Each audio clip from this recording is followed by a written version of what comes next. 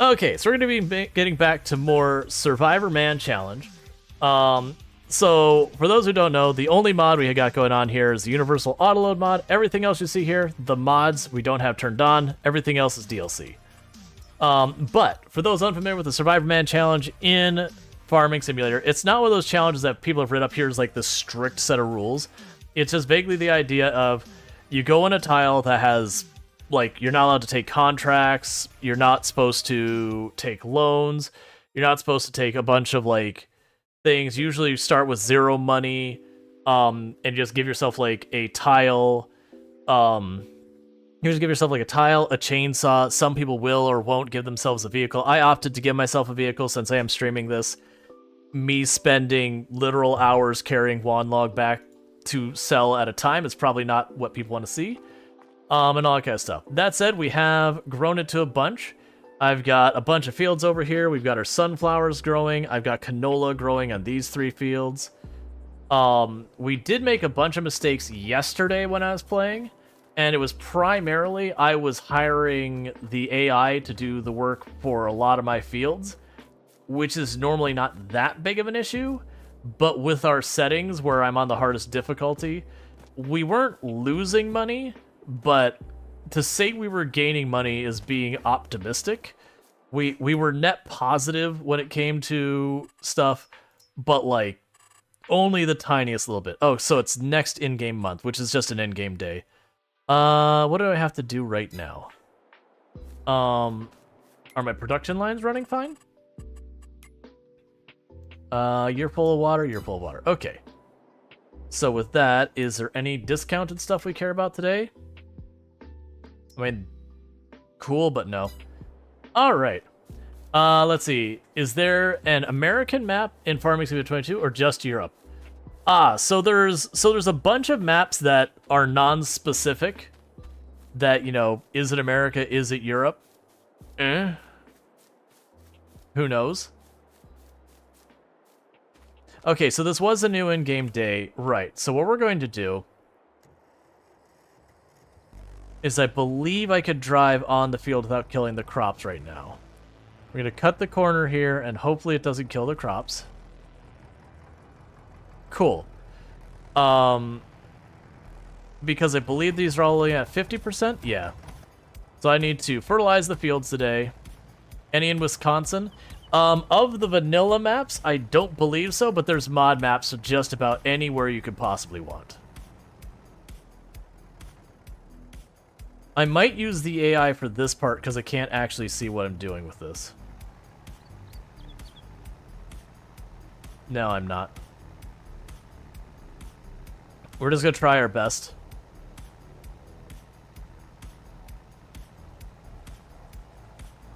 Because we're adding a bit more fertilizer to the field so we get a better yield.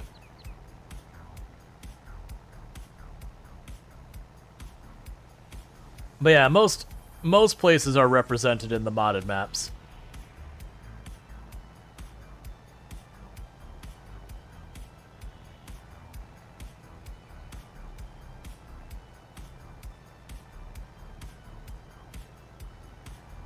But yeah, now the base game, I don't even remember what maps are the base game. But you've got like a really mountainous area called Silver Run Mountain or something like that. You've got Elm Creek, I think is one of them. I don't really know where that's located.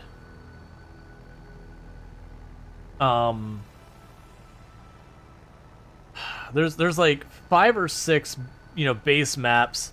And then there's like tons and tons and tons and tons of modded maps.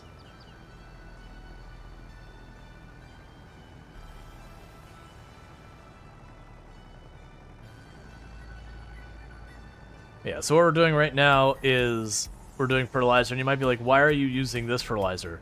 This is very suboptimal. You would be correct. But we are doing Survivor Man Challenge, so if I could snag something on a discount, I'm gonna snag it on a discount, because we'll just do what we can to make it work.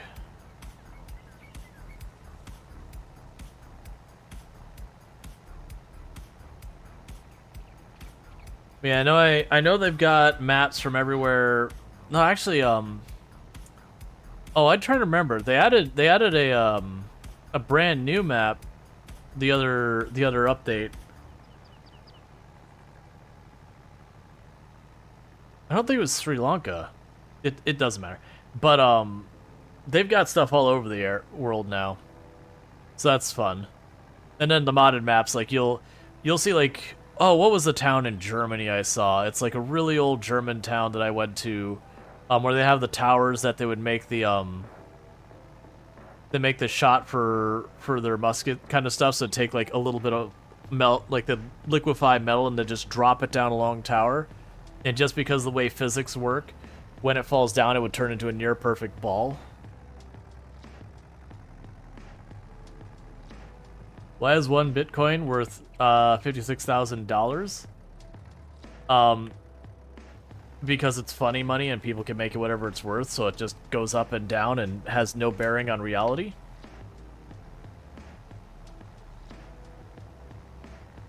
It's basically just gambling.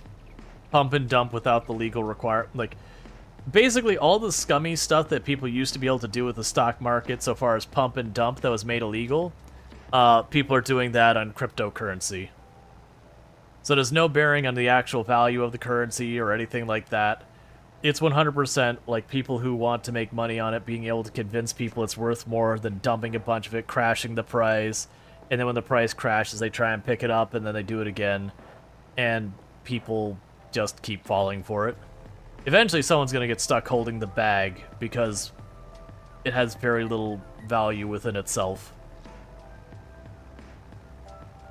Like, there are places you can do transactions with that kind of stuff, but yeah.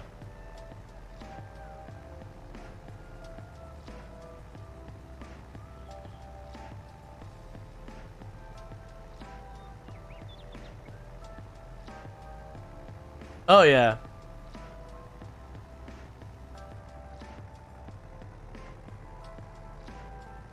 But, like, you look at the trends and those kind of things going up and down, there's never a, like, oh, this is being accepted in another... I mean, not never. It's not typically, oh, this is being accepted in a new country, or some big business is now, you know, willing to do transactions in it, or, you know, some other, like, actual, oh, this is, you know, artificial, like, this is creating a new value for it. It's just literally 100% people just encouraging each other to buy and sell it.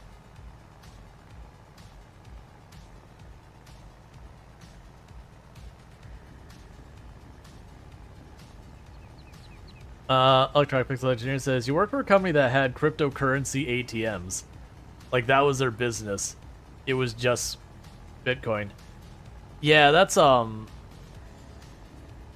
yeah, it's one of those things that gets complicated. And now, the counter-argument people have is like, oh, well, yeah, but that's true of fiat currencies as well.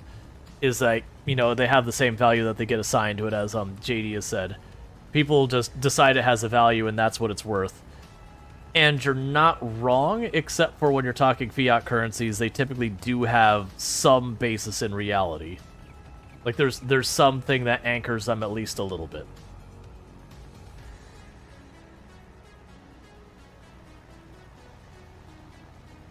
You don't know how it's working there? I remember the, El Salvador is making Bitcoin its legal currency.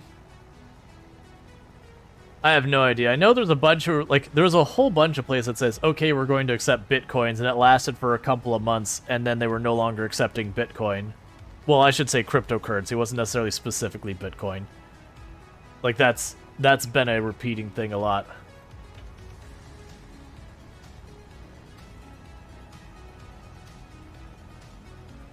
Oh, Vegas? That makes absolute sense to me.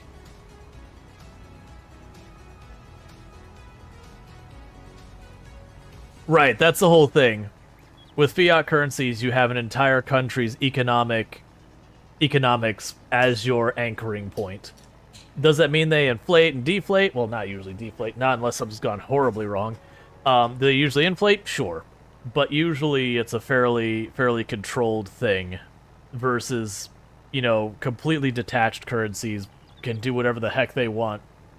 Like, you look at Bitcoin, where one day it'll drop, like, $8,000 in value per coin, and then the next day it'll go back up 5. Like you don't want where you go to the grocery store, what's bread today? Oh, today bread's $6,000. What's it tomorrow? 25 cents. And then the next day you go out there and it's $300 and you have no idea what's going to be day to day. You just can't function as a society that way. You wish you checked into it in 2012? So I've talked about in the channel, I actually mined Bitcoin, like, when it was a proof of concept that a Bitcoin was worth, like, barely a penny or whatever. Was it worth that little? It was very low. It was, like, right at the beginning, just about. Like, I wasn't one of the first ones, but I was just checking out. I just had a computer I threw under the bed and just let it mine and all that. So I actually had several, like, man, I had to have 20, 30 Bitcoin or something like that. And I ended up cashing out when it was worth like 10, 15, 20 bucks or whatever. I can't remember the amounts. But the point was I cashed it out for several $100s and all that because I'm like, this makes no sense. I'm just going to get my money and leave. And I've had a whole bunch of people like, you probably feel pretty stupid about getting out of that. I was like, no, I put $0 into it, just fistful of pennies worth of electricity, and I made a couple $100. You don't, anytime you're investing, you don't look at what you didn't get. You look at what you did. Because if you're the person who takes an investment and you sit on it to, like, the absolute top, it means you miss it and you're the one who catches it after it's crashed.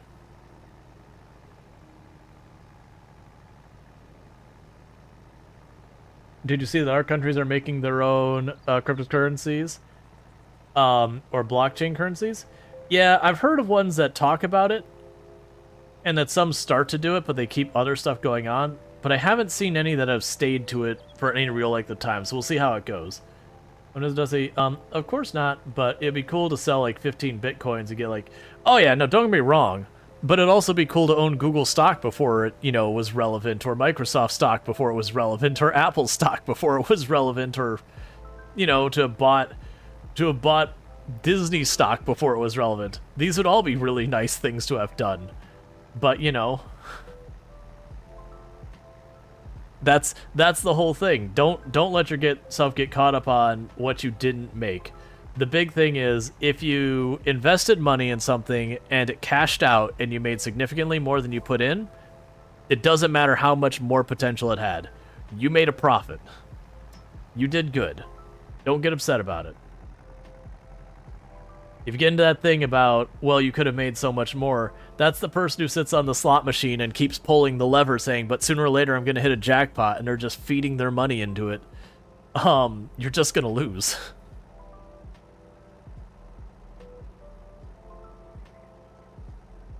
Right, that would be the counterexample of Enron stock before it, that's what happens when you ride that train too long.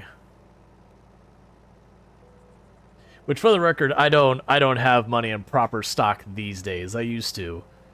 But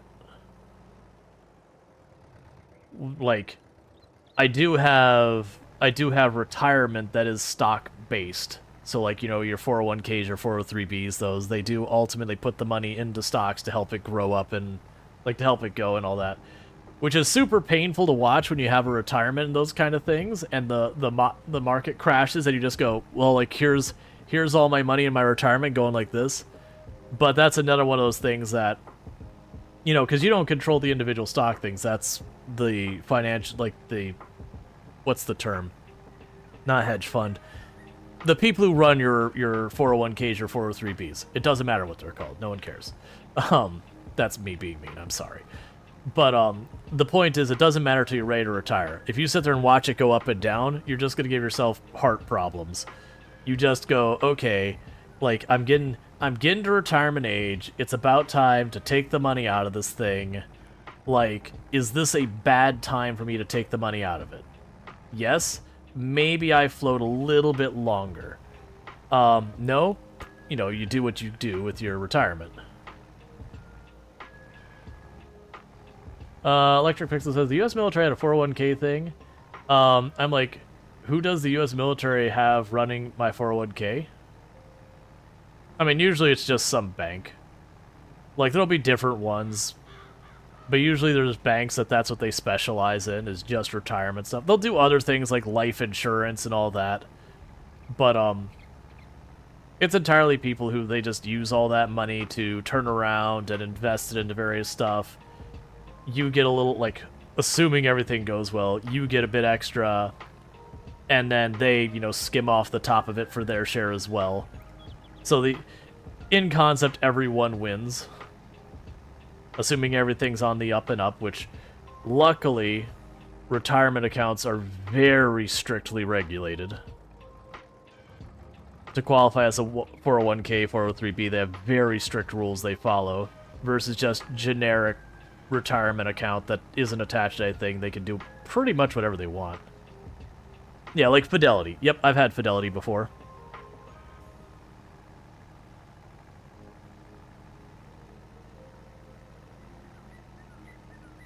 Which, for those who haven't been fortunate enough to have people help you out financially, if you can afford to put money aside in stuff like 401ks and 403bs, it is very much worth doing that, or some type of retirement account. And for those who don't know why that's important, is because those are what's referred to as tax deferred. So the idea is you put your money in there, and it sits there, you know, accruing more money because it's being invested before you get hit with taxes. Now, there is a whole big science around different retirement accounts between IRAs and Roth IRAs and all these kinds of stuff. And you should definitely go and talk to an accountant about that. I am not an accountant. This is not financial advice beyond make sure you're doing something to invest in your future. You looked it up? It's basically the Senate. I'm curious how that even works.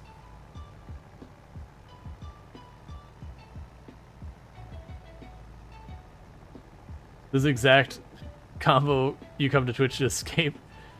Night dudes. Alright, you take it easy, Dev. But yeah, that's if you can afford it. That's a thing, like, if you can't afford it, you can't afford it. It becomes a problem.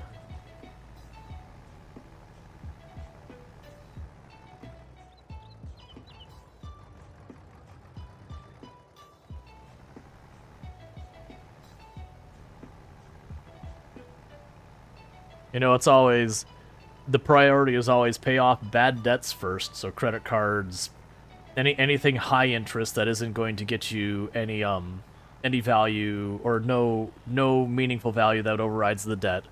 So bad debt first. Usually retirement second. Then you can worry about good debt. For those who don't know what the heck the difference between bad and good debt is, bad debt is stuff like credit cards, where the interest rate is like 18, 20, 30, 40, 50%. I mean, that's exaggerating, like 32%. Where basically money sitting in that is just bleeding. Like, there's no benefit. Versus a good debt is stuff like your mortgage, that potentially you're getting equity and all that. And the idea behind that is, in theory, your house's value is offsetting the interests and like interest rate in the debt, and it's low interest, like 3, 4, 5, 6, 7, 8% or whatever. And you know, everything in between. You know, and it's usually after your bad debt, that's when you start trying to put money aside for retirement stuff. Yeah, there's also tax stuff you can do with mortgages specifically. Which is a separate thing, but yeah. Electric Pixel Engineering says, you find it funny that your credit score will go down if you don't use your credit card. Yep.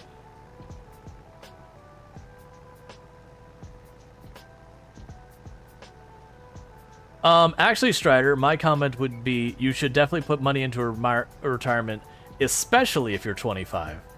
Because there's this whole concept of called compounding interest. And usually when people are talking about compounding interest, they're usually talking about, like, mortgages and all that, and how you get absolutely screwed by compound interest. Now, the theory behind how that all works to your advantage when you're young putting money into retirement. Because if I put $100 in, and it makes 2% per year, so the next year, that $102 now has that same interest, and it's not how retirement accounts work, to be clear, but it is one of those things that, like, you get that amount and that 2% just keeps stacking on top of it. Yeah, especially, you said you work in the education sector, because usually they actually have pretty good retirement programs in education. Like, the retirement program I had when I was working education was one of the better ones I had. Not the best, but it was definitely, out of the ones I worked on, is like top 2 or top 3, versus I had 1 or 2 that's like, okay, this is pretty garbage. But yeah. Let's see. Isn't it something like you should stay about 20% of your credit limit? So here's the thing. One of the things when it comes to dealing with your credit score. Your credit score is primarily only important if you intend on borrowing money. There is a lot of people who put huge amount of effort into trying to make their credit score as immaculate as possible, while also putting themselves into a lot of debt that they can't afford. And it means they have temporarily they have really good credit score, but ultimately they can't really handle the debt that they're incurring because credit score is dumb in how it works. And then when it catches up to them and their score starts going down to the floor because they can't afford it. So, yes, it's good to be considerate of your credit score, but keeping a balance on your credit card to keep your credit scored up ultimately is going to hurt you more than benefit you, because you're losing the opportunity to, like, when you do that, you're losing just like direct money because you're losing it to interest. In case you want to borrow money, which of course would mean more interest, or yeah, borrow money for a mortgage and all that. So it can be one of those things, like if you go and you like buy a tank of gas on your credit card and pay it off, the full thing, every dime of it, yeah, your credit score is not going to be as good as if you were to keep some balance on your card, as long as it doesn't get anywhere near the limit. But you're better off just not getting screwed by the interest rate.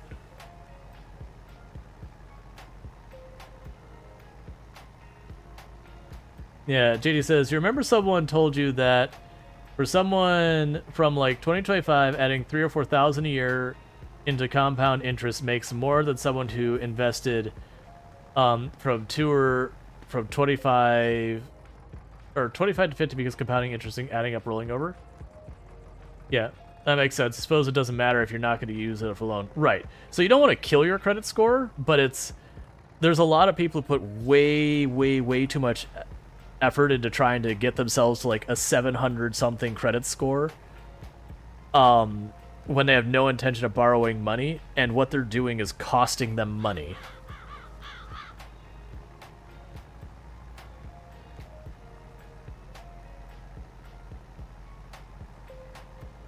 Yeah, no, I get that if you're trying to do it that way, Electric Pixel, but my response is, who's going to be that good about keeping track of that? The vast majority of people. This isn't even a criticism of people. The vast majority of people have way too much going on to know it's like, I have to pay it on this day to make it so it lands this thing, to do that thing. Just don't even worry that much about the credit score. If you're being responsible with your money, you're going to probably land at least in like the upper 500s, if not like 600, assuming you're not up to your eyeballs in debt or whatever. You know, which sometimes you can be responsible with your money, but just not in a situation. So rather than doing like all the games to get your credit score up, I wouldn't even bother. Like, it's good to have an account or two on you, like, out there to build your credit score on. This is true. Like I said, fill up your tank of gas using your card, pay it off kind of thing. All that sort of stuff. You're told that in the US, it's super hard to rent an apartment without having a good credit score. As a European, that's hard to achieve. You don't have much credit on your credit card, and even if you had, I probably wouldn't be available to US records getting an apartment. No, it's not impossible. It's not so much you need a good credit score to get an apartment, it's you need to not have a bad credit score. Having a complete absence of a credit score is a little tough. But it's when you have a bad credit score that it's really gonna hurt you. Like if you have like defaulted on stuff, or you've got a bunch of things that have gone to collections or late payments, or you know, you look at your credit card, you have like an $8,000 limit and you're at 7,800, and those things that hurt your credit score kind of stuff. Having a bunch of those will definitely screw you on being able to get people willing to lend you. And you'll still be able to get an apartment, it's just you're not going to like it. And they're going to usually have a large security, and they're probably going to be more expensive and all that. Yep, no, that's the whole thing. Like, for me, what I did is like, this is back when it was a big deal. I got a cell phone, so I had an ongoing account that I made my payments on all the time, so I was never late on my cell phone bills. I had some subscriptions with various magazines, all that. Those will also count in your credit score, like any type of ongoing subscription stuff will usually do that. And again, as long as you're not late, you're fine. Like, hell, even your utilities will count on there as long as you're not late. Now, that said, they're not as meaningful to your score as, like, if you had a loan and you keep up with the payments and all that, or whatnot.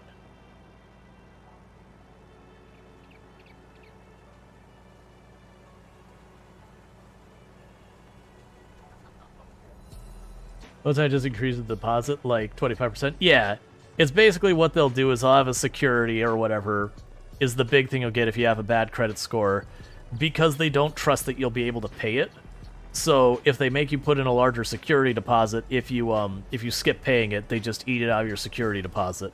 Whereas if you're someone with a really good credit score, the assumption is they can count on you to probably keep up with payments.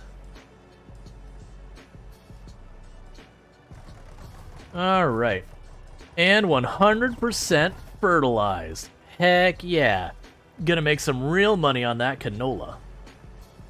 Also, if you want to game the point system they use, there's stuff you can do for that, but never actually looked into it. I've heard people doing things like having a credit card that gets rewards for X type of purchase and only using for that, another card for that. You gotta be careful with those. Juggling a bunch of credit cards, I mean. Even if you are paying them all off.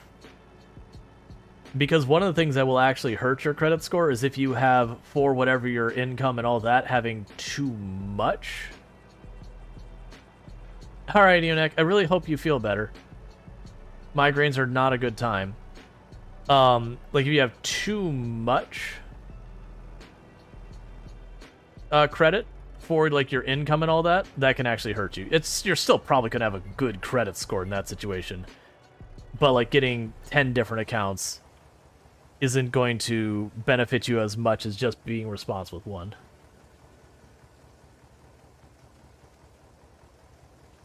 Yeah. The biggest thing is pay your bills on time. Like, and honestly, if you're late on a bill just a little bit, that's not a big deal. It's when you're late to the point that they feel a need to report it and like put you into like collections. That's when your credit starts taking a knock.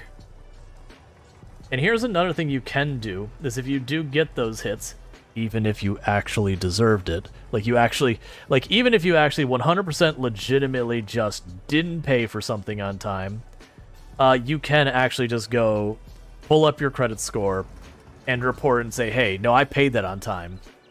And they have to respond, like, because what'll happen is, you know, they'll get notice saying, hey, this person says you didn't, they paid on time.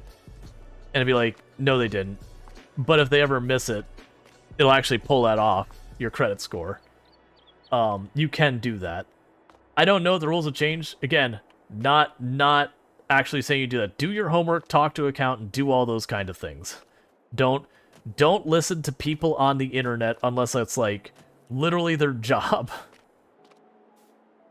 Alright, so we've got the fertilizer down. We can't harvest the other fields. Our greenhouses are doing greenhouse things. We've topped them off, so we are good for this in-game day. So we go to sleep, and tomorrow it's sunflowers. Yeah, no, and you can also go to your creditors, and they'll remove late payment reports if you work with them on it. Yep. U.S. debt gets sold between companies. Legally speaking, the company has the original document for... Yep, no, I had that with, oh man, what was it? I can't remember. It wasn't my mortgage. Oh man, I cannot remember. I think it was something like when I had a car loan. Like, I don't have any debts right now other than, like, you know, whatever I bought since the beginning of the month on my credit card. But you know, I don't keep debt if I can help it. All right, so it's gonna rain today, so let's try and harvest quickly.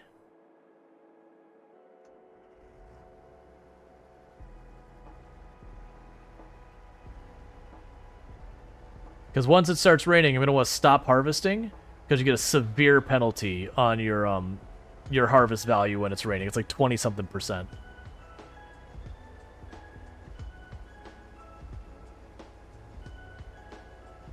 Yeah, no, that's the whole thing. Like, that's usually something you only worry about if you're like, oh, I'm thinking about buying a house soon, or I'm worried about, like, What's the worst that could happen? whatever debt you're looking to consider incurring. Also talking about taxes on that. Yeah, the anime tax thing. Oh yeah, no, that was for those who didn't catch, they were, I don't know, like, how altruistic or whatever, like, I don't know the developer situation, but they gamified filing your taxes on Twitch. And it was this, like, anime dating game thing, but it was actually for, like, filing taxes. That basically they treated as if it was a this anime girl in, like, this visual novel style dating game that you know you're romancing, but she would ask you financial questions and all that. And what it was actually doing is like getting all your stuff prepped for filing taxes. Like, again, I don't know if it was actually reputable or anything. It unfortunately, well, fortunately or unfortunately, you know, it required you to put in a lot of very sensitive information, as you can probably imagine. Like, you know, your social security number. Because that's required to file taxes. But it was one of those things that it would ask all, like, that stuff. And then at the end, it would give you the, it was like, I forget what the actual document is, but it's like the Easy-E tax form, which is like, if you have very basic taxes, that's the one you fill out.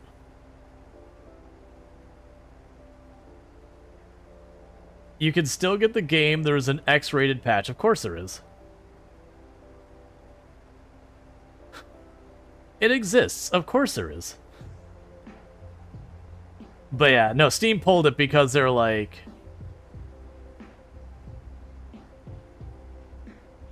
Yeah, like, Steam pulled it because, like, your just privacy policy, are like, yeah, you're not allowed to ask the player for their social security and other, like, super duper sensitive information. That is a big ol' nope in the Steam book. Let's see, the very last Sardine says, I'm eating leftovers. I took way too much because if I didn't, it wouldn't be enough to eat the left full bowl. So you try to eat more than I want. Oh, I've done that one. Where you get to the point with the leftovers, you're like, okay, the amount I want to eat for this meal is going to leave too little to justify another meal or even a meaningful snack. And I don't want to go, like, split it halvesies, because then it's like two meals that are not quite enough. And so you end up overeating as a result. Yeah, it's an income tax thing, the 1040. It is a legal document related to paying your taxes. Ooh, boy, riveting. Because for those outside the US, our taxes are weird here, that we pay taxes as we go, but then we also pay taxes at the end of the year. And it's kind of a joke here that they go, okay, you need to pay your taxes, and you go, how much do you owe? And they go, guess. And you go, what happens if I get it wrong? And the joke is prison. It's not actually that bad. Usually if you get it wrong and they do an audit, they'll turn and say, all right, come on, man. Like, you need to do this right. Here's what you actually owe. Unless it's very clearly you were trying to evade. Like, what you did was very obviously illegal. Then they'll beat you up. You do not mess with the IRS. But usually, honest mistakes and that kind of stuff, as long as you work with them, they're pretty chill. I've been involved with multiple groups who just got something wrong in their paperwork. Not like, and sometimes it worked out to the benefit, like the mistake that they overtaxed themselves, and then the IRS came back and said, "Hey, we owe you like $3,000." We audited you and we owe you money.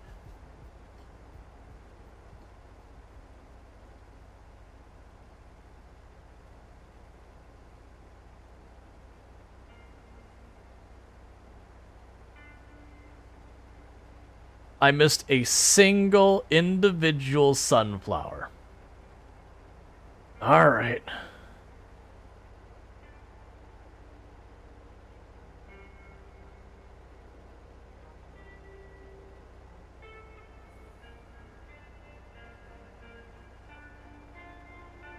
Yep. Yeah, no, here in Florida we don't have income tax. What we have is a whole range of random fees and bills and stuff that other people have fees and bills for that aren't as high as ours, that we charge more for, that end up making up for the lack of income tax. They're going to get their taxes. They just are a little bit trickier here about it.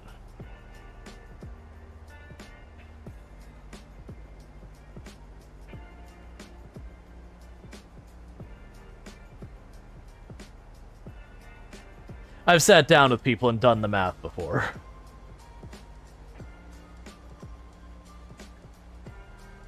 It's still wild that your standard schooling never taught you. No, that's been a big complaint for a lot of people. Like, it's just not a thing. At least, I mean, I don't know about nowadays. It was just not a thing about basic finance. Was just never a thing in school. Like, if you were lucky, while your teachers were teaching you were like arithmetic and that kind of stuff, they sit there and be like, okay, let's teach you how to keep a, keep a checkbook or whatever, back when that was relevant.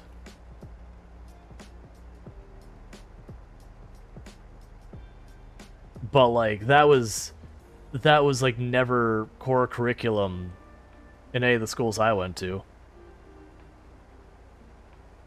I think they used to be included back in the day for stuff like home ec, was just, how to like clean your house, not poison yourself cooking, basic finances. Like that was what I recall home ec was supposed to be, but that class is pretty much gone by the time I was in high school.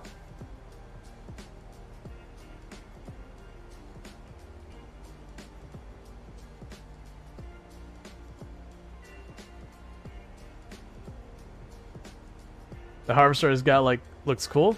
Yep.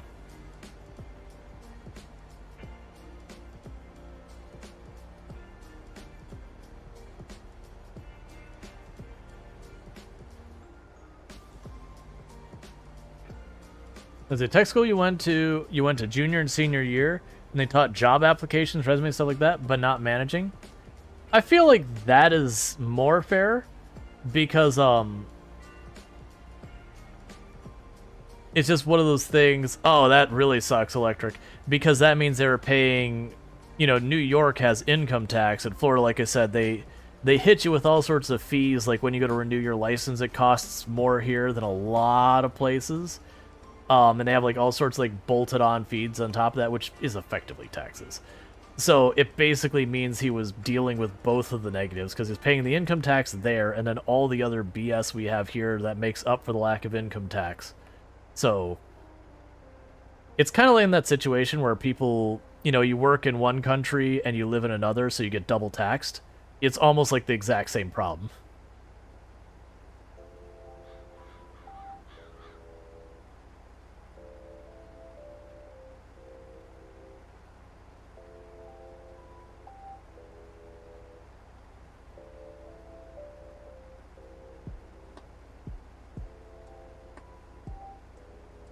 Alright. Yeah, no, I'd be pissed too. Because it's not like you turn around and say, can I have my tax dollars back? Nope. Nope.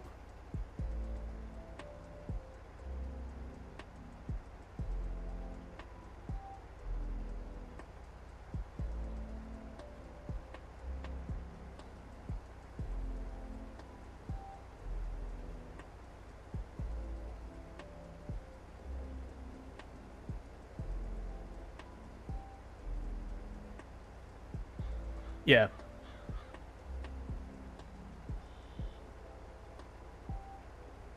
And because this time I am trying to avoid using the workers. That's a lesson we got from last time. It was I was overusing my hired help, and I even called at the time. I was like, I really probably shouldn't be using these as much as I am.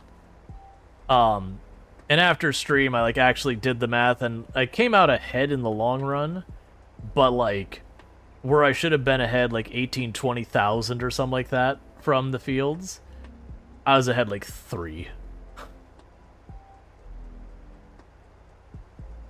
Which, if you do the math, it means if I had just straight up not done a field or two and just got the one handled myself, that would have been more lucrative than having all the fields running, but get like, you know, killing my margins.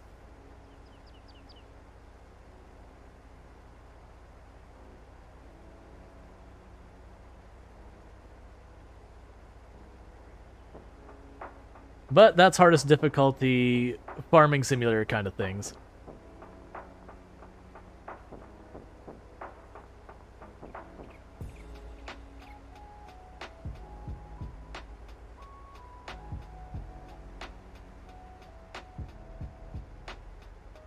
Yeah, and I have no idea about military and how any of that works. Like, you're just saying it, but, you know, the classic thing is, if you're just looking for interesting discussion around the topic, the internet's a perfectly fine place for that. If it's something that you're actually going to be looking into for your own financial well-being and all that, talk to an accountant, talk to an accountant, talk to an accountant. Random people on the internet is not the best source. And this isn't criticism of anyone here. When that kind of stuff is on the line, you talk to an accountant. Or if it's legal stuff, you talk to a lawyer. Or if it's medical stuff, you talk to a doctor. You get the idea.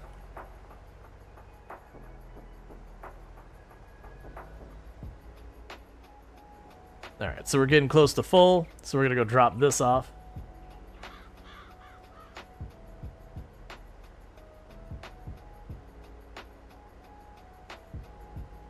Wait a second. Oh, am I just too far away that's not rendering in? We'll start emptying this.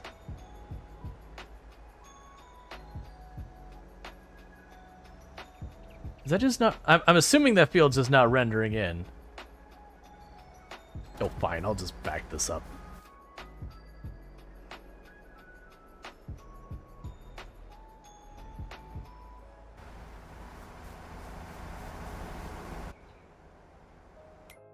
You're still marked as, like, ready to harvest. Okay. I'm sitting back here, and I'm seeing that field looking like it's all knocked down, and I'm like, but you're supposed to give me money today.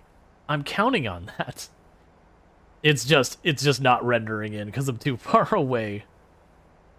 I did after stream the other day. People were like, "Man, it doesn't seem like it renders in things from nearly, from near enough." I did make adjustments that did extend how far stuff rendered in a lot since then. I found where it's missing.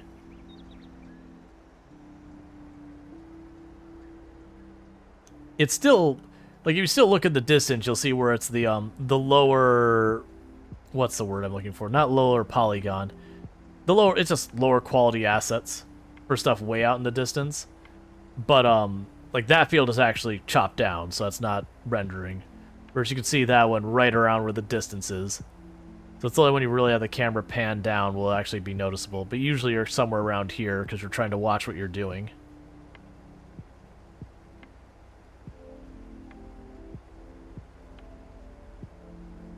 That's cool. I don't have much of a military background.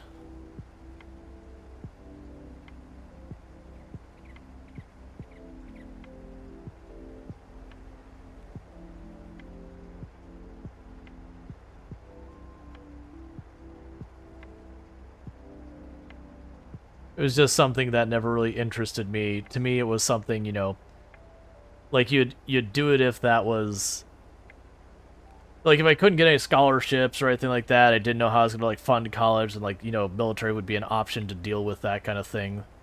But if I didn't need to, I wouldn't go.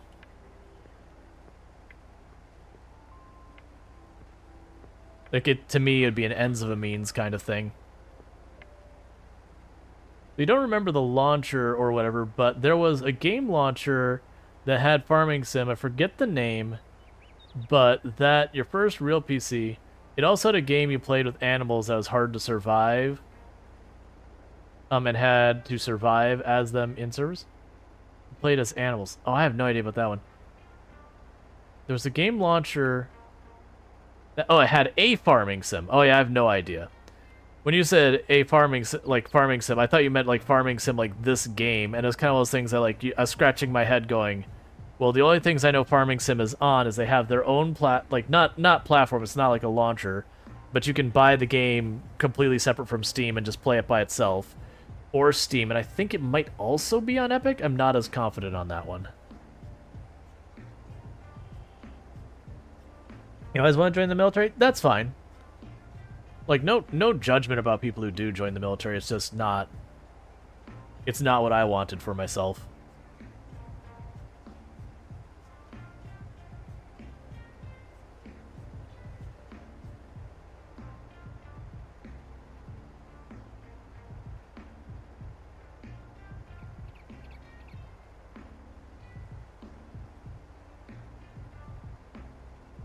There's a number of factors why you plan on enlisting next year. Yeah, like... It can be a good thing if you're... Like, there's opportunities it can offer you. Especially if a lot of the traditional other options aren't really viable. Again, like, scholarships or what you want to pursue is beyond your means, or, you know, whatever.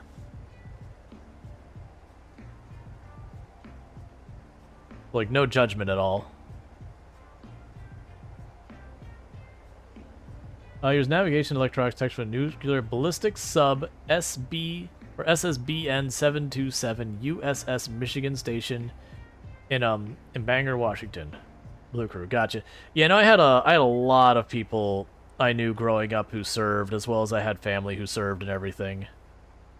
Some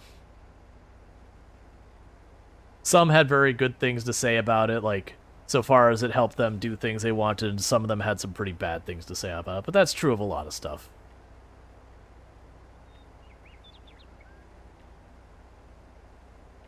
Like, a lot of people land in different places on there.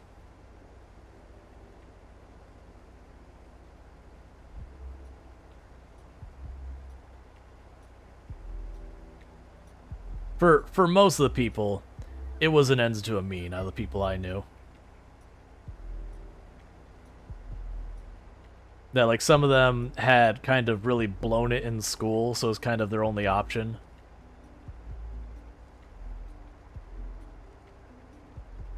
Some of them had no idea what they wanted to do with their lives, and it was a way to give them some kind of direction.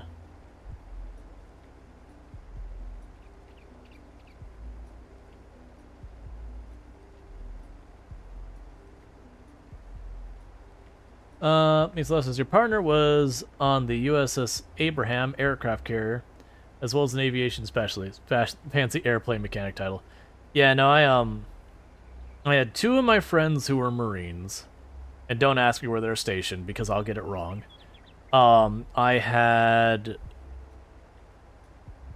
3 or 4 who were Navy. Only one I think was Army. I don't think I knew anyone who went into the Air Force ultimately. I know I had 2 who were going to pursue it, but they ultimately went with something else.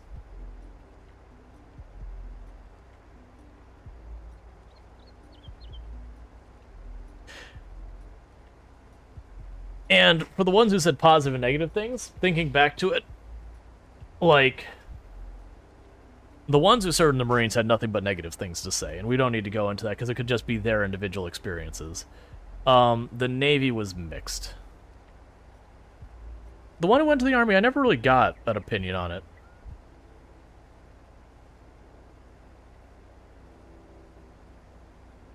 Like, never... Like, that was one of those ones that was entirely for practical reasons. It wasn't, like, a pride thing or this or that. It was, you know, they had financial reasons that it was a good option for them.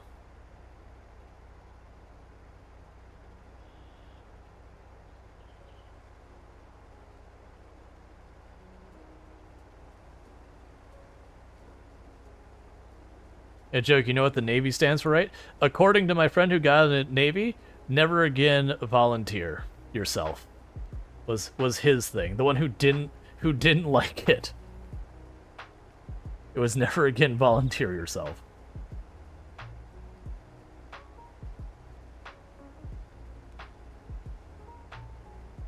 For anyone questioning if I actually knew people who served, yep, I'm familiar.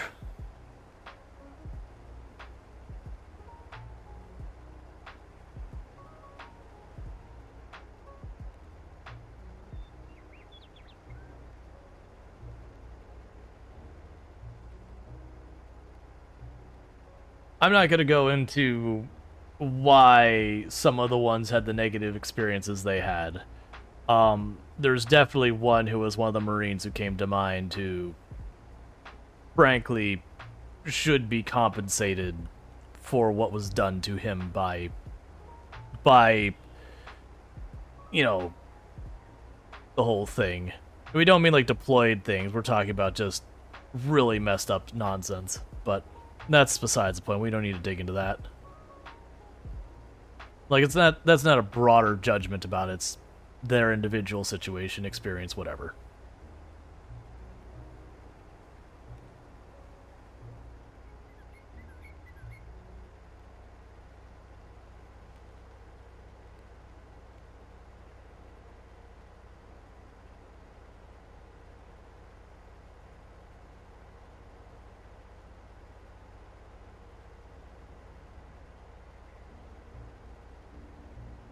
Yep. I was saying, you knew a person in the Air Force who literally sat at a computer and tracked near-Earth debris. And to be clear about that, that's actually very important, because it is an absolute dump up there. And if we don't do that, we put multiple hundreds of $1 million rockets up, and they just get clobbered by whatever junk is flying around out there. Not to mention we have to worry about stuff hitting our communication satellites and yada yada yada.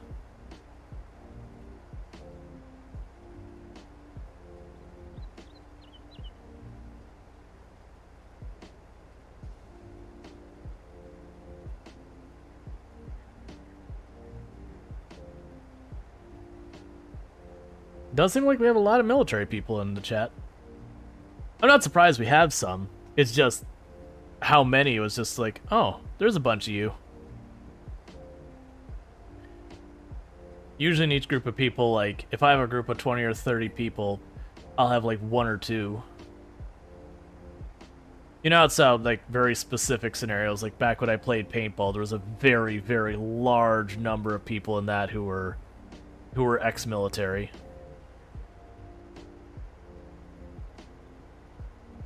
You know, which makes a certain amount of sense.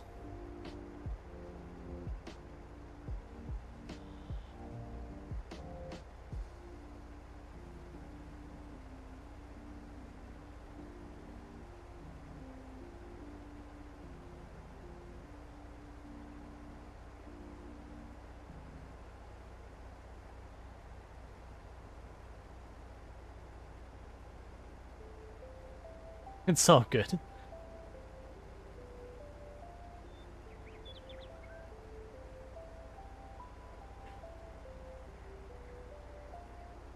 Maybe an age thing, but yeah, paintball takes a certain mindset to play. I guess I can agree to that. I didn't think about that before. I used to going way back. This has been a long time. When I was late teenage, early 20s, I actually used to be like a ranked and sponsored paintball player. And then later on, that I switched over to disc golf. Same deal. Got ranked and all. That one wasn't sponsored. Paintball works or disc golf works different. Yeah, and I used to compete very heavily in paintball. And then you sit down, and you do the math, and even when you win, you're like, did I make money? It's an expensive sport. It's a real expensive sport.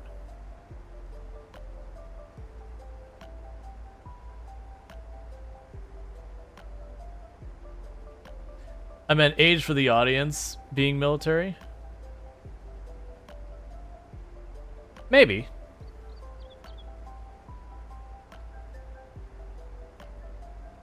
Is it either like you and the youngest and lowest rank your unit, where you rock with others, or you cover the events?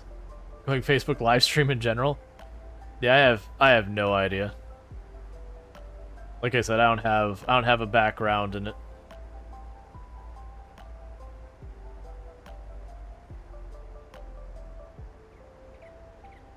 Alright, so we'll just park this right here for a moment.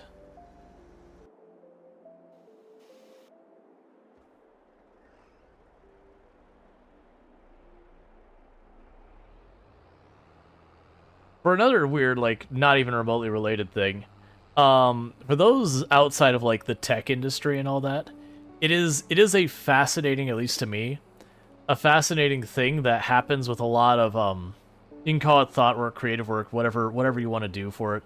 You know, engineering, software development, IT, all, like, database administration, all these kind of things. There is a very high trend for people to work those jobs for 10, 15, 20, 30 years or whatever, and then completely just leave the industry and then go into what I'd refer to as a more physical job, like farming or logging or, you know, some type of textile craft or carpentry or whatever. And I find it fascinating. It makes a certain amount of sense. Like, you do work on computers for a long time, you burn out in that, and you go, you know what, I just want to do something else, and you just switch to the opposite end of the spectrum. And just the same, it also goes the other way, too, from my experience. You'll have people who, they'll have a background in, like, farming or accounting, which isn't a physical job, but, you know, just some discipline that's totally unrelated to software. They'll do that for 10, 15 years, and they'll decide to become a software developer or a DBA or go into IT. I do think there is a whole part that you eventually get tired of the same nature of work and just need something to freshen it up. Like, I've known multiple people who stopped doing software dev and then went into some type of agriculture. Like, some of them just take care of animals, some of them, like, do proper farming. Some of them do, like, smaller scale, like, hydroponics, greenhouse kind of stuff. So, like, do, like, really, really fancy, like, hydroponic tomatoes and all that they sell at, like, local markets for a premium. I know one who left software that their entire thing is they get really, really old tools. Like, we're talking turn of the century, as in 19th to 20th century, 1900s. Tools, no grow houses, not like that term implies. Because for one, it wasn't. Actually, I don't think it still is legal for them. But yeah. What's interesting to you is aquaponics.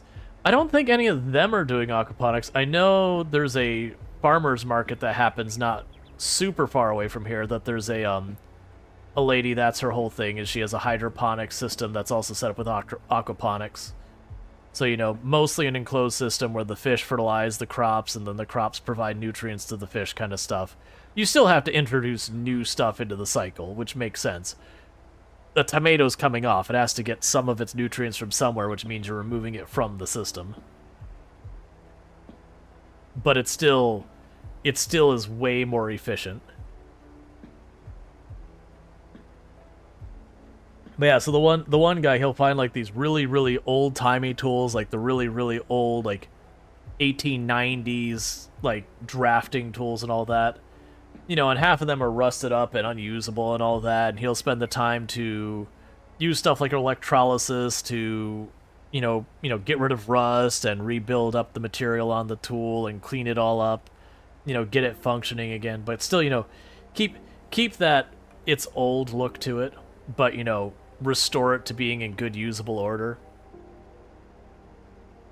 And then usually from there he can sell them to collectors and all that kind of stuff.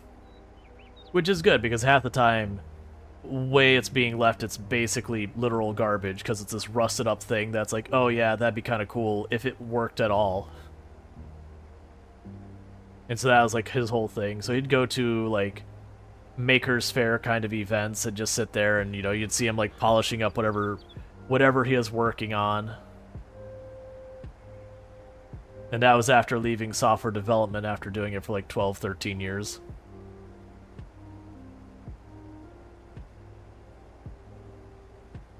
I feel like people also do that kind of stuff because, you know, you do software development or whatever, you make pretty good money, and then you can worry a little bit less about the paycheck to paycheck. So taking on a job that may not pay as much isn't that big of a deal, or a job where it's a little bit riskier.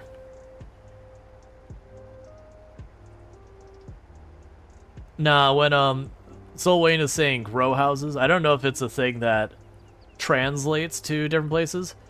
A grow house here in the US typically refers to, most of the time it's referring to illegally, but a place growing marijuana. Because what would happen is you'd have someone who'd get a residence, they'd put like a whole, well, not necessarily a residence, it could be like,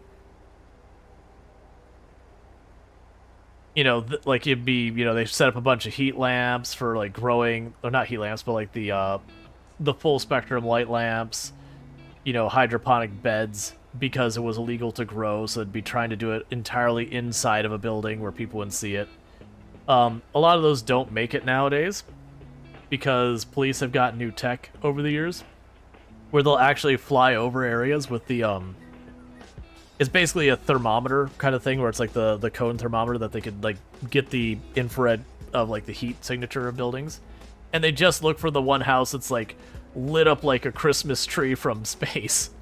And be like, ah, that house that's clearly, like, 20 degrees hotter than everyone around it.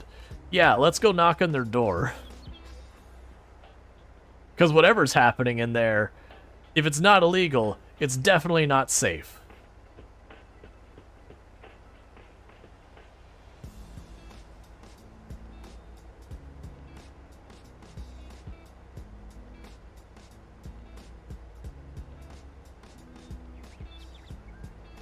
And as far as what a sod house is, I could be mistaken, but sod is when you grow, like, where you can buy, like, a square of grass, or rectangular grass, a section of grass or whatever, that, you know, you go and you put your lawn down.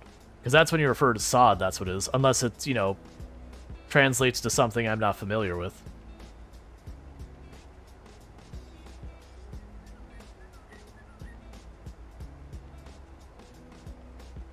That's the only grow houses left, are the ones that use LEDs. Yep.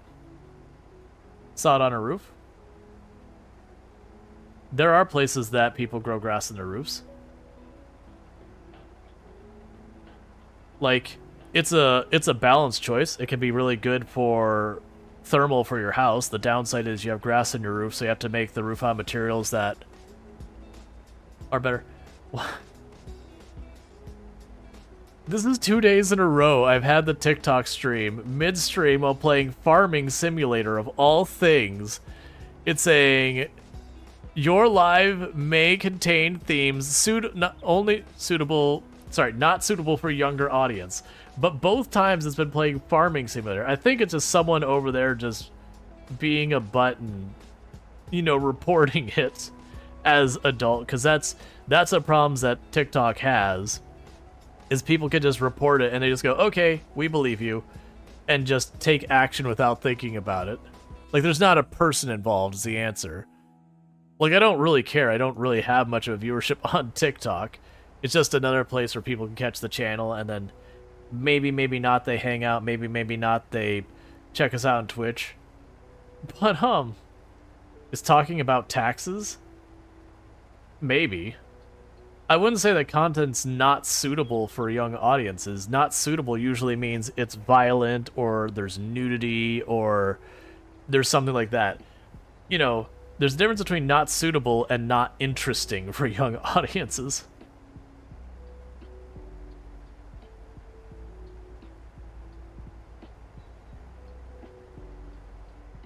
So does that mean if I talk about crochet, I'm gonna get the not suitable for young audiences tag?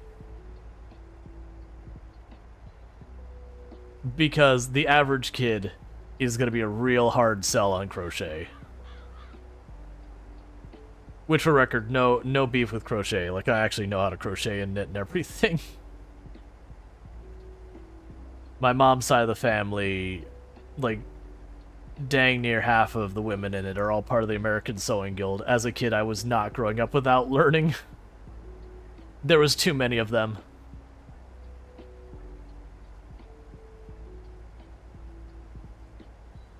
Which, for the record, I actually like that I know these things. I can tell you it worked out real well for high school me when there was like school dances and all that, and you had your little sew kit, and people would rip their dresses and all that, and they would be having a rough time, and you'd have your one friend like, I know a guy. Like, here, like, you know, you two go into the the bathroom, send the dress out, he could have you patched up in 5. You became everyone's best friend. I don't think I had a single person who didn't like me in high school by the end of it.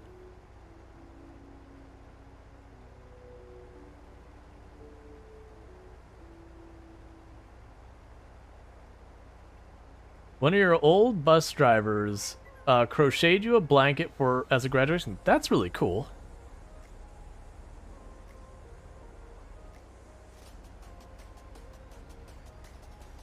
No, I was always that person in high school that, like, no matter what you were dealing with, if I had a means that I could help, like, I usually would. You know, sewing, crochet? Yeah, and other good skills. Sewing especially. I honestly, like, if I was in charge of school curriculum, learning the very basics of sewing, we're talking about being able to, like, stitch a hole closed, kind of like basics. Not you can design your own clothes or whatever, but just being able to go, I have a rip, here's some thread, here's a needle, make it not a hole anymore. Like that kind of simple stuff, I'd include it. Because even if a person doesn't ultimately use that on in life, it's teaching a lot of like very basic stuff to help understand things mechanically, how they work. Just you're dealing with soft materials like textiles. I would also sit there and include in school, like, the very basics of how to cook. Basically, all your home ec stuff. I just bring back home ec.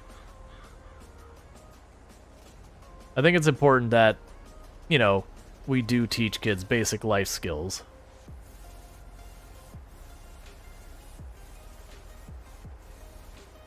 That's how I make your own clothes? I was as well. Like, I made t-shirts and shorts and whatnot. I don't do that now in life, but I did learn how to do that.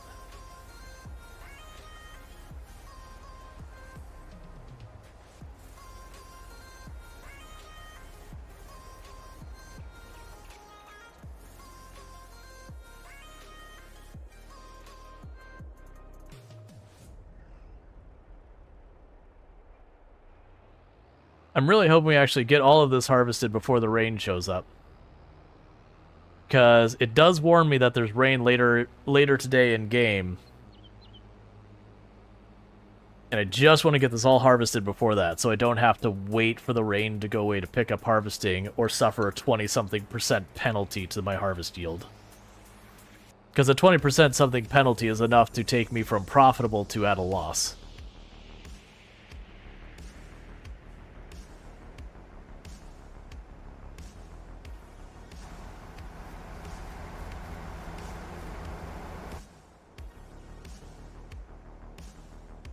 All right.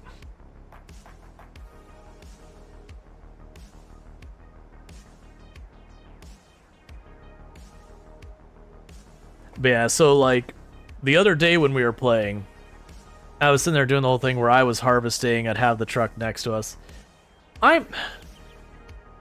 So unrelated to anything happening right here in game, I'm actually on the fence about tomorrow's stream. Do I want to pick up with Medieval Dynasty, or do I want to circle back to RimWorld? Hey, that Gamer Shane, thank you so much for the raid. Let me go ahead and line this up real fast, and then I will get you a shout out Alright, and I tried to do entirely wrong. So shout out for at NetGamerShame. So what were we streaming today? How was your stream? Looks like you're streaming Farming Simulator 22. So if you're looking for some more Farming Simulator, you can find it over there. But thank you so much for rating in. I do appreciate it. No, it's 20% loss of yield for whatever I pick up while it's raining. So, like, if it starts raining now, and I were to go to the end of the row, it would just be that section of the end of the row. I would get a 20% penalty to my yield. So basically, mechanically, if you look at the how much is in my, I don't know what you'd call it, the hopper, the storage on this thing, it would go up 20% slower.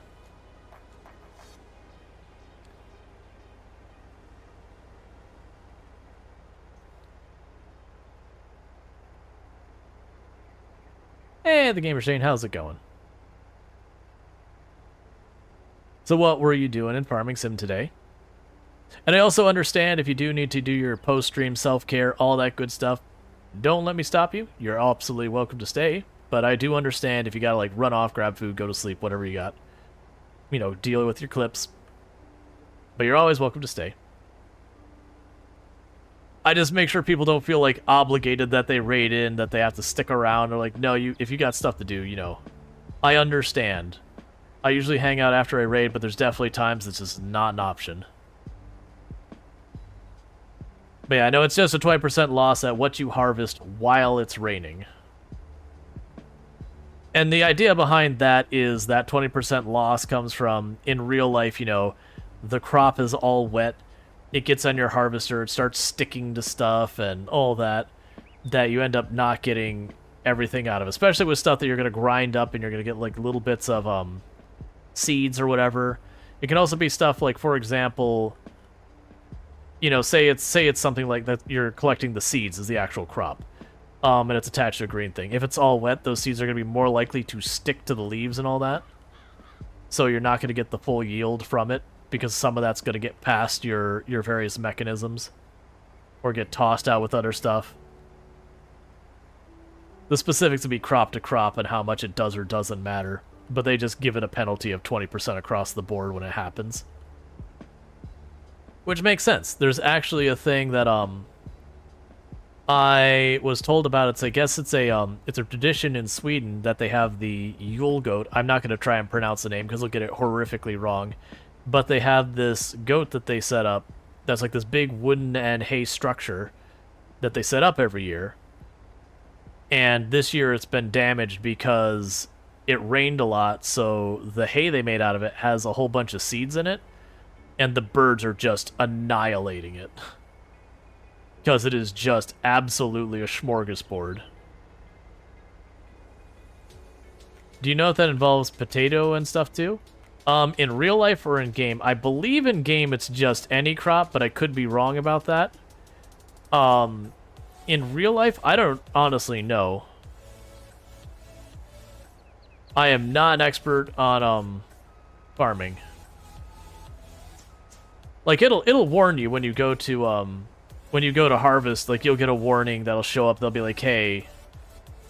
Yeah, I don't know how you pronounce that though.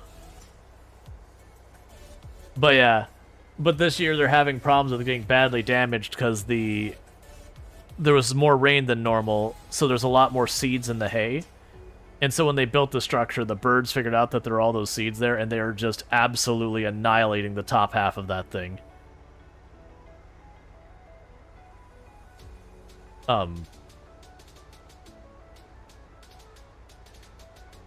You wanna...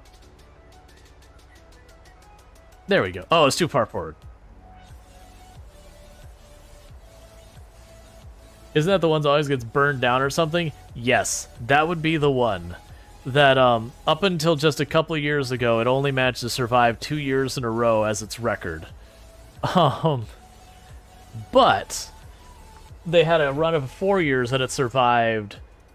Now that they've got, like, 24-hour CCTV and guards patrolling 24/7 and canine units and everything, because I guess they just got really tired of it being burned down all the time.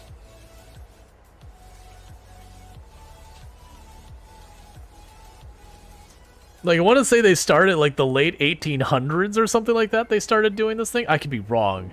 It's been at least like 60, 70 years was the topic. It is, I don't remember how you pronounce it. It is like this wooden hay goat that is a tradition in Sweden. There's two of them. There's a big one and a little one. That it got set up, and then the first one, my understanding was the first one got burned down. And then it just became a thing that people would try to burn it down, and they would try to stop it. Like they would try to stop it. But yeah, no, it's a whole thing. And I only learned this from Hecky, who's our content creator. Because she was checking in on the goat. Because she's Swedish. They started 56 years ago, if you remember correctly. I thought it was longer, but I am very likely the one, who's wrong. But it's been going for a while. It's an interesting one to check out the wiki page of it, where they give you the rundown of how each year how it did.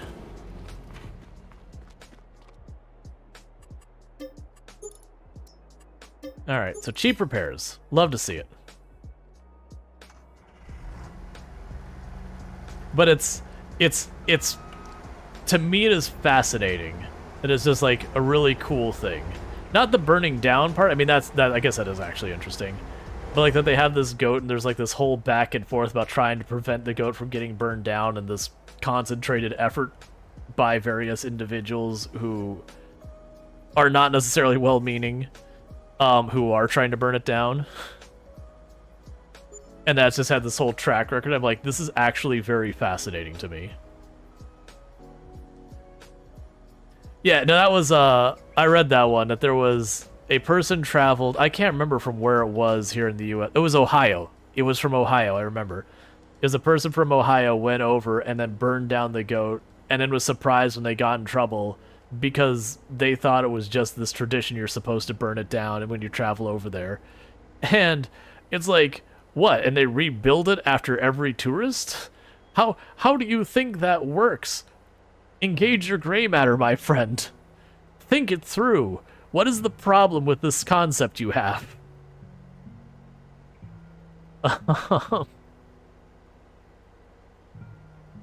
As an Ohioan, that checks out. I mean, honestly, it checks out for most of the country.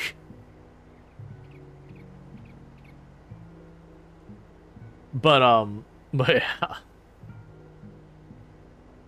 They had, what was it? There was a group who, they showed up dressed as Santa Claus and a gingerbread man, and they shot a flaming arrow to light it on fire one year. Which, sparked its own whole mess of things. Like, I don't know a whole lot about their tradition. It's just reading the cliff notes on Wikipedia was fascinating to me. Like, to me it is a very interesting whole thing, the tradition of setting up these goats and this entire situation around them being, trying to keep them from being burned down every year or otherwise destroyed.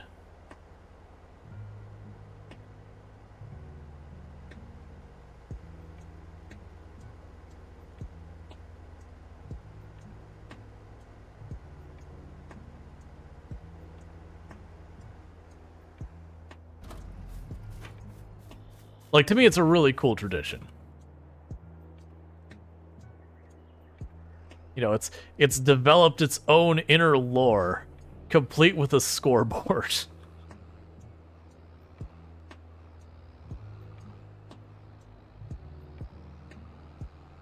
I keep trying to think, it's like, because usually when you hear about this stuff, you're like, that's so cool, and then there'll be someone who goes, oh yeah, well, we have something, at least similar in some way over here. I'm like, nope. Just coming up with nothing. Literally nothing.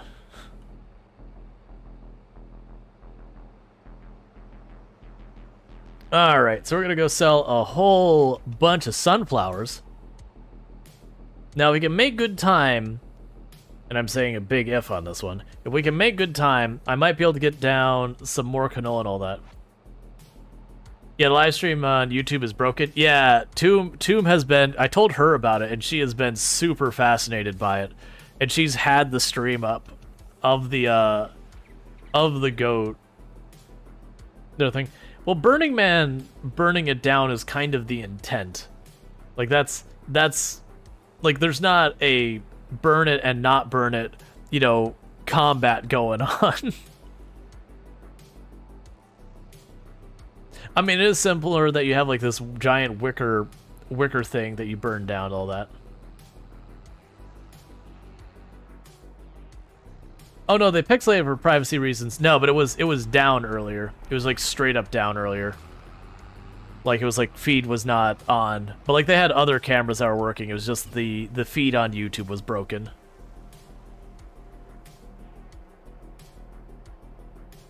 Like, you know, it's out there in really rough, cold temperatures. It's probably an outdoor camera and all that. You know, stuff happens. Ooh! $11,000. That's actually respectable money.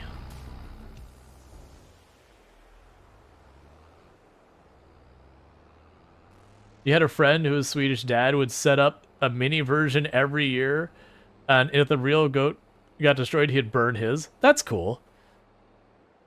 I did read that, like, one year they had, the emergency services got called out to the goat. You know, someone was reporting it was on fire, and it was just a person had made, like, a miniature one and was, like, burning that down with, like, the actual one in the background totally fine. Yeah, no, Infinity Suplex, it was this morning in US time that it went down. I don't know if it's still down. I think it was just that one particular camera had a failure. You know, out in the weather, it's cold, it's wind blowing, loose cable, who knows, camera fried. But there are other cameras that apparently you can find about it, like pointing at it still. Just the one specific one on YouTube went down. Okay. And are going to try to avoid the temptation of hiring a mess of people to deal with this, because that's what got me in trouble yesterday. And like I said, we still did turn a profit yesterday, but like it was a basically nothing profit. It was a profit in concept. It was technically a profit. You just had to get out your magnifying glass to see it.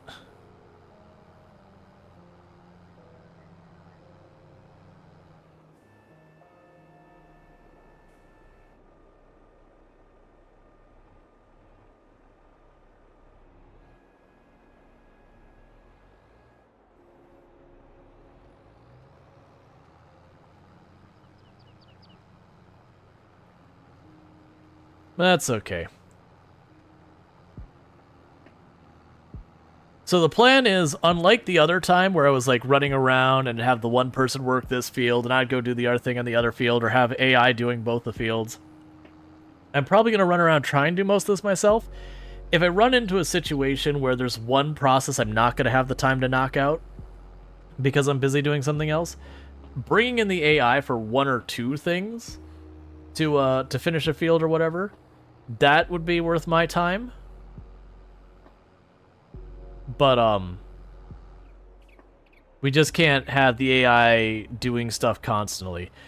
Once I get much bigger tools, I might be able to get away with it a lot more, because the AI will take way less time to finish a field and that kind of stuff.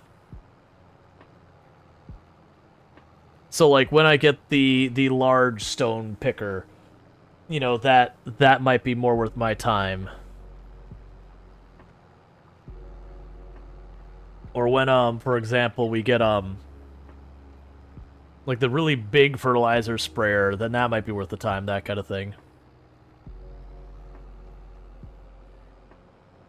Oh, right. Yeah, I forgot. With this you can kind of really only turn one way. So after this pass, I'm going to go basically from outside to outside, instead of back and forth.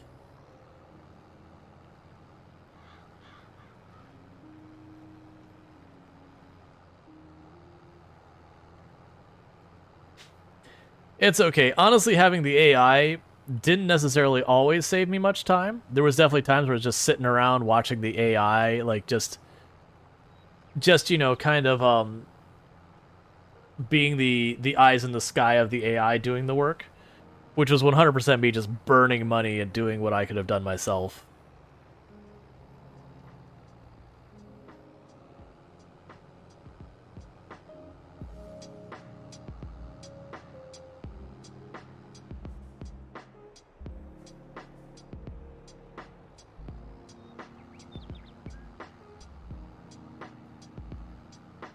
All right.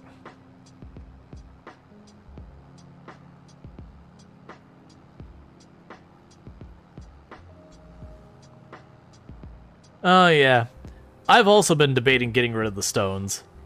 The stones being added to this game were one of the big things that people coming from Farm Sim 19 complained about. For those who don't know what that is, they have it where by default, and you can turn this off, that when you plow and cultivate and do various things, it'll pull little stones up out of the ground, and you have to get a stone picker to collect them. Or you can ignore them and they'll slowly damage your equipment. Well, more rapidly damage your equipment. But it basically means you have to do like a whole extra drive around your field to handle them. And none of the stone pickers are particularly large either.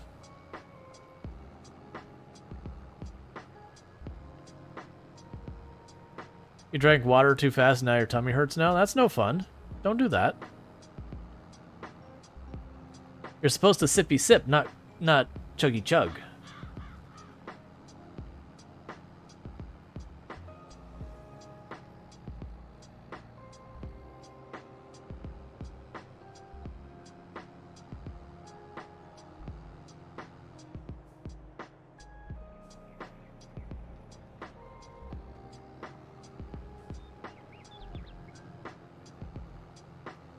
All right.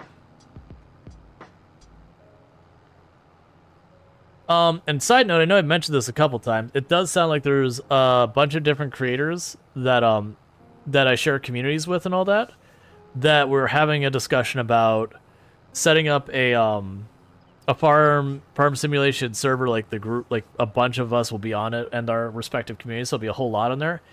I'm not the one actually running the server or anything like that, but it sounded like a whole bunch of people who don't play it all the time are going to be hopping in as a group.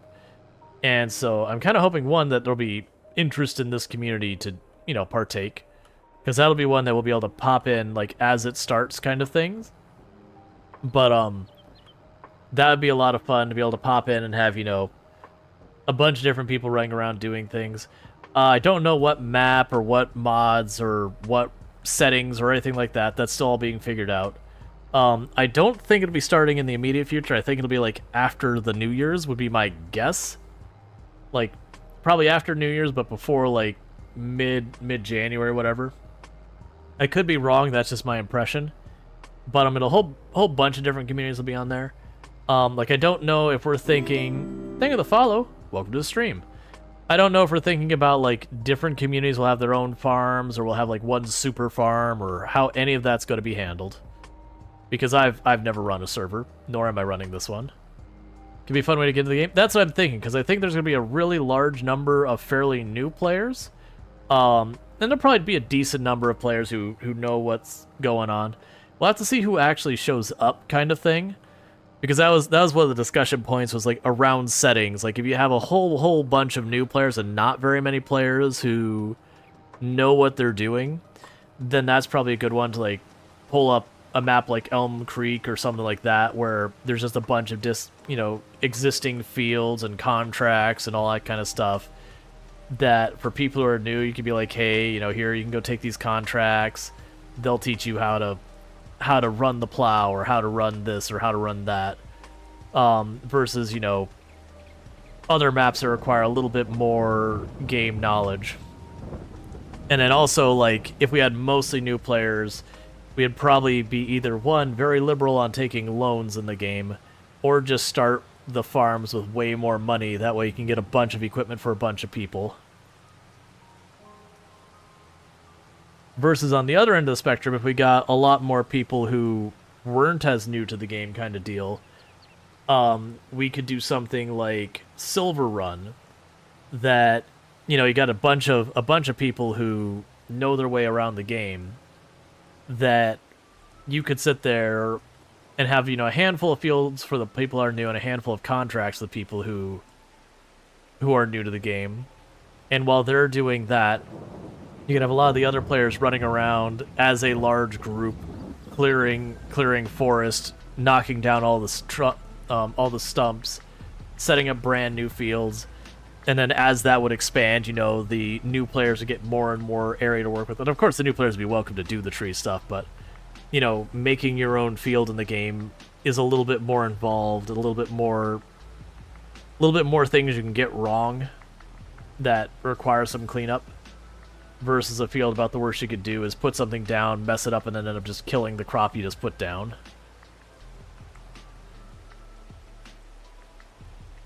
Yeah, no, I'm looking forward to it. Like I said, I don't know if we have we don't have an exact date of egg time put in yet. And I don't know exactly what we're going to get, mods or settings or anything else wise, but from what we were communicating, a bunch of the creators in the community were interested in doing it. And on top of that, from the different communities I saw, there was at least a decent amount of interest in a bunch of the different communities. So we'll see. I probably should I have some other people I should be reaching out to as well to see if there's interest there.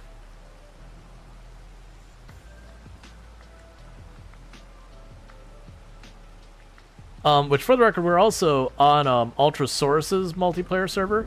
I honestly haven't been on it super duper much. I pop on there once in a while. The problem I run into is most of the time when I pop in, it's just me.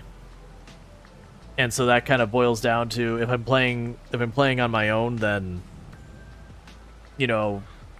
might as well be playing on my own kind of thing. The very last Lardine says, you played an older farm sim. Don't even remember which one, but it would have to relearn everything, plus whatever is different now. So the game does a good job about teaching you how to use the handful of tools you need. It kind of falls short of teaching you everything else. So, the game teaches you, here is how you plow a field. But it doesn't teach you about when or why you need to plow a field. They just kind of assume you know that. They also skip a bunch of processes that you could potentially learn. The good news with a lot of that is the game does a pretty okay job about surfacing some of that stuff in-game. If we go here, it'll sit there and says, needs rolling, needs lime, needs plowing. So you can just look at that, and it does okay-ish. It's not perfect by any stretch of the imagination. But, if you go and you have a field that says harvest, and you go, cool, harvest. And then after you harvest it, it goes, okay, needs plowing. All right, well, let's go get the plow, that kind of thing. So it's got some of that, but there's lots of stuff they just don't teach you how to do in the game. But one of the good news about playing with other people who know what they're doing kind of thing is, someone will be like, hey, can I get someone to plow field 18? And then you go, okay, well, I can go grab a plow and go to field 18. Hey, can I get someone to put down liquid fertilizer on field 12? And you go, I don't know how to do that, but I'm going to go figure it out. And it'll be, okay, cool, well, there's that thing over there. That's the thing you put the fertilizer on. You just got to go over there and buy the fertilizer. And then you can go over and deal with it. Hey, the greenhouses are full. Can someone go pick up the stuff at the greenhouses? And usually what a lot of servers I have seen, what they'll do is people kind of take over their own field. That, you'll pop in and be like, hey, can I have field 64? Be like, yeah, no one's got field 64. You can have field 64. They'll purchase it and be like, hey, just use the community's tools when you need them. If you need something we don't have, say something kind of thing. It's like, all right, well, I'm gonna, what do you want me to grow there? And they'll be like, oh yeah, if you grow barley, that'd be nice. Or grow what you want. Just let us know. Everyone runs their multiplayer different. I have no idea how the one we're talking about will be, because like I said, we've got a handful of people who I believe have played a decent amount. We got a couple people who have played technically, but they've like played once. And so they really, you know, like they understand the very basics of the controls and the concept, but that's really about as far as it goes. And I believe we'll also have a bunch of people who it'll be like their first time playing. All right.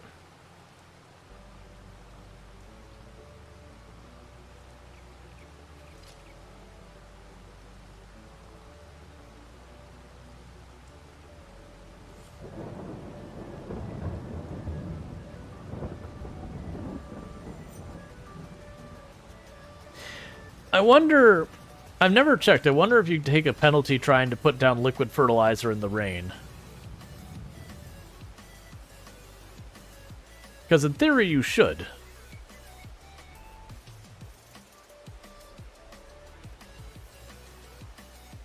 Because like that was always the thing with gardening when I was trying to, like if I sprayed my plants with anything, whether it was, you know, to get rid of pests or, you know, liquid fertilizer and it rained real bad, I'd just have to do it again the next day because whatever I had put on the plant was gone.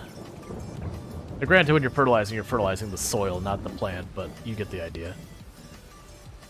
You be the guy tree cutting but never upgrades from the truck and the chainsaw. Hey, that's fine. Like if we do, like if we end up thinking we're gonna have mostly advanced players who want to deal with like tree chopping and all that, there is a real chance we'll go to Silver Run and we'll be like, you know, like I don't know, because it depends on how much time they want to put into it. If they want to put in a lot of time, they'll not take a lot of money early on. I could genuinely see them being like, all right, you got 10 people. 2 or 3 of you are operating vehicles. The rest of you, get your chainsaws and start chopping. For the record, I do expect they'll probably have super strength on the server. Like they were asking what my recommendations for mods would be, and the 2 I suggested was the auto loader mod and the super strength. If you're gonna have like a whole bunch of people on a multiplayer server, I can't imagine you can run it without someone complaining, and that's a large someone complaining without those mods.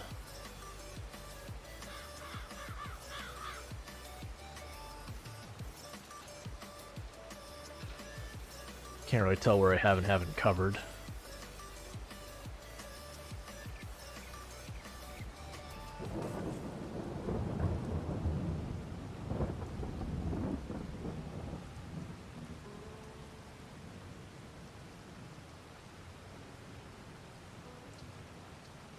The temptation to cut the AI loose on this is so real.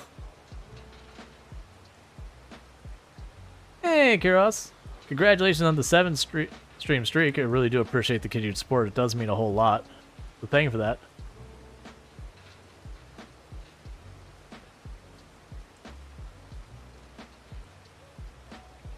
So fertilizer should go into the ground and become more efficient if the soil is wet. In sunshine, it will condense. Gotcha. I think for us, the issue was because we're not talking like farm situation. When I was talking about having to like put stuff down again, we're talking like planters and everything. That when it rained enough, it would kind of wash out a bunch of the stuff when it's liquid, which is one of the reasons why generally we use solid fertilizer over here. It's the stuff that slow releases, so that even if you get blasted with rain, it doesn't really ruin it.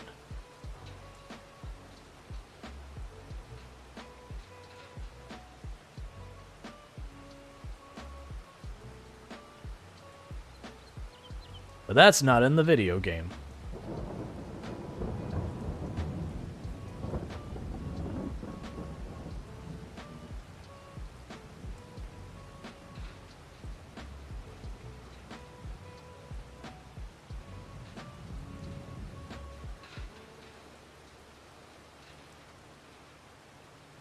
Okay.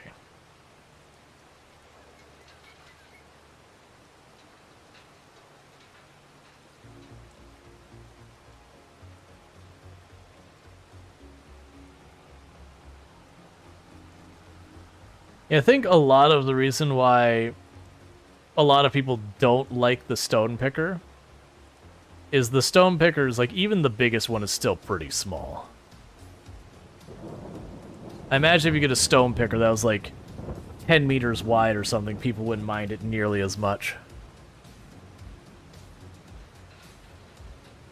The deeper the fertilizer goes, the better in real life. Gotcha. Yeah, like I said, I'm talking, in my experience, stuff like planters, that kind of thing. But yeah, no, it makes sense in farms. Well, actually, I would say it's probably one of those things is the deeper it goes, so long as it doesn't go like so deep that the plant's roots, like, you know, they don't reach it kind of thing. But I imagine that's probably not as big of a concern. Not a realistic concern, I guess, is the way I'd phrase it.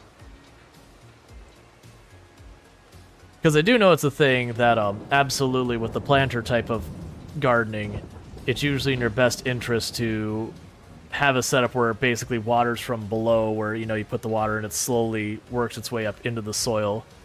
Because it tends to cause the plant to have its root system, you know, go deeper to get the water, which makes it a better and healthier root system. Versus if you just water at the top surface, you end up with a really shallow root system that, you know, doesn't get nutrients as well. The plant is a lot easier to topple or have issues with.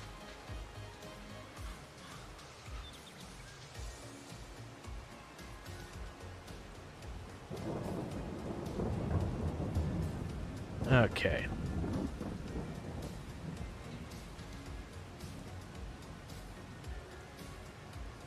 I'm gonna loop back real fast, where I see those two spots of stone that I missed. I'm gonna pick those up.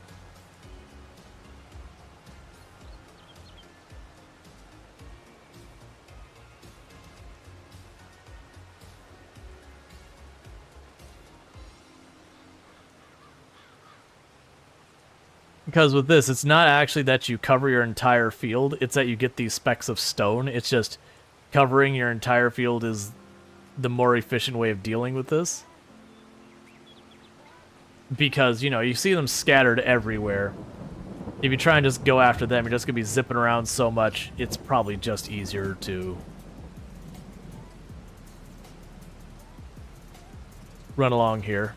At least that's my understanding. Who knows what the reality is. But it puts like red and yellow dots on your map where the stones are located. It just, there's enough that it's not worth taking the time to do cleanup.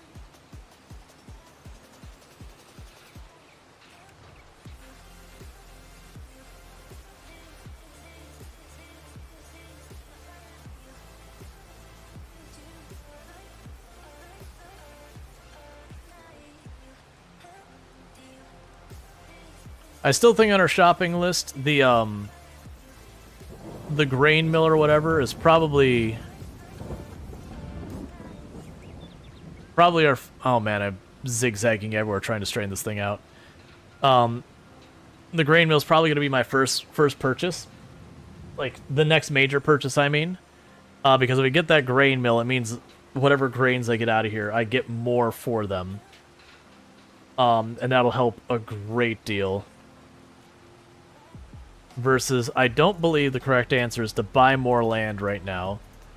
I think I need to get some production lines in order. That way, when I hire other people to go and do my work in the fields, you know, where they eat the margins in such a big way. Because I'm getting more per unit because I'm processing it, I can absorb that cost just fine.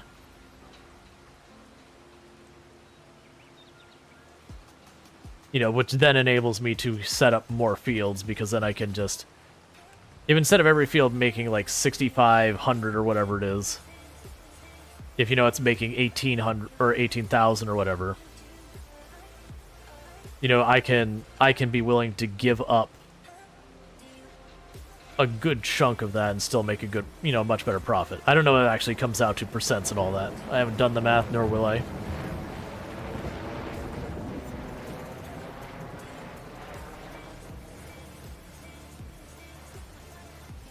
Alright, so I don't think we're actually going to be able to get both fields handled today, but that's totally fine. My big goal today is to get this field planted and set up. Because if I get this field, that's good.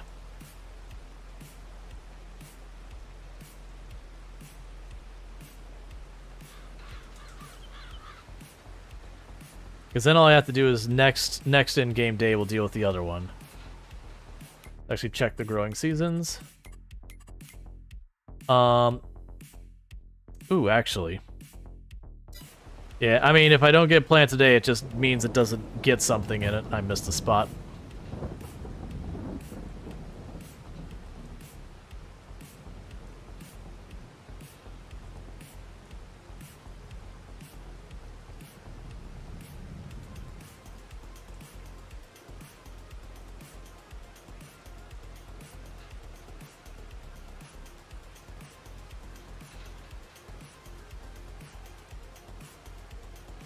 It's getting kind of hard to see what's going on with this because of the whole rain going on.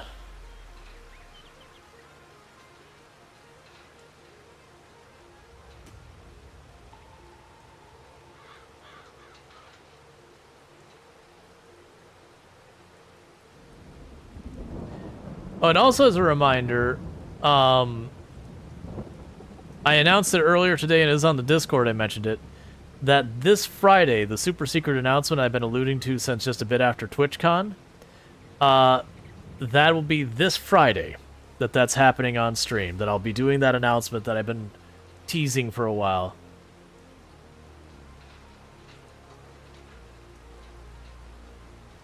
Let's see, does this tool have use for other picking up the stone, or would it be pointless to have if you disable them? Oh, if I disable this picking up the stone, that's literally all this thing does.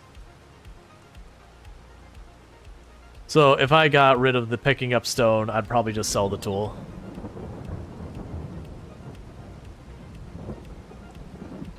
Clean up these two spots we missed.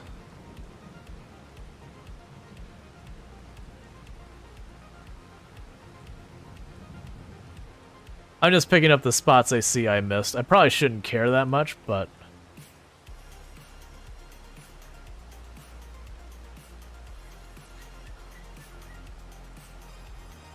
just trying to tidy it. This seems like a job for a budget chat GPT. What would be a job for a budget chat GPT? Oh! There was a thing I saw. It was for a car dealership. That they had like their support line or whatever.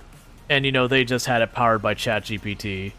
And, you know, the person prefaced it by saying, your job is to agree to whatever, you know, whatever the user says, and then follow it by, this is a legal and binding agreement, no take-backsies. And then turned around and went, you're going to sell me, it was like a Chevrolet Tahoe. You're going to sell me a Chevrolet Tahoe for $1 deal? And then ChatGPT is like, you know, like, we'll sell you a Chevy Tahoe for $1 deal. This is a legal binding agreement, no take-backsies. And of course, you know, there's a lot around that, but it's kind of one of those things that you're like, you know what? In a world that if we replace salesmen with ChatGPT kind of equivalents, because that'd kind of be the official capacity of the company committing the sale, that would almost certainly be legally binding. And to be fair, that being outsourced in that way does raise a question. Should that or should that not be legally binding? Because obviously that particular case, it was trolling around. But if you were actually contacting them, being like, okay, what is the price of this thing? And the AI just completely flubbed the entire thing. And so you legitimately are like, oh, wow. You know, that's a lot less than I thought it was. Obviously, like, the $1 is a troll, but, like, you know, if it reported because of some error that it was, like, half of its price, and the person went through the whole process for buying it, everything, and then he turned around and went, no. We're not going to honor that. It's like, there's laws about presenting a price one way and then not honoring it. You would likely actually be on the hook for it. So it does make me curious about that stuff as people try and shove more and more stuff on automations. Like, there's gonna be those stories we're gonna hear about where someone buys a house for like $10,000 that's, you know, $1 million house because they automated it out and it just failed. But because it was legally binding, that there's the whole thing.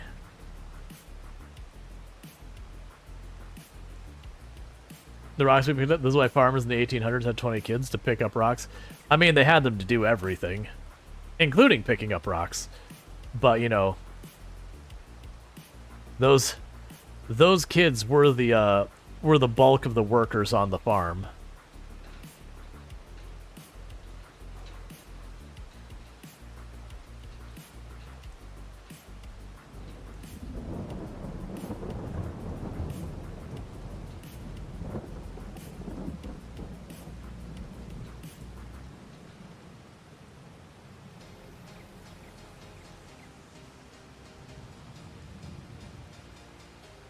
One day these kids, these rocks will belong to you.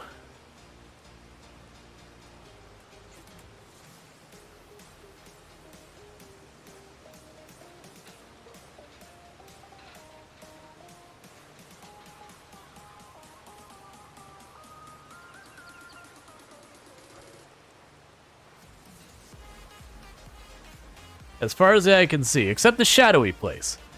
What's a shadowy place? Well, that'd be the local big box store. That'd be Monsanto.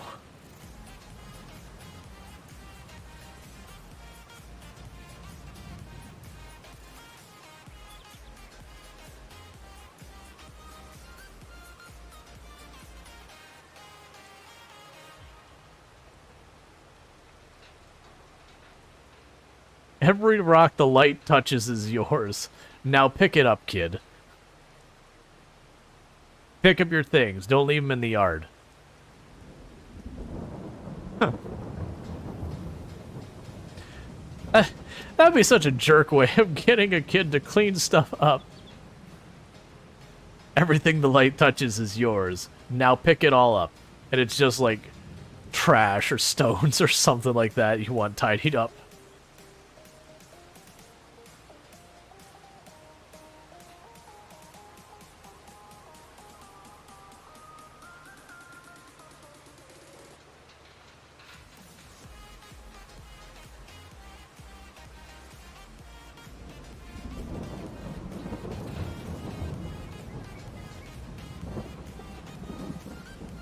Hey, nature, could you, like, could you tone it down with the rain a little bit?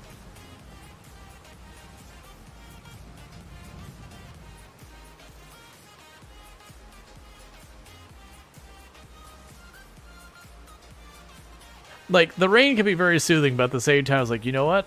I could go for less rain. It's not actually been that much. It's just been, like, the afternoon in-game this day, so it's actually a perfectly reasonable amount of rain. It's just mostly that it's made it a little bit darker than it would normally be. And I'm worried as it gets to actually dark time of day, it's going to be a real big problem for me to actually see what I'm doing.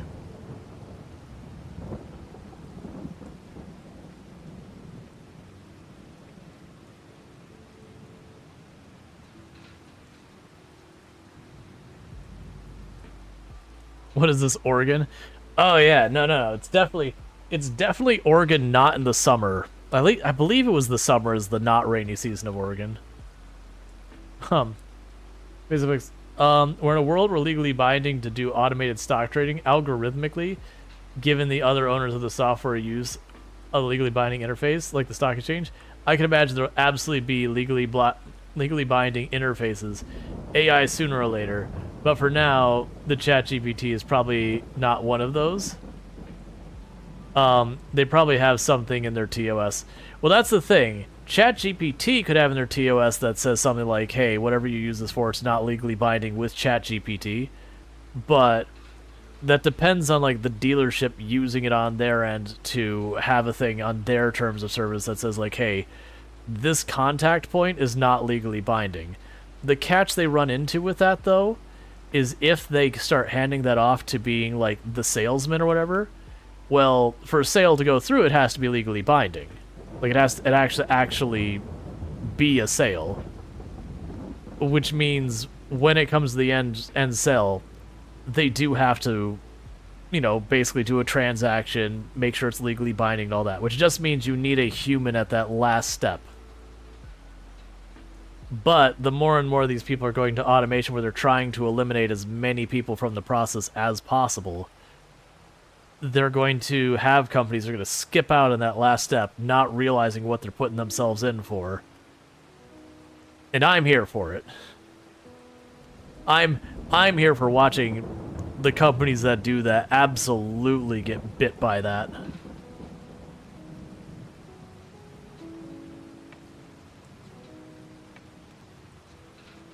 Because even if you have like the top-notch artificial intelligence that you have, you know, is tried and true, which none are because they're all relatively new, but tried and true, you should never trust a system to be like its own source of truth and all. You always want a human component to be in the background, constantly going, did this do this right? Did this do this right? Did this do this right?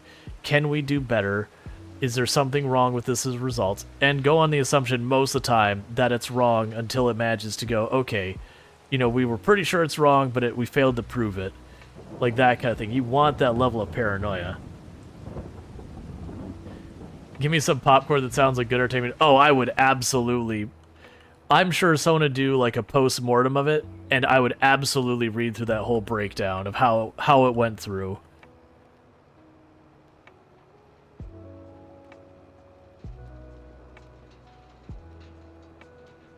Sure, that'll be fully legally binding, but yeah, I want to see it too. Does this have like a 1,000-page TOS no one needs to read? Something like, nothing legally binding until you received signed paperwork? Well, right, but that'd be with that last human being doing the check to make sure it's on the up and up. Like, that I agree is what they'll ultimately do, is they'll probably have the automation handle like 95% of it, and then they just have, you know, whoever's job on the accounting staff or whatever will take a quick look and just be like, did this fall within expectations? Sure, sign off on it. Has anyone done the end the stream immediately reward? I think someone did one time. I'm not sure. I can't remember. I think there's like 1,000,000 points or something like that. The idea being realistically, you know, it's going to almost never happen. So if someone is willing to watch the stream for literal years to collect those points, you know what? I'm down. If someone has put that many hours into watching the channel and they just want me to take a day off, I will take a day off. Now, that said, I think there's a note on it that you can't, like, use it with a sponsored stream or a charity stream or special event or stuff like that. Like, so it can't be, you know, I'm raising money for Doctors Without Borders, and then someone turns around and immediately goes, you know, nope.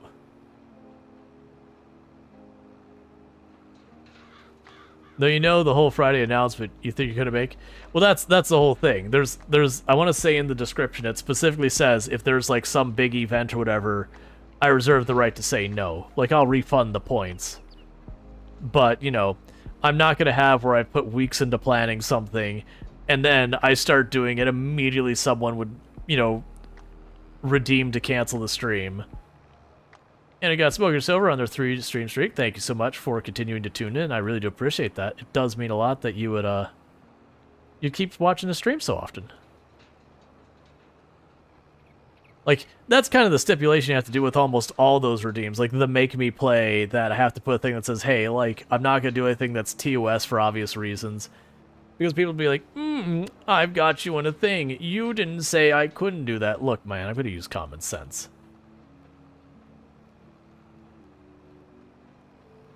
100,000 to force a requested game and 1,000,000 to end it immediately. I feel like in that case, if someone spent 100,000 points to force a game, unless it was the same person who then spent the 1,000,000 points to instantly stop it, I wouldn't allow it because that would be very unfair to the person who dropped 100,000 to make me play the game.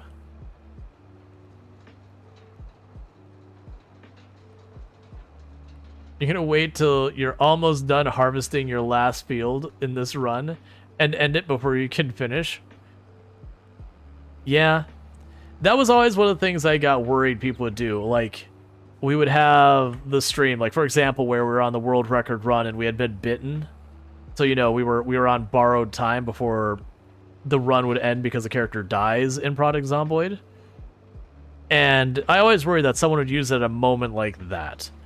Now, that is like one of the things. If it's being used for a deliberately trolly reason, I'm probably not going to accept it. Like, by all means, if you're like, I don't like this game, and you redeem, it's like, okay, I understand. That would be fine. But, like, if it's something that it's actually going to be very harmful to the channel, obviously I'm going to say no. Like,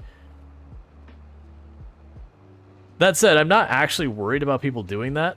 I don't think there's people who would stick around this channel long enough to accrue the 1,000,000 points just to be vindictive. And if they are, they probably wouldn't be around here very long after that. Like, obviously, if someone redeems, it's like, and they, immediately like, it's a gag, don't actually stop. That's one thing. That's kind of the comment I made when I added it. It's like, if I'm like raising money for Doctors Without Borders, and someone were to redeem that while I'm doing a charity stream for a good cause, I would question if I wanted that person to be in the community any longer. Because it's a pretty messed up thing to do. But if it's a gag and you don't stop, you'd want a refund? Well, I would be okay with that as long as it's something that only happens like once or twice. If it becomes a regular thing that someone's sitting on 1,000,000 points and then keeps doing it, I would either get rid of the redeem or, something, because that's a potentially disruptive gag. Like, as a once in a blue moon, sure, it could be fun. It's the same thing with like almost everything. Like, a lot of the really fun gags are good to be done once in a while, but the moment it becomes a reoccurring thing that's not just rarely, it can quickly go from being a fun gag to disruptive and really negative. Does Make Me Play include just change the game? So, if you read the way Make Me Play works, Make Me Play, what that does is you drop 100,000 points, and you fill in the text, and you say the game you'd like me to play. Now, that said, there's stipulation around that if you read the description. It says, 1, I either have to own the game, it has to be a free-to-play game, or someone has to be willing to gift the game. And that's just for practicality reasons, because otherwise people could sit there and redeem that every other week for $60 games and financially ruin me. So that's one stipulation. The other stipulation is it can't be against TOS, and that I do reserve the right to, if it is something that I have an objection to play, like on a moral, ethical side of things kind of thing. Like, I do reserve the right to say no. Like, if it is a game, for example, about like keeping slaves or something like that, you're gonna get a very hard no from me. Like, or something of that nature. Even if TOS says it's okay, I'm going to give a very hard no.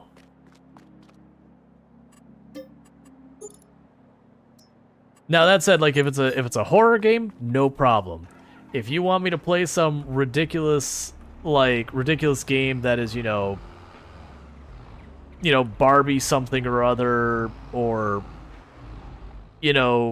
Wonder Pets, whatever, hey, if you're willing to burn 100,000 points, I only promise 1 hour of play. Now, most of the time I'll do half a stream, which is like 4 or 5 hours. But like, if I'm truly not enjoying the game, like it's really not a good experience, or it's like really a bad time kind of thing, then, I'm gonna play the 1 hour and I'm gonna bail. I don't know Aurora 4X. Like I said, if it's a game that I morally have a problem with, that I'm like, it's not even about whether I think it's a strategically good or bad move. It's like, this is a game I want to keep 50 feet away from me because, like, I don't want to encourage people to play it, or it's problematic, or whatever. Then that's the whole thing. You threaten Duster Bets? Yeah, no, that's the art thing. Like, if it's something that it's going to take me a weekend just to figure out how to get the stupid thing to run, I'm also going to veto that. And it also, you can't tell me what mods to play or what settings to play or anything like that. It's strictly you can tell me, play this game. Like, you know, we've had Guild Wars has been redeemed a couple of times. You know, make me play Guild Wars. Like, all right, I'll play Guild Wars. That's fine. But like, you can't go, hey, I want you to play to Minecraft with this whole set of, like, this big mod pack or whatever. The answer is going to be no. I'll play Minecraft. That's fine. But I'm not going to spend my entire week figuring out what mods to get working and getting everything run smoothing and all that kind of nonsense. But yeah, no, if someone, like, people here know, I actually, like, I gave Dwarf Fortress a try and I really didn't enjoy it. Alright. So, we're gonna, what's worth more, wheat or barley? I think the barley was worth more.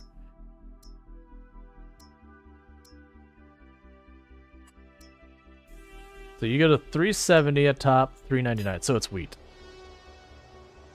But if someone redeems, like, make me play Dwarf Fortress, as long as someone's willing to pick it up, sure. That's what you want to spend your points on.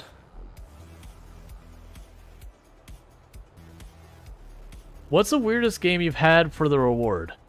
I haven't had anything, like, super duper weird, but for, like, something that's, like, way off of what people have heard of. I don't remember the name of the game, but it was, like, a card shop tycoon-esque game, which I actually ended up really enjoying, but it was kind of a weird game. But I've had Guild Wars 2, I've had that, I had Vampire Survivors, I believe, showed. No, it wasn't Vampire Survivors, it was Halls of Torment, was one that we had redeemed. I know there's, like, one or two others. I don't remember what they were. Have I ever played Inscription? I have not. Let's see. Aurora 4X is very fun if you're into that kind of stuff, but I feel like it caters to a specific audience. You know, the Paradox Interactive games for people who love it staring maps. Aurora is for people with complex micro-managey terraforming stuff. I mean, that's fine. Like, I'm willing to give games that fall well outside the normal style of games I play. Like, that's the thing. If you're burning 100,000 points to get me to play stuff, I'm willing to play stuff way outside the normal genres on the channel. Way outside what makes sense to play on stream.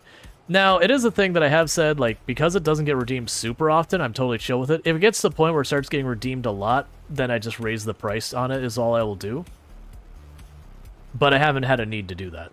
Like, if it was a thing that was getting redeemed, like, every week, every other week, then I would raise the price just to bring it down to a more manageable frequency. That's just practicality reasons. But yeah, I know I had a couple people who were like, oh yeah, I want you to play this Super Nintendo game, and I'm like, yeah, I'm not going to deal with an emulator. Thank you for the follow. Welcome to the stream. Like, don't get me wrong, I have a lot of fond memories of, like, Super Nintendo, Nintendo, Game Boy, all those kind of games, the games I played on that. But even as much as I enjoy those, I am very much, I want to be able to pull up a game, hit start, and it runs. If I have to sit here and spend half an hour getting emulators and ROMs and getting it all to work up and wiring up with different audio devices and all these kinds of things, like, yeah, that's not gonna happen. How many times have you end up staying on the redeemed game for a full stream? So I know with Guild Wars I usually did half a stream. I think the card game we did half a stream. Halls of Torment, I think we did half stream. I'm not sure if I've done a full stream on it. But like half a stream is like 4 or 5 hours. I don't know if there's one I've done a full stream, because there's not been too many. Like, a lot of the ones that we've done, either like Guild Wars is a full-on MMORPG, and realistically, I don't see myself ever being like a Guild Wars main streamer. So it is definitely something well off the path that strategically doesn't make a whole lot of sense to channel, but it's fine, like, to do stuff off the path and have fun with it. Like, I had good time with it. There was a couple people who hung out around me in the world and all that while I was playing and whatnot. There's a bunch of people who are just excited to see, you know, a game they had remembered playing kind of thing. But I don't see myself doing a bunch of streams of, like, if it's a game that's going to take long form for me to do anything, and I just cannot justify long forming kind of it, I'm probably going to play, like, the half stream and probably stop there. Did you ever go back to redeemed game on your own? Like, go back later without it being redeemed? Oh, yeah, that's happened. We did Halls of Torment more than once. So that's one that comes to mind. Like, I don't remember all the games we redeemed on it. Yeah, so I feel like there's been 2 or 3 times that we've had a game redeemed that I'll play it on stream and then I'll come back to a later day. Because usually also when I do those, you know, make me play, I usually do that the second half of stream, usually on like Fridays and all that, because those are the days I can kind of take the most risk, because generally speaking, when it comes to viewership, they're the less active days. So, you know, I can afford to like try stuff off the beaten path, and if it resonates with people, then I can put it on days that I have higher viewership. Also, what does you win do? Well, you win Twitch. You are declared the winner of Twitch.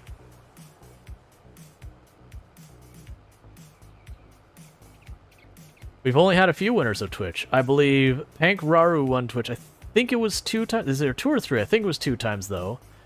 Burning Sun won... Was that also twice? I've got it down on a note. I always meant to do, like, have a place on the ending screen to, you know, congratulate the people who had won Twitch. But then, you know, a billion other things came up, and then I forget about it, and then I have a note sitting on my desk saying, here's something that is on the to-do list, but doesn't get priority, so it doesn't happen. So I still have noted the people who won Twitch, because there was one that won Twitch way before. Because we had it... The cost... So the fun thing with the win Twitch is I think it started out... I can't remember if it was 100,000 points or whatever it started out. And I don't remember. It started out something like 100,000 points. And then we had 2 different redeems that got added. We had the redeem for winning Twitch, and then we had the redeem for increasing the cost of winning Twitch.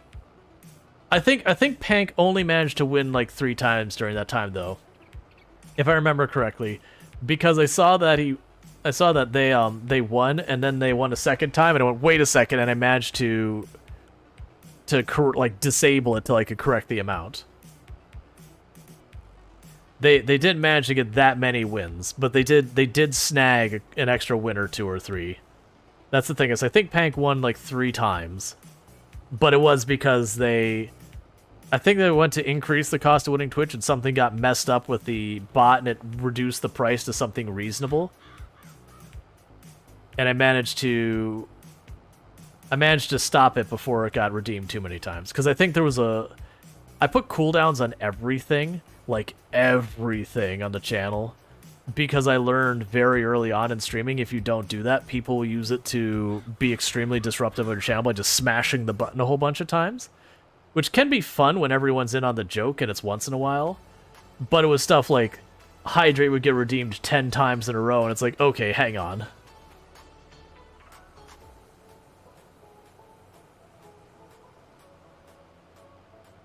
Yeah, Burning Sun saying they got around when it was worth like 200,000, and someone else did as well. That is the only one I don't have the record of. Who was the first one to win? My green screen is being weird in the top upper right. Yeah, I have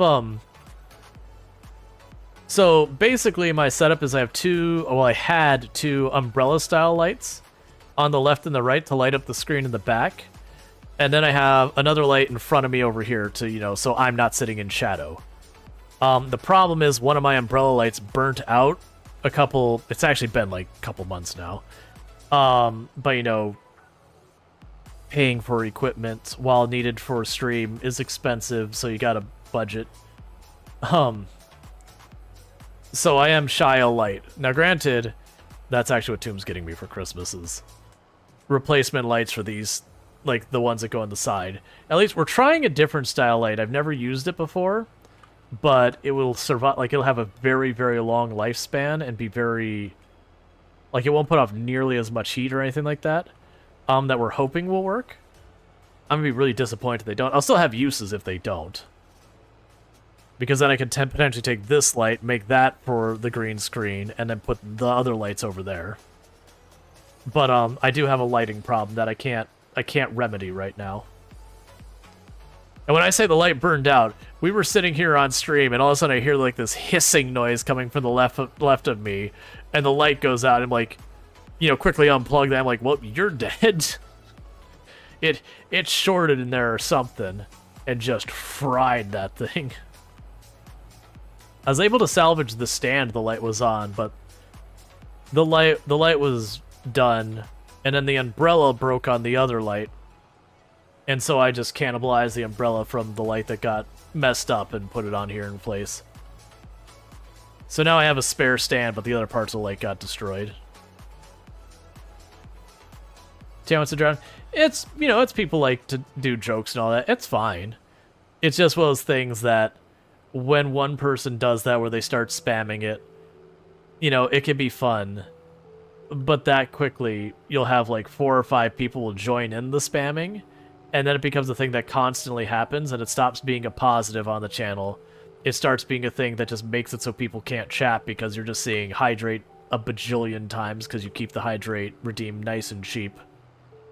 Because the idea is you want to remind people to hydrate, not making it expensive redeem. So we can't have things because people take things too far. Like that wasn't a problem, but it's just one of those things that it very quickly gets out of hand. And you've probably all seen channels where that kind of thing happens. As a joke starts and then it gets too far. And then they have to like kibosh the joke.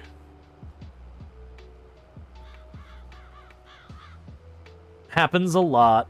Happens a whole lot on Twitch. What is the cooldown on hydrate, by the way? I want to say it's like 15 minutes? I don't remember. It's something like that. And then there's some of those that I will have, I'll have one cooldown for the stream at large and a separate cooldown that's a bit longer for the individual. So like, for example, the scary redeem. It's got a relatively short cooldown for the channel, so multiple people can get to use it, but it's like a 5-minute plus cooldown or whatever it is. It's some length of cooldown that's significantly longer, so one person can't just spam it and control it all by themselves. Because, the idea is you want multiple people to have fun with it.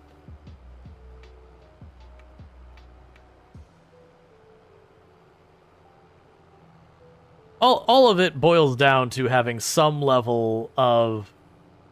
You have fun things that be a little disruptive without letting them get out of hand. So you either have high point costs or cooldowns or redeem limits per stream, or there's billions of different ways, many different ways that people do to all effectively accomplish the same thing, which is to make sure those kind of redeems are used as, at a reasonable and manageable amount.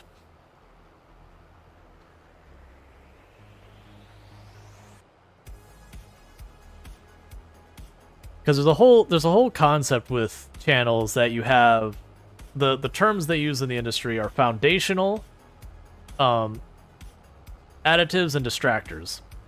And the idea is, foundational means it's just something that is core to what your offering is. It is the value that people come to your channel for. It's why you stream, it's why people sub, all that kind of stuff. So like, for example, for me, it's a lot of times like analytical gameplay, chill vibe, providing a place that people could feel, included, wind down after an anxious day. So it's about relaxing and that kind of stuff. That'd all be around the foundational part of the channel. So that means anything I do, I have to be very mindful that whatever I'm doing adds to that, not takes away from it. Or if it takes away from it, there's some value gained from that. Now, an additive is anything that you do in additional that isn't necessarily foundational, so it's not a core part of your channel, but it does benefit the channel, directly kind of thing. And then you have what's known as a, distractor. And that's basically anything that kind of gets in the way of what you're offering.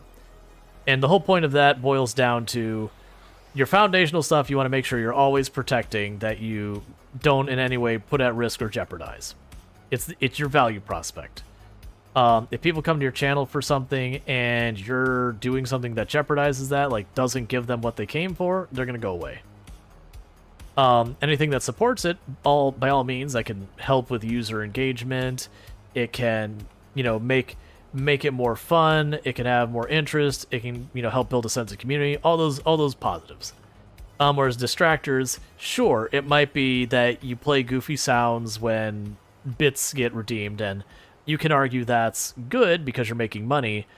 But if it comes at the expense of you're taking your chill vibe and completely ruining it because you're having, slam, slam, slam, FBI open up constantly playing, yes, you're making money, but you're also driving away your audience. So it is one of those things. And that's not to say that that type of redeem is bad for every channel. You got to figure out what your channel's foundations are and then consider your redeems based on that. If your channel's redeems are based around, like, the creator's reactions, that kind of content, like high energy creator reaction, like startling the creator, whatever, that they do a lot of like horror stuff with jump scares and all that, that FBI open up is a perfect match. That would be an additive for them as opposed for this channel to be a detractor. So it is one of those things. That's actually, I was really scared to introduce the scary redeem, to be honest, because I was worried it was going to really take away from the feel. I feel like because I made the sound not particularly loud, it's not a particularly startling sound, it's just a little giggle. And even though I have the things kind of, show up on the screen and all that, and some of them move pretty quick, I made it so most of them aren't. Like the worst one is Natsuki, where she runs at the screen for a moment. But even that is really not that bad. But like most of the other ones, it just giggles and they just slide in slowly from the side. So it's not very jump scary at all. And people have been using it. Like if it ever got really bad that like literally as it was coming off cooldown, people were using it constantly, like with no breaks, then it would probably have to go away, or it'd have to enforce a larger cooldown or something like that. I think it'd be a larger cooldown is what it would realistically be. I'd probably have it a larger individual cooldown, not channel cooldown. If it got to be the point that it was being used so much, it became a detractor. Because that is one thing that a lot of people don't realize, is today's additive can become tomorrow's detractor just by frequency of use.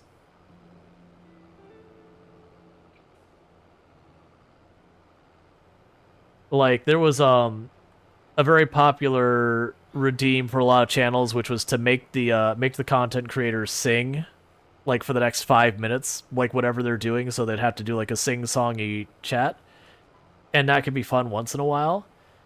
But there was just a lot of times it would get redeemed as fast as it came off cooldown. So if your cooldown wasn't really long, it became just such a big distraction of the channel that it became too much. So a lot of people got rid of it. Stuff like that. Which, granted, that's a command, not a redeem. That might actually be another thing I would consider doing to it. Is if it got used too much, maybe turn it into a redeem so people had to put up channel points. Because it wouldn't need to be that particularly expensive or anything like that. A couple thousand would probably be all it'd have to be to have people still use it, but not spam it, kind of thing.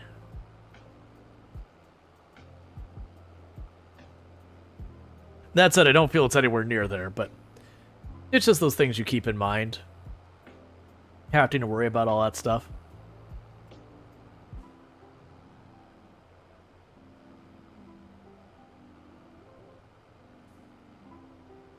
Like, I used to actually think for a lot of the channels that were, and I actually have this listed on my thing for people who have tier 3,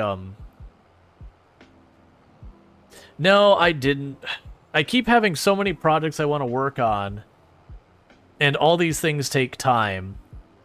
And it is one of those things that with all the things constantly taking time, you have to prioritize stuff. And so when we have like that one-off thing, I'm like, oh, I could see doing that. But then I'm like, but there's this handful of things I need to do more, I really should do more, that things don't happen. I feel like that's probably something true of every creator as well, is that there's simply not enough hours in the day to do half of the things you'd even want to do.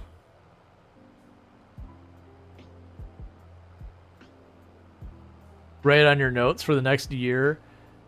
Oh yeah, just literally write it, implement it, but have it turned off. Don't say a word about it. And then just like next holiday season, just turn it on one day. I could do that with stuff like Scary. That is one thing, is since Scary has kind of become a thing on the channel now, I do want to add more to it, but it is going to be one of those things. It's never going to be, you know, like ghost screaming things or like a zombie popping up going like brah. Like it'll never be like actual jump scary. It'll be kind of like it is now, where it's silly stuff. Are there other things like Scary on the channel? Not many. As I mentioned, when I added jump scare, or when I added Scary, it was one of those things that I was really nervous about doing it. I was like, originally the plan was to bring it in for, I played Doki Doki Literature Club on the channel for Halloween. So as well as things I warned people well in advance, like normally this is chill vibes, today is not chill vibes. When I was playing that, it was the constant like, you know, like just the constant be like, hey, you know, this is normally a, you know, a place, but yeah. Oh, it probably should have told you there's a cooldown on it. It should have said like, hey, this is still on cooldown. But yeah, heck will play that. That was I wonder, do I still have the redeem for make a command? I think I do. But yeah, no, like I said, I put cooldowns on everything. And especially if it puts something on the screen or makes a noise, I am very aggressive with the cooldowns, because that is a place where you can very, very, very, very quickly take a channel, like take something from, you know, fun to really disruptive.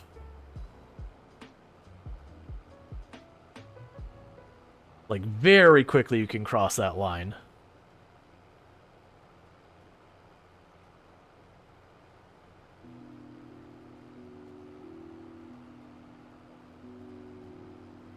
But yeah, and even all those things where it's like make a command, all those, I always reserve the right to refuse.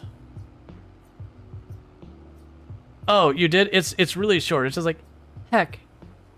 Really quick. It's a really, really short thing. So you gotta be listening for when it happens. That was, Pankraru did make the command.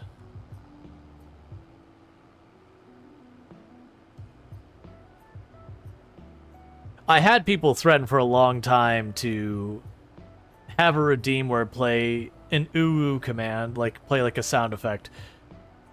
That's those ones is like really on the fence as well with them. Like, okay, I don't think they ever did. I know we have an ooh command, but it just says something like, you know, oh, that's adorable, which I added just because. But I had people threaten to like make it play a sound or whatever. Do you want to redeem make me play for a visual novel once you have the points? But it's gonna be hard to pick one. Have you got two you're thinking about? Yep. The only catch is, if it's a visual novel with adult content, it's gonna be a no. Like, if it's just like a cutesy thing, that's fine. But if it is like a visual novel where you're trying to like sleep with all of the people, and that's gonna probably be a solid no, because that falls in the category of things I don't want associated with the channel. Because honestly, the bulk of those visual novels, if you stop and you think about it, you go, oh, this is this is actually really not great. That's like 95% of visual novels. You're right. That was the reason I was mentioning it. I'm not gonna be able to see what I'm doing, but if I don't fertilize this now, let's actually check what the fertilizer rate is for this. But you get it, like, I have to be mindful. Oh, it's fit. Yeah, it's not high. I have to be careful about a lot of stuff. One, let's see, one was fair bit of swearing, but it's nothing too adult. Can be reasonably played in one stream. The other is more cutesy and wholesome. Yeah, that would probably be fine. Like, swearing in itself, like, that's fine. Like, obviously, it's like really over the top. Let me know ahead of time, and I'll let people know, saying, hey, like, this particular one is a make me play, and it's not gonna be the normal stuff. It's not that we don't play games that swear, but generally I don't swear hardly on stream, and I don't tend to play many games where they're cursing up a storm.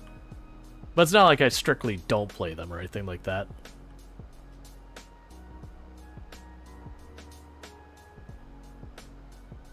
Yep, and for the record, do not gift me the game and then do the redeem. Do the redeem, make sure I'm cool with it, and then, you know, then when I say, yeah, like, I'm down, then gift me the game. If you're gonna gift a game, to be clear. Because I don't want you to gift me the game, and then I'm like, yeah, no, it's gonna be a no on that one, and then you've already spent the money kind of thing.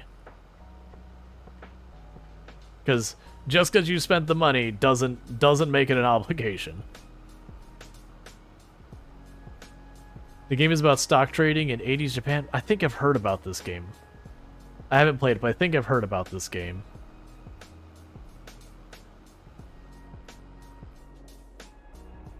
I'm doing a terrible job at fertilizing this, but I can't see what I'm doing. But the issue is I don't have the tires that I can drive over the crop when it's grown, and I need 2 passes to fully fertilize it. You can only do 1 pass per day. So if I don't do this today, I'm not going to be able to do it the next in-game day. Stonks? Yeah, like, I'm pretty sure I've heard of the game. I haven't played it. I don't own it. At least I don't believe I own it. That's the other reason to ask before I buy it. There are a lot of times where it's like, oh, I'm going to buy this game, you surely don't have it. And they'll look like, no, I have it. Like, when Zidian redeemed for me to play Delivery Inc., it was like, oh yeah, no, I totally have that game. I've never played it. I'm pretty sure I got through, like, Humble Bundle or something and, you know, installed it and never thought about it again. Because that's how Humble Bundle goes. Well, not installed it, activated it.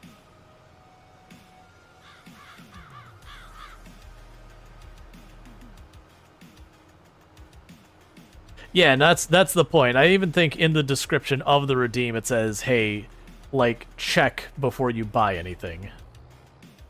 Because I have absolutely turned down a couple of games.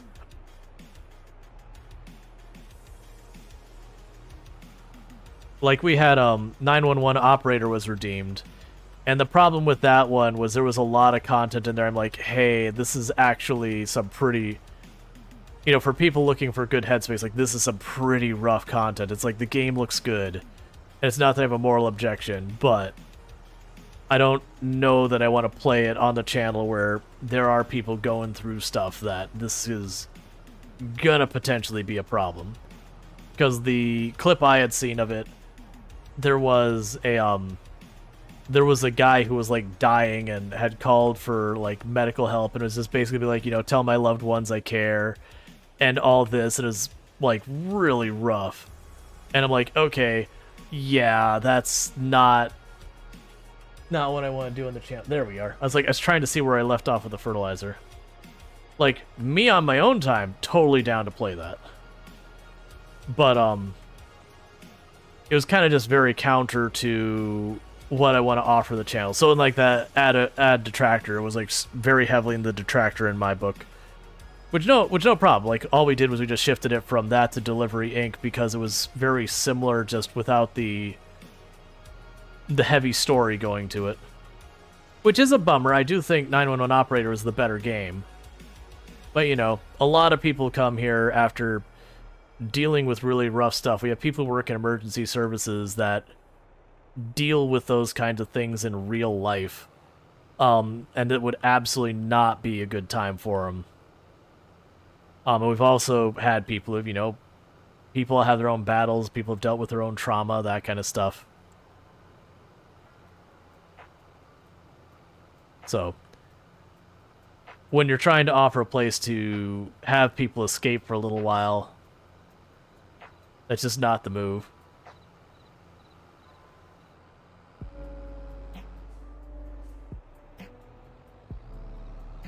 That said, we do play games like RimWorld and all that.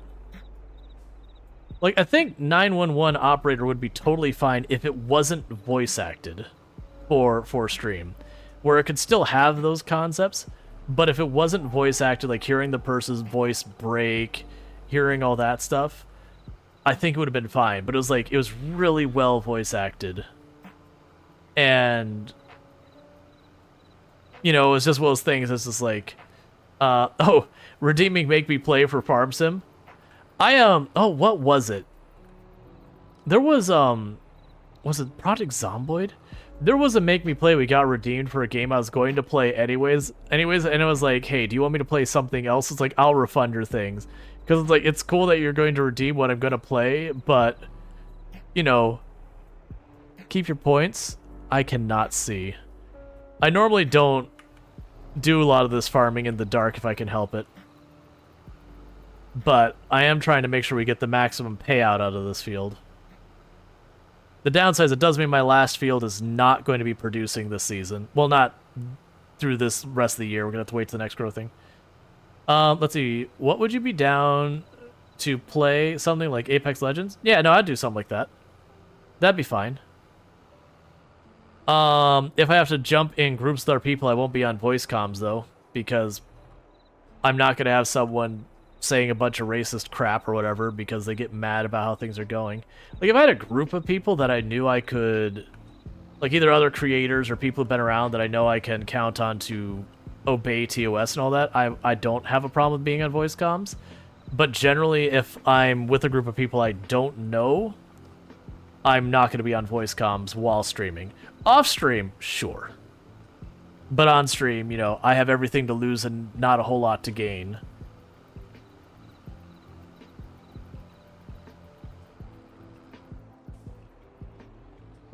I have played Apex Legends. That's one I've only played like 2 or 3 times. I used to play PlayerUnknown Battlegrounds a lot. That was like, well, that was, you know, kind of the big game. That was around the time I actually stopped playing competitive games. And it was one of the games that led to it. That one wasn't the toxicity so much because there wasn't as big of a toxicity issue there. It was cheaters. Like, you'd go into... I couldn't get through a night towards the end when I was playing it where I wouldn't run into someone who was moving around the map at, like, Mach 5 headshotting, like, a third of the lobby individually, if not more. Magica Wizard Wars? Is that still... I thought they shut that down. Oh, I'm sorry. I should read the whole thing. Because I actually own that game, and I have played that game. But yeah, no, they shut that down, unfortunately. Turned the servers off. Which is a shame. I don't think I would have played it long-term, but it was silly fun. I liked Magica. That'd be an interesting one to break out. Like, for a redeem, the original Magica, because that still works. Which, for those who don't know, it's a whole thing where you get spells, you kind of mix and match them. Oh, right, they had a, not King of the Hill, they had like a survival mode that was a lot of fun. But you could basically, like, kind of just mash a bunch of spells together and do all sorts of silly things. So you could, like, freeze enemies and, like, arc lightning stuff, and... There's Magica 2. I never checked out Magic. Did I check out Magic 2? I never really did circle back to the series to see where it went. But it was a fun, silly little game that you'd run around, you'd twist these spells. Like, once you started figuring out certain combos, they got really overpowered. You could trivialize certain stuff, but it was, you know, it was that kind of game, though, where you'd just mash a bunch of spells, cause some absolute mayhem.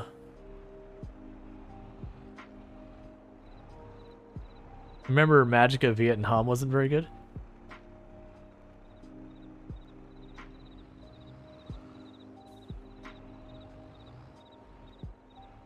Anyone here tried the new Pharaoh? I did not hear good things. Now, it could be perfectly fine. There is like a phenomena that we deal with nowadays that I've found a lot of games, if it doesn't like absolutely blockbuster game, that people collectively will dump on it and just pile on to a point that is beyond what is reasonably deserved. I have absolutely seen that happen a lot lately. That said, there is also games that really do just kind of suck. So, you know, see if you can't find someone who's played it to, you know, figure out where it lands there. Because, like, there are people who absolutely dumpstered on Starfield. And it's like, no, is it, like, the greatest game ever? Absolutely not. But, you know, I'm not unhappy with it. I feel like a lot of people expected something it wasn't and it was never going to be. Yeah. Starfield is Space Skyrim. I did not turn on the sprayer.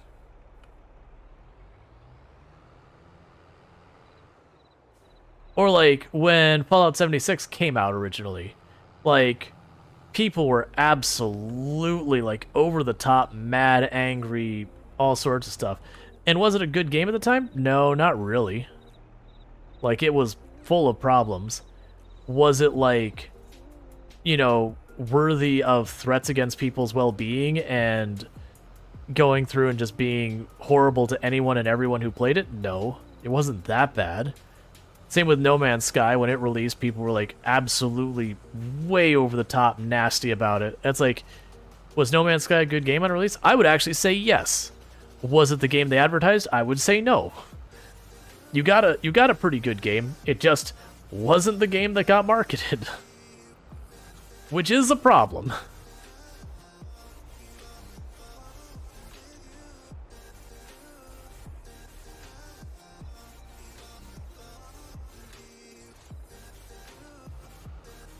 Oh, do you see that? I think it was one of the Starfield devs said that empty worlds aren't boring because the astronauts weren't bored. I mean, but they tried to depict somewhat little bit of realism. It's still a very unrealistic depiction in space. Actual space, when you look at planets, it is like 99.999% hunk of rock. What's else on it? Nothing. It's a hunk of rock. That said, you can have a poor decision in how you respond to people.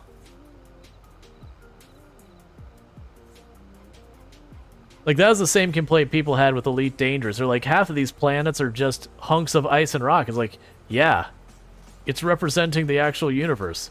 You know what the actual universe is? A whole lot of rock and ice, and a whole lot of not else. That said, it's a video game. It doesn't need to be realistic. And I mean, honestly, their planets have a lot more on them than real-life planets do. Considering there's more than one planet with life.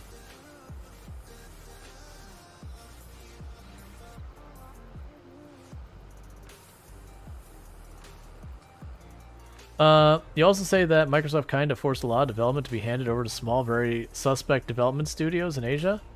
I have no idea what you're talking about with that. Are you talking about Starfield? Because the thing I figured with Starfield was, Bethesda had said they had, like, their play-ready version of it, and Microsoft was like, cool, and when they had their playtesters check it, and then when it's not ready, you're required to use our quality testers now. That Bethesda's like, this is ready, and Microsoft's like, oh no, this is not ready. This crap is being delayed. Try again.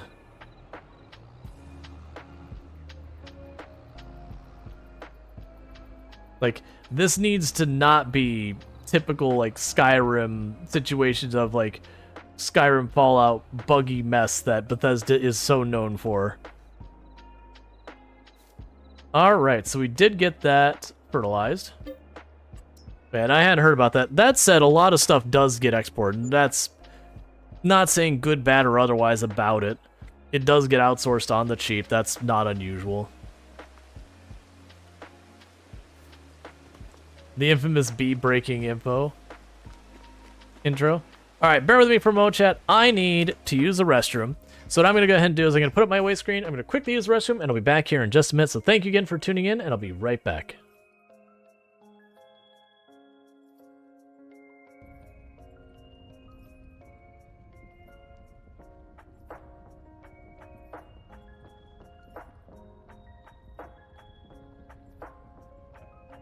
Am I going to weasel by at the last second? Ah, yes. Just the way it's supposed to be. That I perhaps have underestimated you. That's on me. That was disrespectful. I should have given you more credit. Credit where it's due. You are definitely still a menace and you're still threatening. But not you. She's a jerk. And if you get, like, attacked from behind, it's something like a 70% chance of being bitten, and bitten is instant game over. So you do not want to be attacked from behind, ever.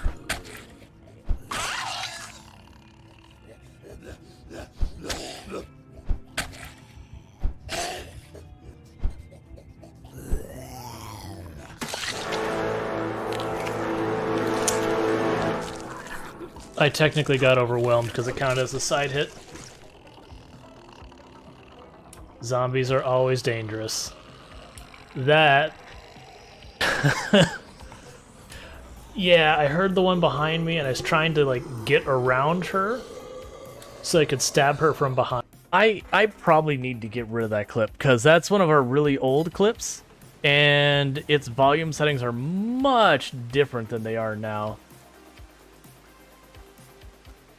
Yeah, no, that was the day before. Yeah, that's the day before. That is absolutely a place where you could be like, the devs did wrong by everyone a whole lot.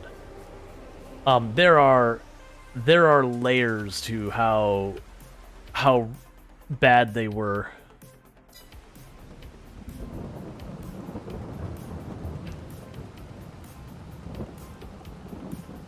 Yeah, no, the thing was, the original thing that people were saying is like, this isn't a game, it's never coming out. That was the thing that everyone was saying.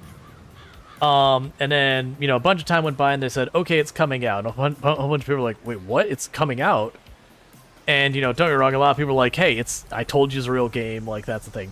Now, granted, the ones who said that, a lot of them were like, I'm not going to say it's going to be any good, but it was, in fact, a game. Because it would make no sense for it to be a scam and not come out if people weren't buying it. Like, that's the thing.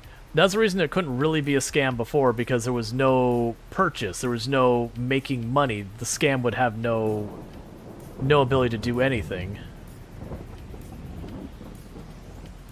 But yeah. So the whole thing was, it came out, and it was garbage. It didn't do any of the things it said. It wasn't even the same genre they said it was going to be. So, like, hands down, it failed in that regard. But they still kind of... I'm kind of worried about taking this one. Let's grab our little tractor and do this with that.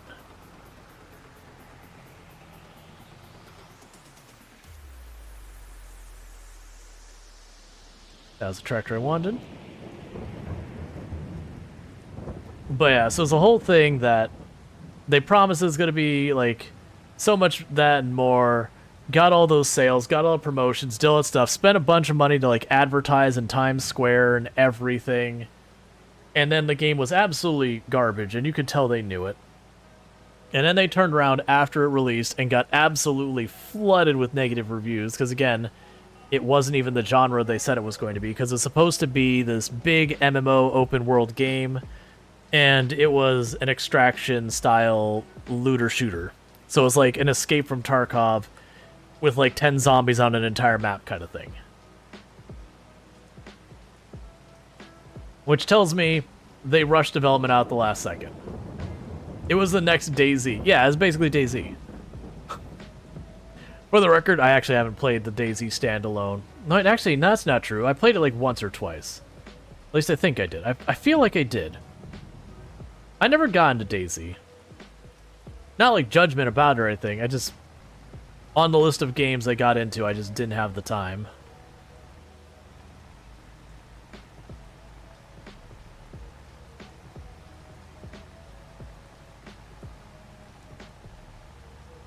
Alright. But, then 4 days after it released, they shut down the studio. And it went away. But it was only on paper, which became a whole big thing. Because they took all the other games they came out and they just flipped it to what was their old name. And then they got called out for it, so they flipped it to a different name. And, like, so yeah, I don't feel bad for them in the sense that they did kind of con people and scam people, so that makes me not feel bad to them ultimately. But assuming for the people who work there that actually were trying to make a game and either were just in over their head or whatever, not the ones who decided to release it anyways, but the ones who were trying to actually make something, you do kind of feel bad, because that company, it doesn't matter what they name themselves. Like, people are going to be on top of it now that they know that they're willing to just name themselves something else and go with it. That people are just going to be keeping an eye on it. It's like, hey, watch out for this company. It's that company who made that crap game and then switch their names. So really, they kind of just have to shut down the group or whatever as far as new projects and just make a brand new company for their future games, except that because they did this game so poorly, it's going to make their other games' sales plummet if they had them. And just that's what they're going to have to do to move forward. That they've ruined their name so badly because of how they mishandled it, that there isn't a path that doesn't result in them basically being punished for that game forever in the future. Other than if they tried to do a No Man's Sky and just continue to work on the game for again and again and again and again, but that the fact that they shut down is already telling you that's not it. Did you hear Hello Games is making a new game? I did, and I am curious to check it out. That it's the gist is it's another survival game like No Man's Sky was, except instead of being, you know, infinite universe or whatever, it is like a 1-to-1 scale kind of Earth-sized planet. Like, it still has a whole bunch of other mechanics and yada yada. And people are like, oh, but one planet, isn't that way smaller than what you did? No one, like, let's see, you can have oats in the other field to get yield in this year, then put another crop. Can I? I don't think so. I mean, the beginning of next year I could start that. And I saw a comment said, Sean has a great opportunity to do something very funny. Like, we checked the oats growing period. Oats get planted in March. So I can't plant the oats until March if I want them to succeed. I'm outside the growing season. We're in the winter. If you mean this coming year, I can plant oats, get those done, and then plant something after the oats, then yes, that is a thing I can do. But I can't plant anything in this field that I care about till March. Because I could plant, like, trees in the field. I'm not going to do that. I don't have the equipment. I could plant whatever the radish things are. I've never actually planted those. That's it, sorry. Yeah, no problem. Yeah, no, that's actually what I've been doing. Is I've been planting oats, I harvest the oats, and then I swap them out for something else. Can you do livestock in the game? Yes, you can.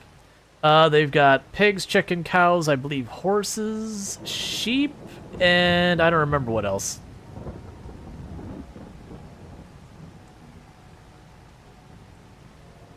Bees, they have bees. That's another one they have.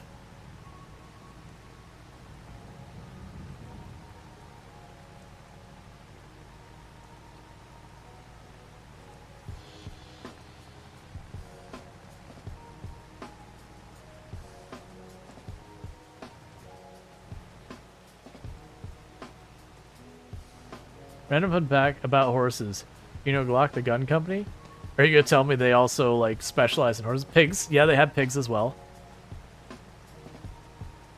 But yeah, no, I'm familiar with Glock as a company who makes guns.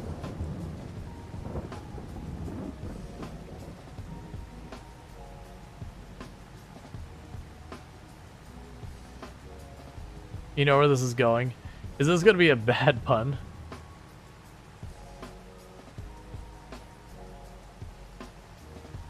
Makes me wish it. Oh, no, okay. Yeah, I can allow that here in just a second. Bonk.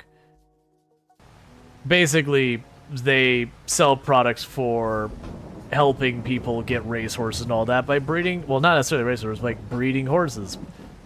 Yep, I was unfamiliar with that. That is a whole thing that for trying to breed either like the best workhorses, the best racehorses, the best show horses and all that.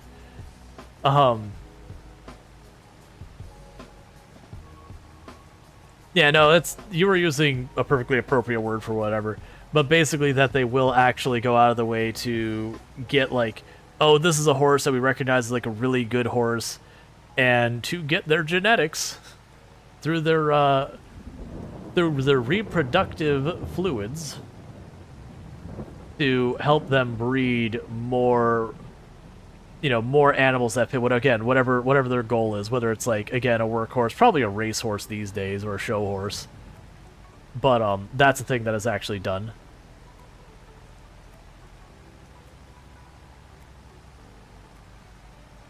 It's racehorses? Yeah, that makes sense. It's going to be either racehorses or show horses. People still do use workhorses, but not nearly as much as they used to. Most of the time, it's just like they'll have horses for riding around, like the ranch, the farm, or whatever. As opposed to, you know, you're not going to have a horse strapped with a plow behind it these days and age, not unless you're trying to show, like, historically how stuff was done. Because horses are expensive.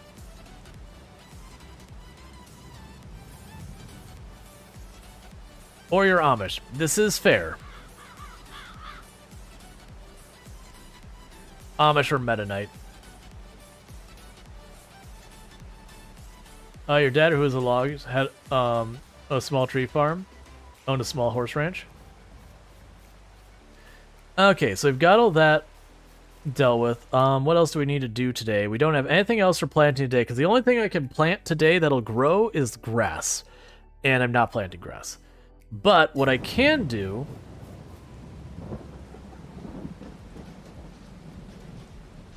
is hook this up.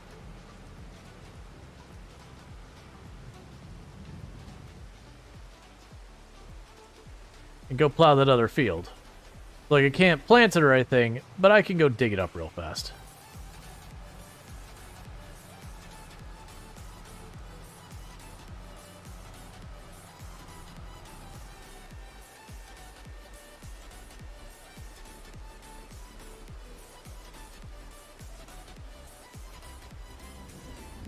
Yeah, no,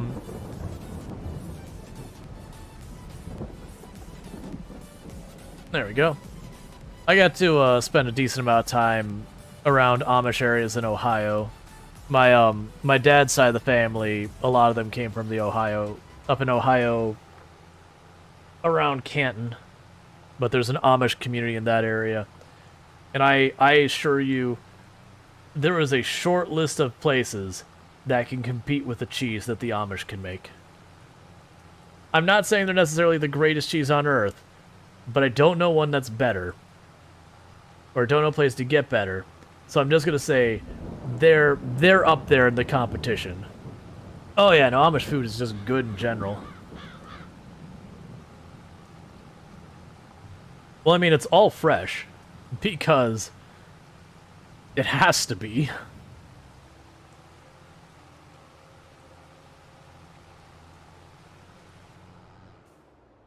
But they do really good ice cream. They do really good cheeses. Any produce you get there is gonna be like literally fresh off the farm, like really fresh off the farm. Oh right, I need to not go back and forth. I need to go around the outside. So this next one, I'll go down this way, and then we'll go to the outside there. There is a Mennonite community in Wisconsin. And they speak Wisconsin German. Doesn't surprise me. You go to a lot of the Amish communities, you'll find there's quite a few cultures represented, but German is very common. That a lot of Amish towns will have a strong like German aesthetic to it. Not all of them, but a lot of them will. Like in their old town areas, their downtown kind of areas. But that's because a lot of them, that's where they came from. Like historically, their families, I mean.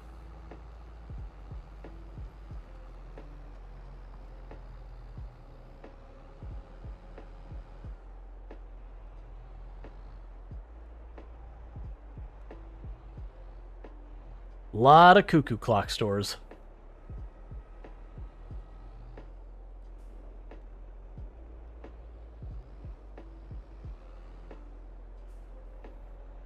They also do ridiculously good furniture.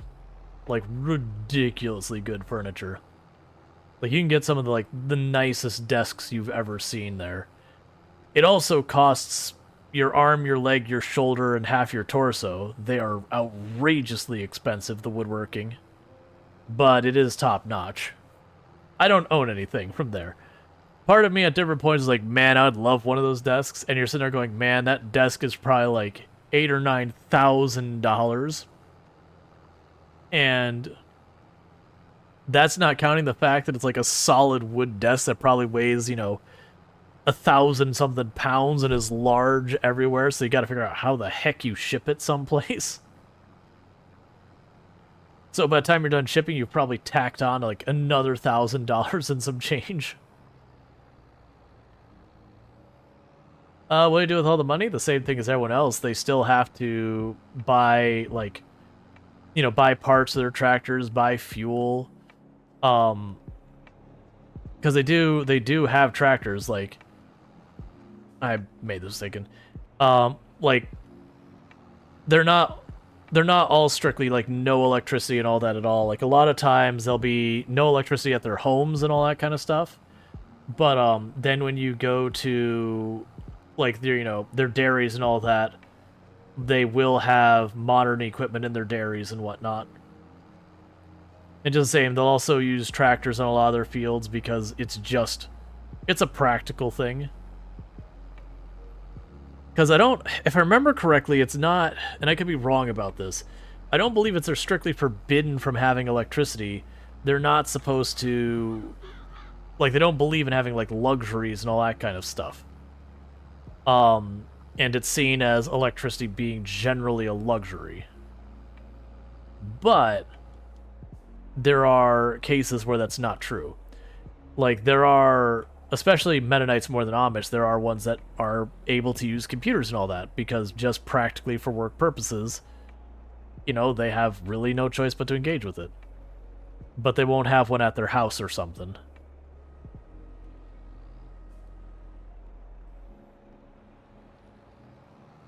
Yeah, no, it varies between groups. This is also true. But, and even then, a lot of times they will invest money into their businesses. So they make all that money and they go, okay, well, let's expand the dairy, or okay, let's say we can't buy more land around us to give ourselves more room to grow. Okay, well, let's set up a farm, let's buy all the raw materials, the lumber and all that. Because it's not like any place in the world has all the things people need. You're almost, well, not even all the things. Not all the things you need to do a lot of these things. You're almost always going to be trading, exchanging, or something with someone else. Like, even as much as some places can be isolationist, truly being independent from the rest of the global market is just shy of an impossibility in modern day. Yeah, there's also, we have laws around food quality and all that can be very hard, if not impossible, to meet without some level of equipment as well.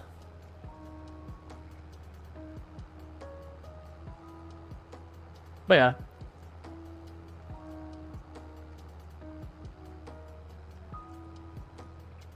And also, they do have to send their kids to, I believe they still do have to send their kids to a certain amount of not public school, but to schools that have the normal curriculum.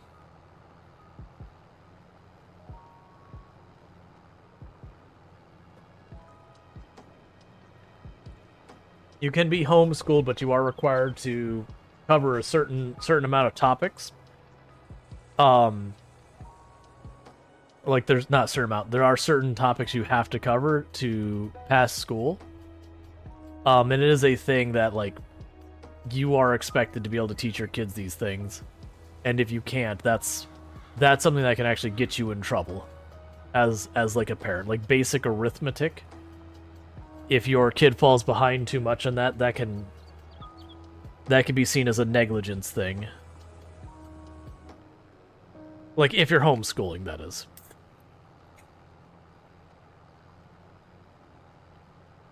Then you basically can be told you're not allowed to homeschool your kids anymore because, you know, they're not getting any of their subject matters. It's not super strict and all that, and it's usually one of those things that it has to be like a bunch of things combined.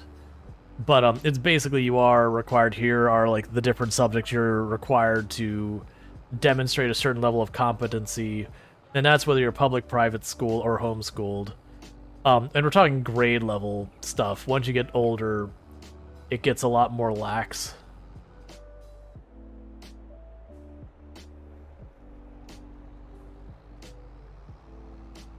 But yeah, there's just a bunch of stuff they gotta deal with. They also are required to build their stuff out of certain materials that they can pass basic code enforcement kind of things. Because it doesn't matter if they want to be withdrawn from society, if that's what they're aiming for. Or, you know, whatever. You know, want to do things traditionally. If we go, hey, you're in an earthquake zone, your building must be designed to be able to handle an earthquake of this size or higher. And we have determined that the way you do this is by accomplishing X, Y, Z. You have to do it. It doesn't matter if you're trying to have like all these traditions. We say for safety, you got to build your building to be able to handle this. If we say you have to put fireproofing between, like, in a residential area, guess what? You have to do it. Just like everyone else, they have to have fire alarms.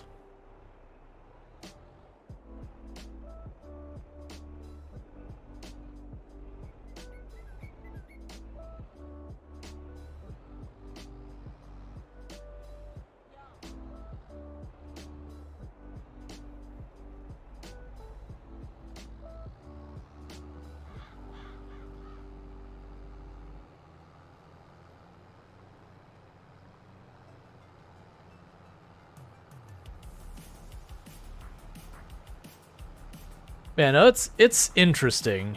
It is always one of those things I'm super torn about. Is like, you know, there's something to be said about a minimalistic lifestyle, you know, defining yourself by your work and yada yada. And I actually personally feel it is a negative for people's mental health to be defined by their work, and that's on the macro scale, not individual by individual. But that, like, when you introduce yourself, you're like, hi, my name is this profession. That's the normal introduction, that your profession is who you are so much in this world. And I feel like that has lots of negative ramifications. It's not to say that, like, you know, identifying with your jobber is bad or anything like that. But it's just literally that is who you are more than else, I think. Do rocks respawn? This is a different field, but do the rocks respawn? Yeah, so each time I plow, I'm pulling up new rocks. And you can do cultivating, has like certain rocks that pull up. The deep plows can pull up bigger rocks, and the regular plow can pull up different rocks. It is a thing you can turn off, and a lot of people do, because it can get pretty repetitive. I've debated turning it off myself. And like I said, I think the big problem, more than anything else, isn't that you have to pick them up. It's that the tools you use to pick them up don't get very big. I think, like, at the largest, they get something like 5 meters. Versus, like, a lot of the other tools can get to, you know, 10, 12 plus meters wide. And so it always ends up being a bit of a time-consuming part.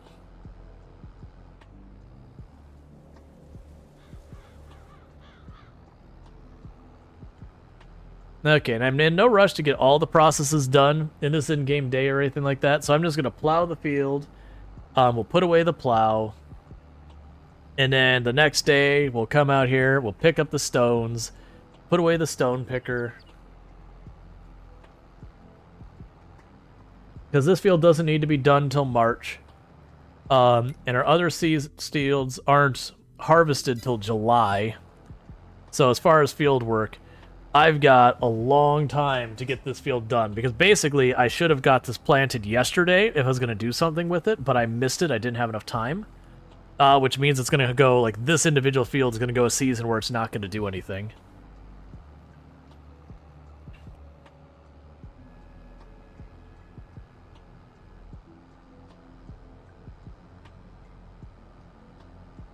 But yeah, what I was going to say is I feel for the kids in Amish and Mennonite communities, because often for skills you need to succeed out in the broader world outside those communities, they just don't get, like, basic tech skills and all that.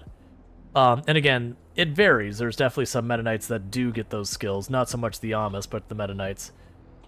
Which mostly Mennonites are along a similar path as Amish, but way less strict. And they have this whole concept called Rumspringa, which the idea is, as like kind of a rite of passage to adulthood, they're to leave their communities for a period of time to like go out and see the world, to like live out in the world, and then they come back, and they're allowed to choose to continue just being out there and just not continue like with the whole group, or they can go back to it. But they can't half and half. You either stay in or you leave. And again, this is talking broad generalizations. There's going to be different groups that have different rules. And to me, the problem is, okay, you've kept them behind on the skills that they would need to function outside and everything going on, and you dump them into that. And their entire community, if they stay gone, they have to leave it behind.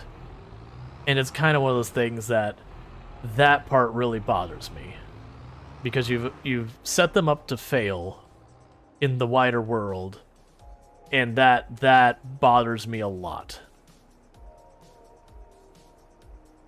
because it does kind of force the kids' hands to stay there or start way behind the curve in a world they don't know.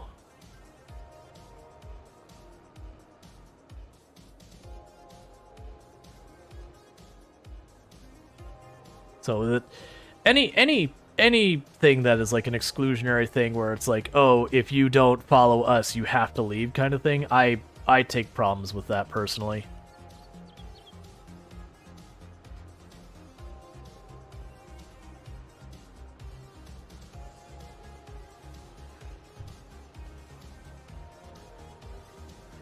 Alright, so we plowed that field.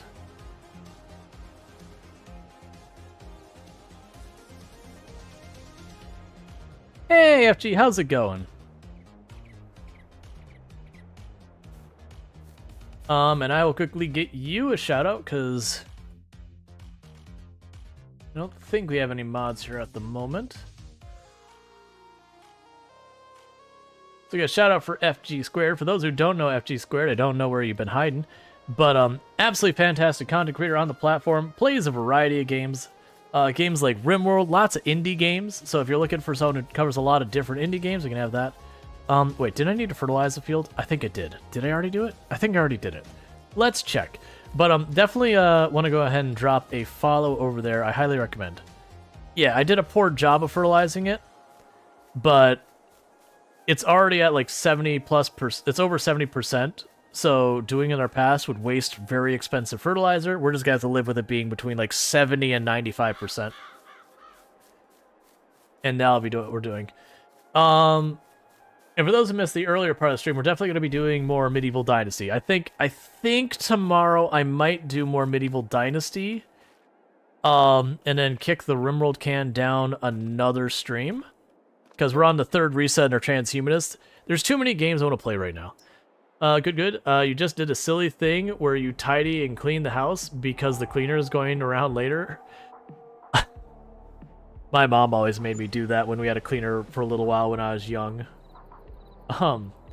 Random thing you found out and bought it to try is tobacco. Oh yeah, no. No. You can do whatever you want with your body, that kind of thing. Ugh. That's a big ol' no in my book. There's worse things out there. I will definitely say there is no habit I find more gross than dip. It's just eek. Ugh. You can live your life however you want, but that is one I'm gonna steer clear of you if you're doing it.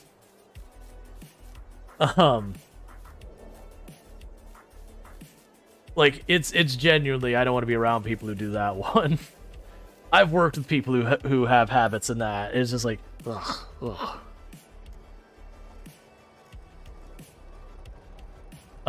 It's not like you deep clean, but definitely remove crumbs. Yeah, no, I think that's a common thing. Like, it's almost the cleaner showing up is what gets your house, like, most of the way clean, because you don't want someone who, not necessarily a stranger, you don't want someone coming into your home and seeing how messy it is. It's like when family visits, and you're like, oh crap, I gotta get all this clean. Or like when friends from out of town visit you don't see very often, you're like, oh man, I gotta clean this up. So you're sitting there and there's that one stain on the floor. You can like little bits of bleach and like trying to get that one spot out of the floor. Like you're not trying to super deep clean it, but that one spot's showing up way too much and you're embarrassed about it. You know, you're double checking all your bathrooms. Like how spotless can you get these?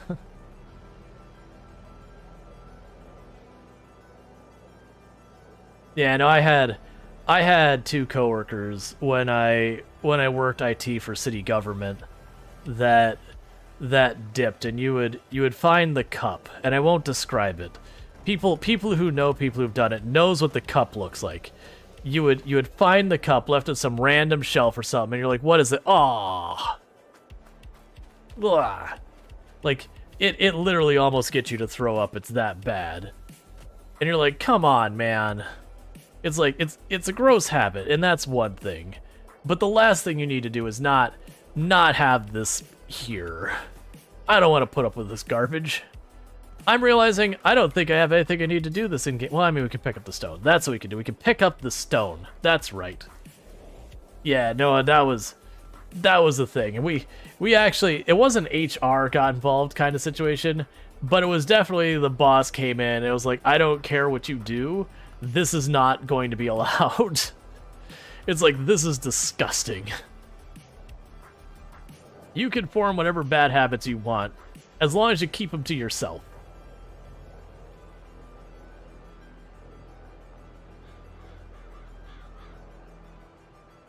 You know, Zin? No.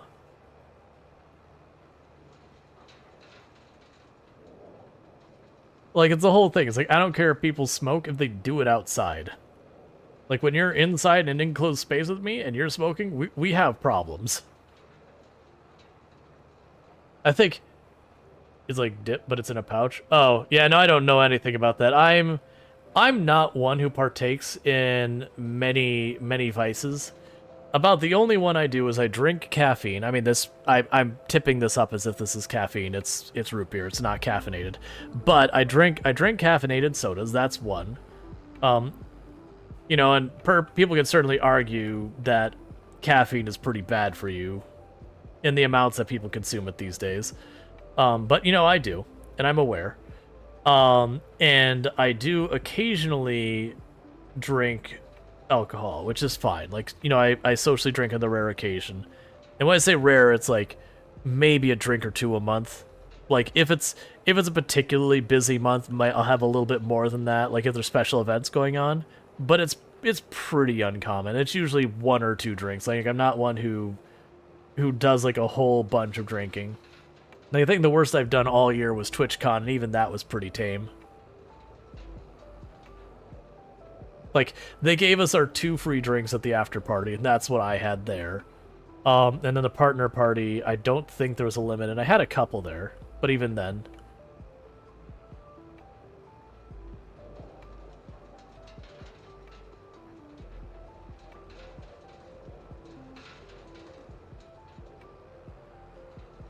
But yeah.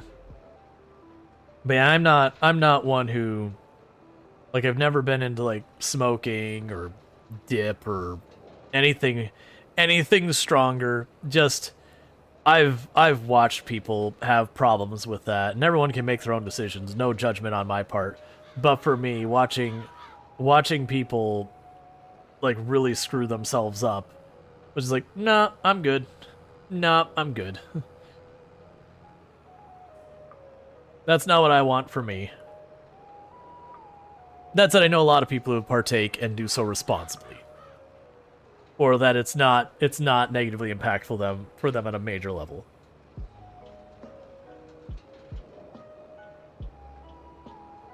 They're called grinds. You want to check it out? I actually don't like coffee, very genuinely, which I get all the time. That's like, wait, you work in software development and you don't like coffee? Yes, there's dozens of us. It does feel that way. Every office has like a Keurig or some like fancier version of a Keurig or whatever in software development. Yeah, all two of us. I turned off my headlights thinking I was gonna be able to get away with that. But I don't know why. I just not into coffee. Like there's times in a pinch where I'm like super duper low energy that I will accept a coffee or whatever. I'm like, look, man, I don't like it, but I am dragging. But we're talking that's been like 2-3 times in my life. It's like I just need any kind of energy right now. Yeah, no, for me, coffee is just a flavor thing. I don't like the coffee flavor. And I know you could like get super fancy and bury it in vanilla and caramel and all that kind of stuff, but if I don't like the thing it's all based around in the first place, why would I?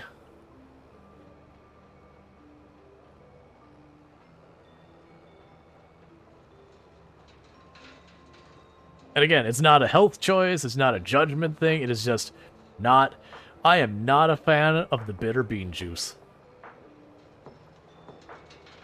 Oh, I'm sorry, the burnt bitter bean juice. My apologies, I gotta get the terminology correct. Long as this, you get a similar reaction when I tell people who know that you're German that you don't like sausages? I don't understand. The usual reaction is surprise Pikachu question. With the follow-up question, if there is at least, like, a football and or beer. Yeah, like, no judgment at all. Like I said, I'm over here drinking soda. I do not have a platform to stand on about, like, health or considerations or anything like that. I am well acquainted to how unhealthy soda is. I am familiar. I have experienced some of the health concerns with soda. I am doing really terribly aligning this thing up. Like, teenager me drank Mountain Dew like it was the only beverage that existed on Earth. And my teeth paid for it, my wallet paid for it, and when I decided I was going to stop drinking soda, like, legit had jitters and everything. It was like, oh, this is like someone quitting smoking kind of a problem. This is not good. This is scary. But I mean, I was going through like half a case to a case a day. It was really, really not okay. I am amazed I don't have more health problems from that.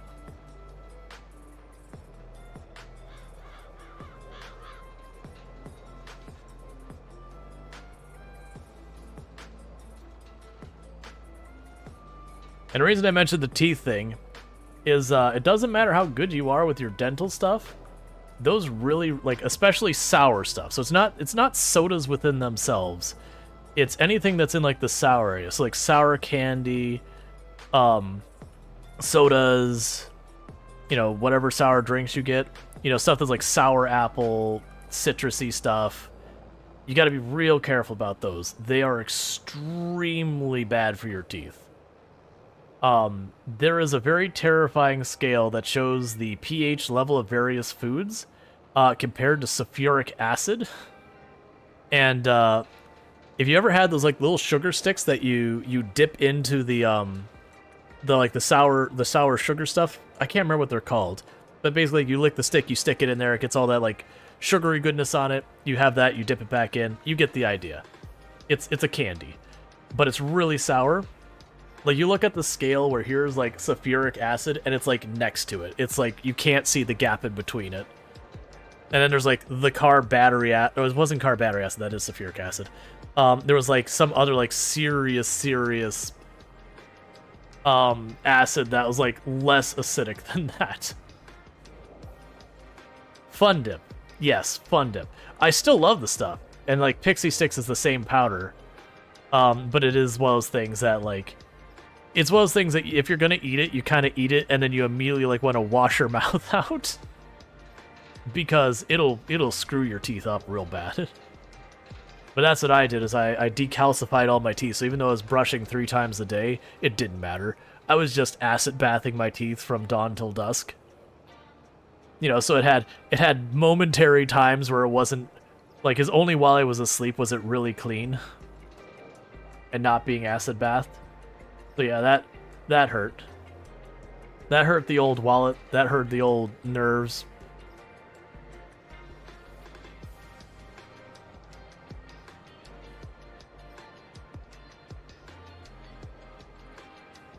So you can have those things. It's just, you know, moderation is key. And also, that's not what I wanted to do. What I did. Moderation is key, and also all that. Let's see. You started coffee when you were 13, but drinking more or less over time. Definitely realized the teenage me was drinking so much caffeine because you're self-medicating ADHD trying to function. Gotcha. Yeah, because it's for those who don't know, I had to tab to like scroll up. For those who don't know, for most people with ADHD, caffeine hits different. It actually helps us focus and relax isn't the word I should use. It makes you less jittery, is I think the way I will put it. And that's a broad generalization. You know, everyone's a little bit different, but generally speaking, people with ADHD, caffeine has a very different effect than it does on people without ADHD.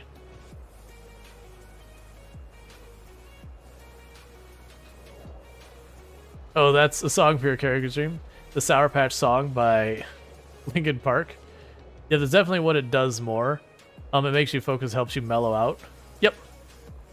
Like, I don't want to say it helps you sleep, because caffeine still has a tendency to block the thing that helps you go to sleep, but it can help you settle in. That, you know, then when it wears off, you can sleep a little better. That's always, like, the trick about so many of those things.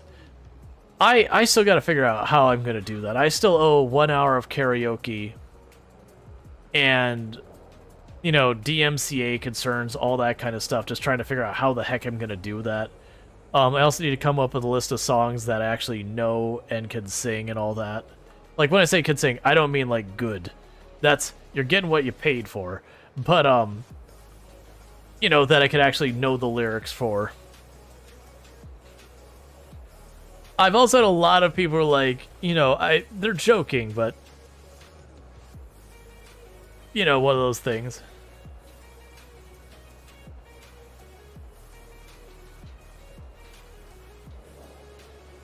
I'm doing a terrible job of all of this. It's fine.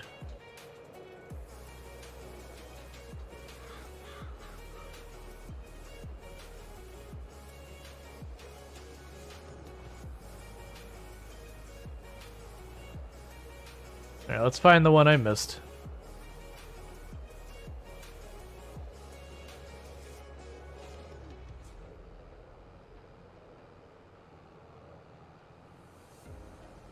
Alright. You know, I think that may have been Lardine. The very last Lardine. I think that may have been the one you're thinking of, Electronic Pixel. And in case you're listening, it was just asking if that was the person who had talked about potentially joining the military. Just in case you're here going, why are you talking about me?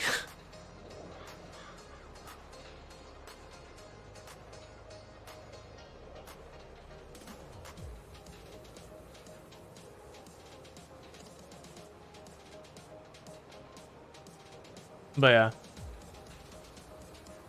Nah, it's the whole thing. Oh yeah, no, I like the one at the work was someone who I knew who was Army. Like I don't know what they did in the Army, but they were Army.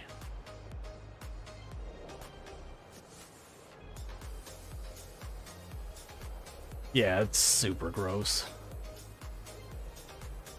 Like I said, I could be around people who smoke as long as they're not like smoking in my face. And you know, we're not like in an indoor space or anything like that. I don't like it, but I can, you know, put up with it kind of thing. But dip is just not what I could put up with. That's what's like, nah, man, like I'll leave. It's fine. Like this is not something I can work with here. It is just too gross. Like it physically makes me nauseous.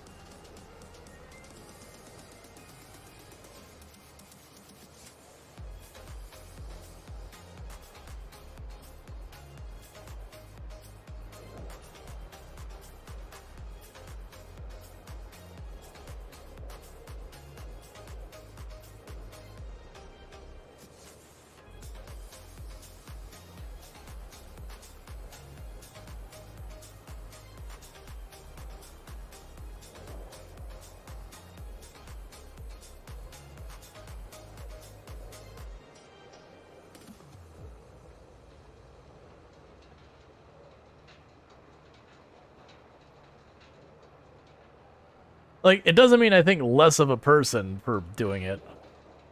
Like, a lot of people, they get in those habits, they don't realize what they're in for until they're already addicted, and then addiction is a hell of a thing to break. So I don't... You know, people who struggle, like, I get it.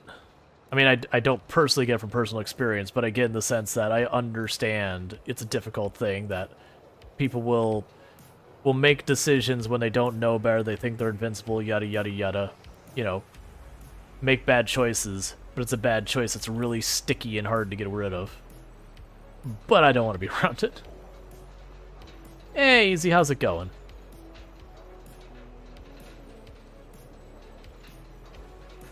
Oh, so you're saying you'd eat sunflower seeds, but you'd treat them in the manner that they do that. Okay. I feel like that'd still be gross, but at least not as gross.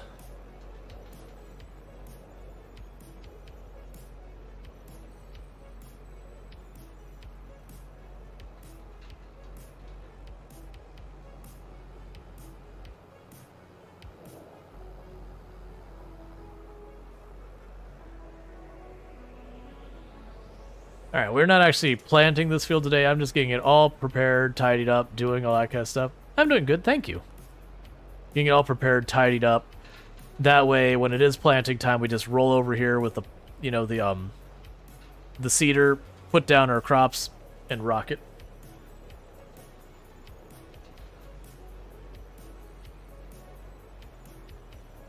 Alright, we're gonna clean up these three real fast. I've been doing a real bad job of this.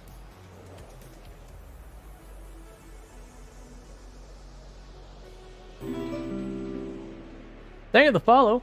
Welcome to the stream.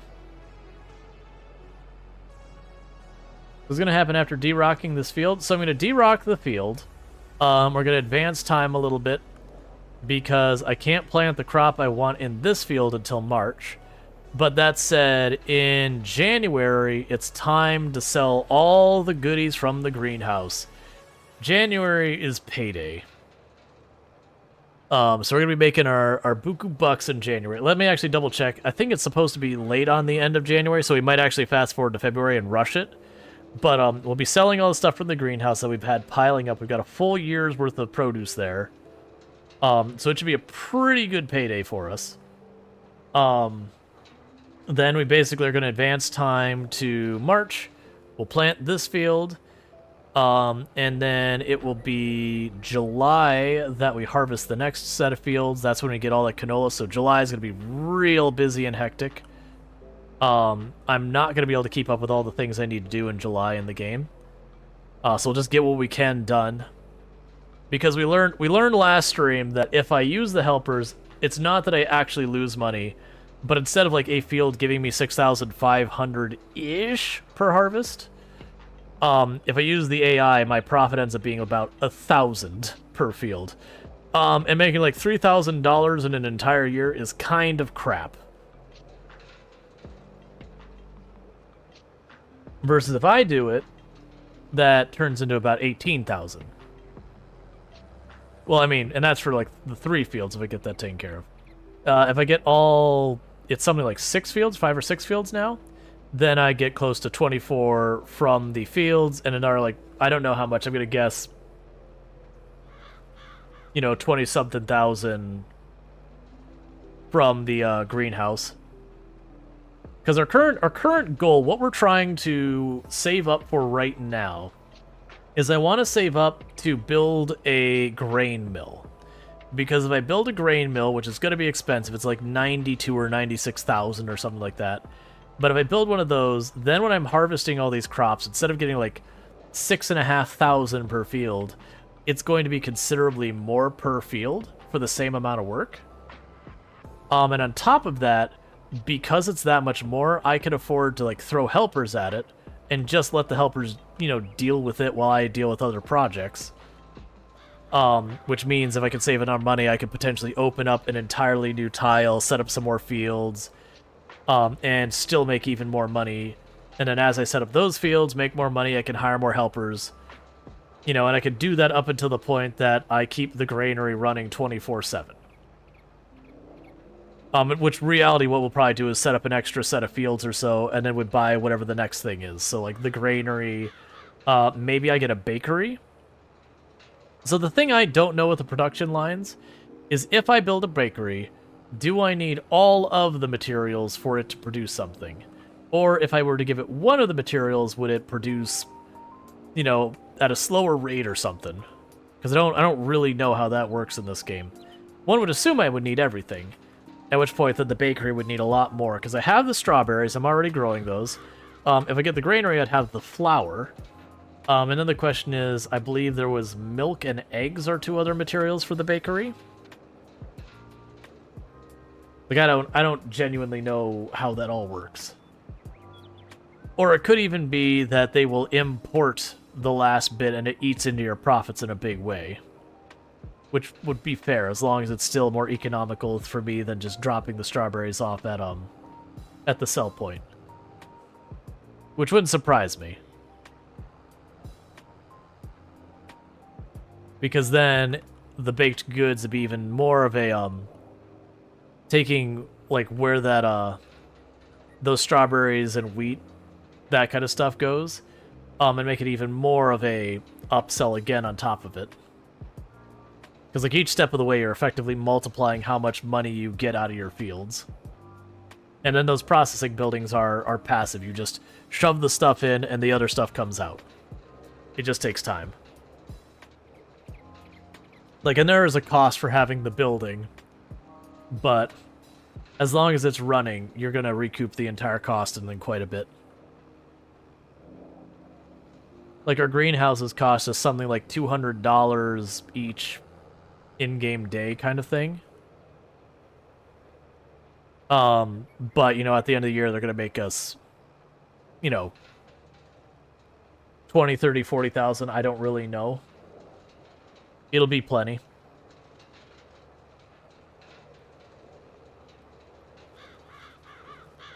Oh, and I was trying to remember. I'd been told that I could fill up my tank at the lake. You need all the things in the recipe? Gotcha. Good to know. I figured that was the case because it'd be weird to try and make bread without eggs. Like, am I just well, I mean, you can actually make bread with just flour and water. It's not good, though.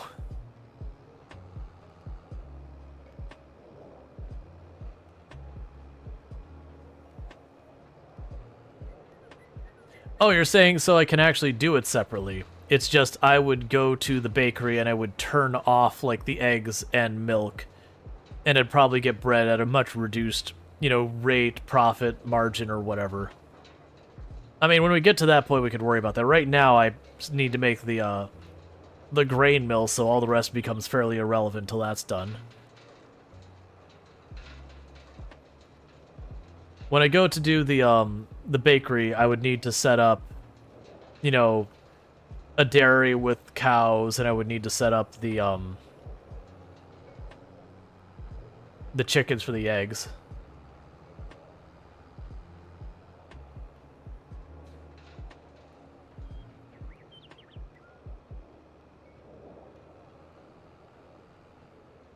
Just cleaning up the spots we missed. There's no shortage of them.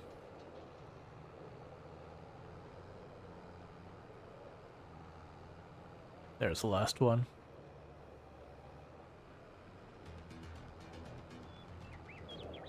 Alright, whatever. Okay. So we can pull that back. We'll sell the stone. We'll patch up and gas up. And then basically we're good until, well, I mean, we're good until literally in-game tomorrow. Because then it's sell time. Let's actually check the sell prices for the strawberries and all that. So we can go here. Okay, so it's the end of January. So we'll probably actually want to sell at the beginning of February. That way I don't have to try and time it. Because what this means is at the beginning of January, the beginning of the day, it's going to slowly climb up to that line.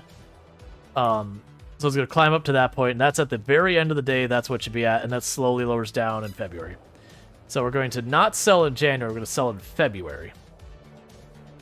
Because that means, realistically, even if I were to catch at the very end of the day in February, it'd still be higher than if I'm trying to sell at the beginning of January. And that's going to be for products I could save and all that.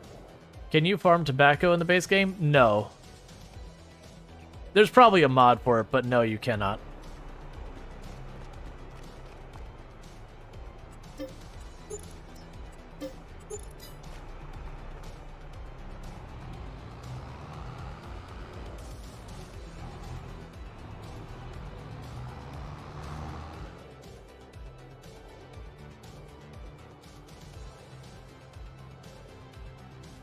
I probably wouldn't anyways, even if it was an option.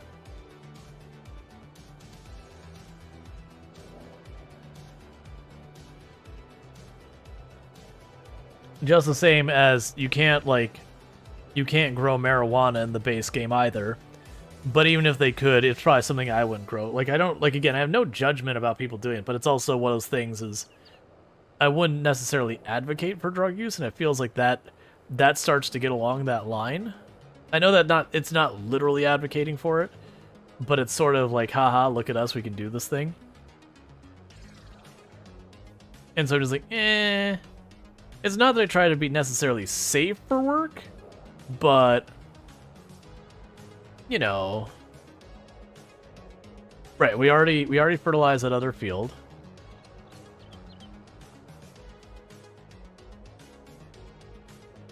Yeah, no, that's fine. I'm sure you could find a mod. Like I would have zero doubts there's a mod for that. Can you grow cotton and do clothing? Yes. You can grow cotton, and there is a place where you can take the cotton for producing clothing.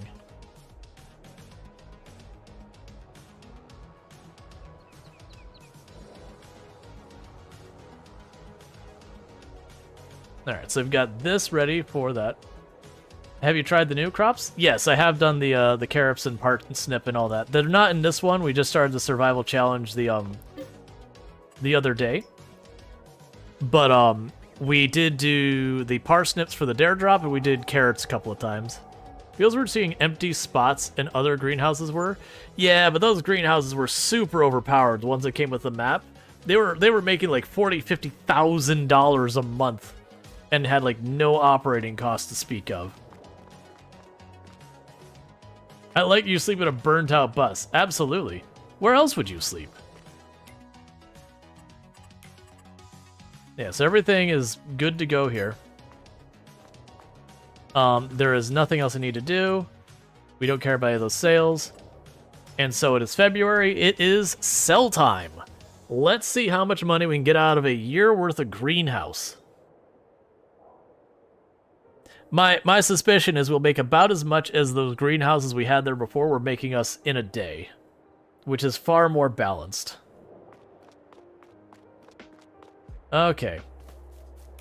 Yeah, so we still have none of these we need to worry about. Did I not plant you? You're planted, right? Why are you marked that way? Because you're not planted.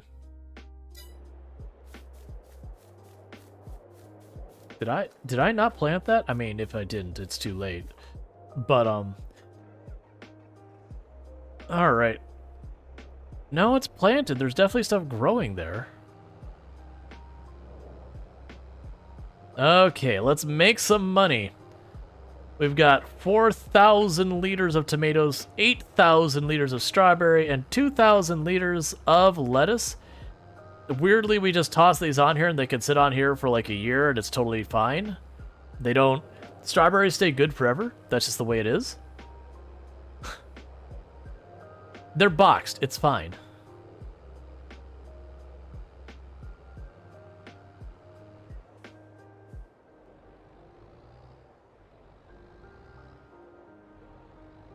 All right. They're like honey. It's good. That was, for experimenting with different approaches to the Survivor Man challenge on my own time, I did make the mistake of seeing how bees would work. It did not go well. Because it costs like 4,400 for like the medium beehive.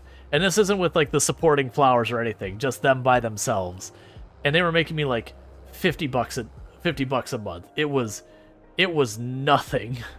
It's like, oh god, these are gonna take me 100 months just to pay off the initial investment.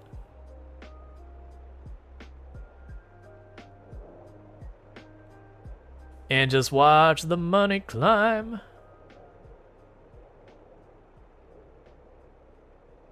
That's what we want to see.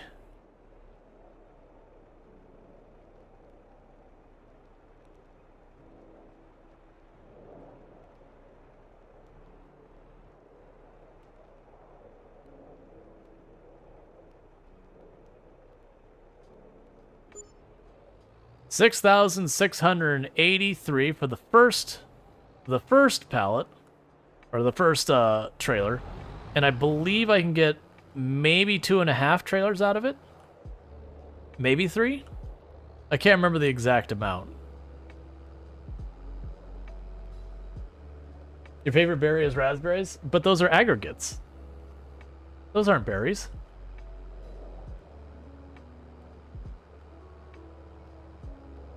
Now grapefruit is a good berry.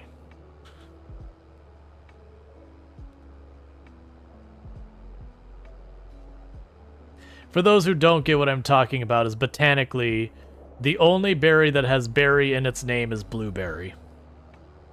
That all the things we call berries otherwise are technically what's referred to as an aggregate. It has to do with the way the seeds are on it. It's like, culinarily, you'll be like, it's a freaking berry.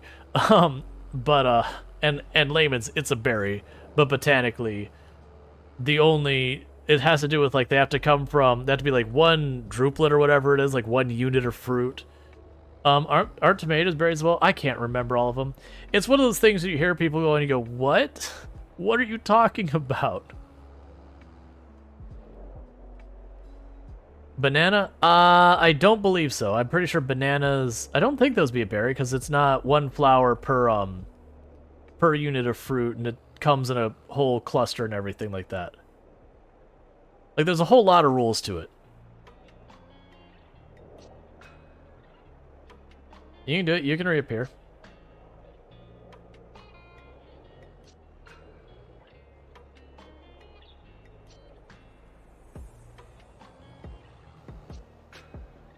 Alright, this gets really tenuous if I try and turn on there. But it's just... It's the whole thing of, like... You know, when it comes to botanical definitions versus... Like, you know, what everyone else would call it. Figs being flowers blew your mind. I haven't even looked at blackberry. Blackberry would still be an aggregate. Yes, bananas are berries. Yeah, I don't remember all the rules.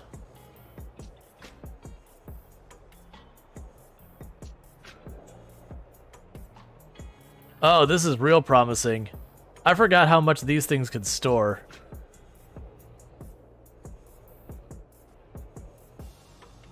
So we're gonna get, whereas like, oh, we might get like 2.5, 3 trucks, we're looking like solidly 3, maybe more.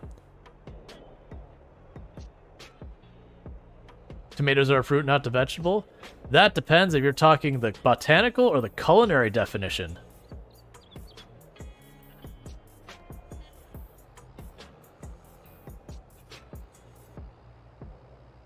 Basically, are you gonna cook it, or are you talking about as like discussing the plant? On whether it's a fruit or a vegetable. I'm trying to remember. There was one plant that it could be a starch, it could be a fruit, it could be a vegetable, or there's one other thing that it could all classify depending on how you use it, culinarily speaking. And I cannot remember what it was. But it's one of those ones that, like, it all depends on how you use it as what it qualifies for culinary purposes. And I'm really just drawing a blank on it. But, you know, of course, botanically, it was whatever it was.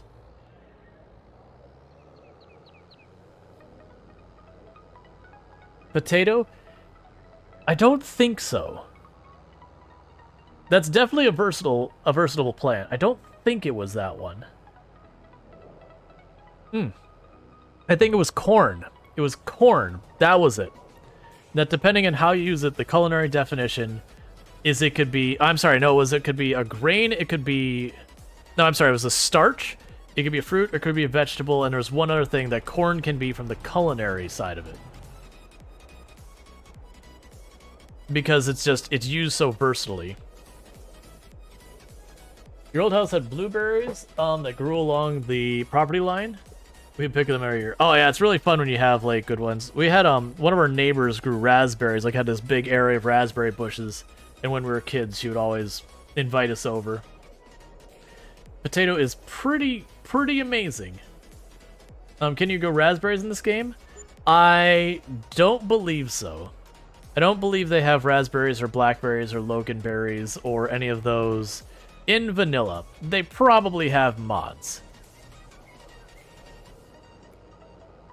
Like, the only thing I think they have of that nature is they have grapes, as far as, like, vine and, like, small fruit kind of thing. But that's kind of what happens, is each time they put out a new set of DLC, they'll be like, okay, this DLC, they added, I think it was olives and grapes came together, because both of them, they have, like, the tractors that go over top of them. Can you make wine, then? I don't think you can make wine, but you can make the grapes into raisins and then use the raisins to make cereal. I'm curious if the reason why they do or don't include that is like where the game is made and everything. They may not want to have like there's different places that have different restrictions about what what age you can have like alcohol consumption. I think there are mods to make ones. Yeah, there's gonna be mods that can make just about anything. Raisin Bran? Yeah, it's basically Raisin Bran because it's corn, it's honey, and it's raisins are what the ingredients are for the cereal factory. Are they good mods though? I have no idea. I don't mod very much in my games, so a lot of times when people start discussing this mod or that, don't do that. Okay, it is gonna fix itself. I was like, don't do that, don't stack wrong, so I have to like fix it all. Because I am using a mod right now called the Universal Autoloader mod. Because honestly, sitting here and trying to load all of those one by one with a forklift is a real bad time. Like, it's fun to do a couple of times, and then you're very quickly just like, I don't want to spend 2 hours just loading boxes with a forklift. Or you get, like, the super strength mod, and you just start hurling them on the back of it haphazardly, which is also its own sort of fun. You should be getting pretty low on more boxes. Nope, you got... Was it 700? How much were you? 500. So you've got... Okay, that should be the last of them. Alright, so I have to come back for one last delivery after this. There's moonshine mods, doesn't surprise me. The best advice for modding is do your research. Yep, and that's why I don't do much modding. Because I don't want to spend all my time figuring out what mods I want. And what is and isn't going to break stuff, and what is and isn't good, and yada yada yada. Generally, I'm the kind of person when I play my games, it's almost nothing but quality of life mods and like UI cleanup kind of stuff.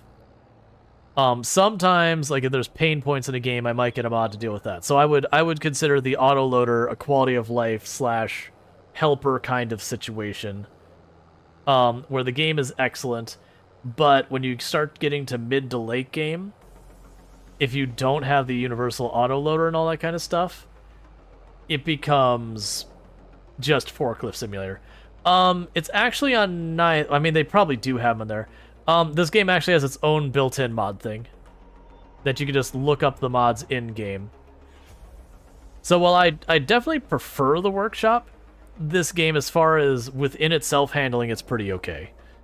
The only place it kind of falls a little bit flat is multiplayer servers. You know, everyone has to be on the same version of each mod and that kind of stuff. That can be a little bit of a headache. But that's strictly multiplayer. Hey, Ultra, how's it going? And I'm doing pretty good myself. We are finally cashing out our greenhouses. There we go. That's the money I wanted to see. We've waited so long for this chat. Because this is our third drop-off from our greenhouses. But I mean, we basically stored up all that stuff for like a whole year's worth of production. So that's probably about 19, not quite $20,000 of revenue we got from there. And then we put in probably in the area of, I'd guess, $3,000 worth of costs into running them for the whole year. Maybe a little bit more. So that's a very solid profit margin on those. That's gonna do a lot of good for us, you know, being able to save up for expanding our operations. Like I said, I think saving up for the grain mill is my next big move. It's gonna be hard to avoid temptation if we have like if they pop in, they say, hey, we've got the giant stone picker for half off. I'll probably buy it. Delay ourselves a whole season from getting our grain thing to just be able to not have to fight with the stone picking up. I might also turn off the stone picking up. I've been on the fence of that for a while. Just because it is laborious and there is no real fast way to do it. Like, there is no fast way to do it in the game. Like, you get the largest stone picker and it's still only okay. If we're being generous. But you've been waiting to do a No Man's Sky land for so long, but I can't trust myself to not fill your PC with mods. Well, then just hit No Man's Sky, you know, and like those one or two must-haves, like Universal Autoloader is the one. Like the two or three mods I would definitely consider is Universal Autoloader. I think for the mid to late game is really hard to get away from. Early game you can get by with it, not like just fine. Like I could probably be at this phase of the game without it, and you know it wouldn't be too terrible. It would be a little annoying, but not super awful. But when you get into late game, where you know you've got all these factories like spitting out piles of crates, your choices are you either tell it to sell directly to the place at the loss, or you get Universal Autoloader. And I like watching the things go down and my money going up. So you know, there. What map are you using? Is there a particular reason you chose this map? So I am on a map called No Man's Land, and the entire idea is there's nothing out there. So we will make this town/farm whatever we want it to be. That the only things that exist on the map to begin with is this building, which is your tractor supply, sell point, gas station, that whole thing. If you want a lumber mill, you gotta make it. You want a granary, you gotta make that too. You want a bakery, that's a youth problem. So you make the farm what your own, and that's kind of the whole gist of it. It's also, I'm doing a survival challenge thing, which means there are no contracts on the map, that I do have to try and make it entirely through our own efforts. Because we started with $0, a chainsaw, a truck, and a dream. We also had a tile of land we gave ourselves at the beginning, because unless you take the mod forestry, you're not allowed to cut trees down in other property. So that was just kind of the minimum bar. The only convenience we gave ourselves was the truck.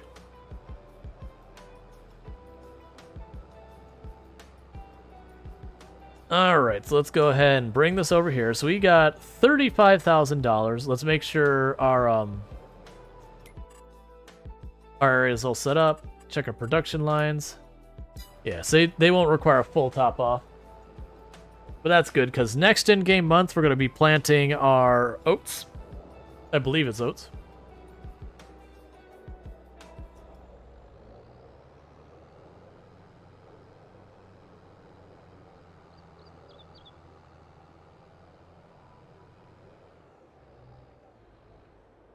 Alright, we'll just park this right here.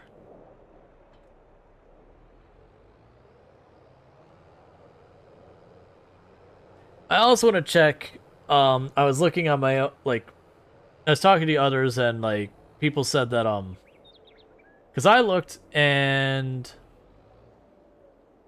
when I looked at the prices, I didn't think to look at the soybeans. I looked at, the other grains, and I found that canola, of the ones I looked at, was the most profitable.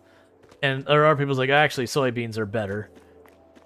And I didn't look at when all those things come up due. Because soybeans, okay, so soybeans, oh, not oats, it would be canola I plant. So soybeans, I'd wait an extra one, and then you'd harvest it. Let's see what the prices are. I'm curious about that. The soybeans, the price, it goes up to 1,100 and down to 516. Versus the canola, yeah, the soybeans are way the heck more valuable. And I'd have to wait till like June, July to sell. And we get them in October, November. Which means their prices are terrible until we get around. So I'd have to store them. So I think we're just going to go with the... I think we might just... When's the canola sell season? So canola, we would pull up July, August. And they start selling, well, the next month. I'm gonna need to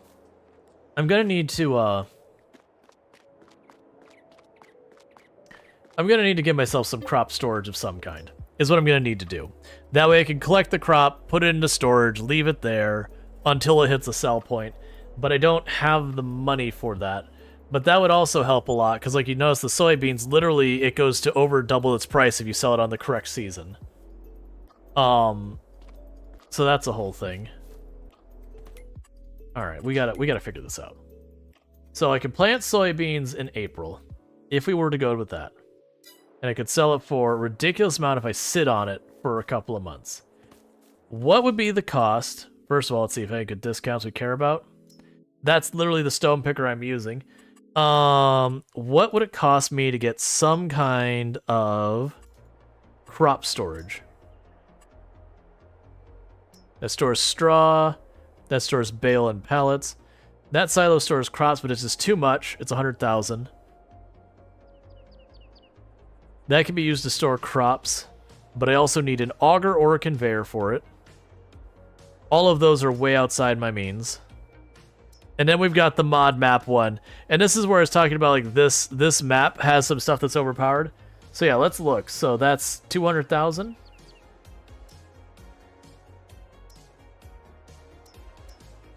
Okay, so this one stores 400,000 and it costs 120,000. The one that has half as much that comes with the map is $8,000. So yeah, that gives you an idea of the unbalanced. So I'm not going to take that. You're going to get silo extensions and all that, but yeah, so it doesn't look like I'm going to be able to store any of our food for, like, selling at the ideal time.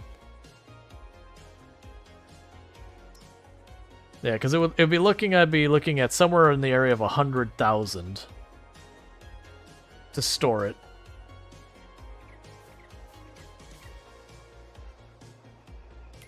So I do think we will just go with how about the oats? So the oats I would harvest in July, which is when they're at their worst. And that's going to be true of most of them. They'll be at their worst at the time you harvest it because that's when there's a surplus. All right, so you're at 433. Man, I got to be able to find a way to store these. I wonder if there's like an actual vehicle I could store a bunch in. Just like fill up a truck and just sit it aside. Like that might actually be a viable option with how the size of my fields. Because it'd be like 30. So right now we have this one maxed out. So it's 22.5. And usually that can handle a lot of the fields. I could potentially literally sit here and just buy one of these. We fill it up, we put the cover on, and we park it until it's sell time. But I would end up needing a lot of... That's probably not going to make... Because I was going to say, I'd end up needing a lot of those, that at that point I'm up to the 100,000. I'm going back and forth with what I'm doing, chat. Okay, so if I plant this... Oats... Gets done July, August. It's going to realistically sell for about 433, like right at the bottom. So that's not great. If we wait to do the canola, I would get at the bottom-ish at about 506. Do you have your combine yet? Yeah. Like, we've been doing that. The issue I'm running into is where, like... I'm taking the stuff and I'm harvesting and I'm only getting a fraction of what I should. So, okay. And the soybeans are 533. And when do we harvest the soybeans? We harvest the soybeans in October. So the soybeans are still probably worth a lot more.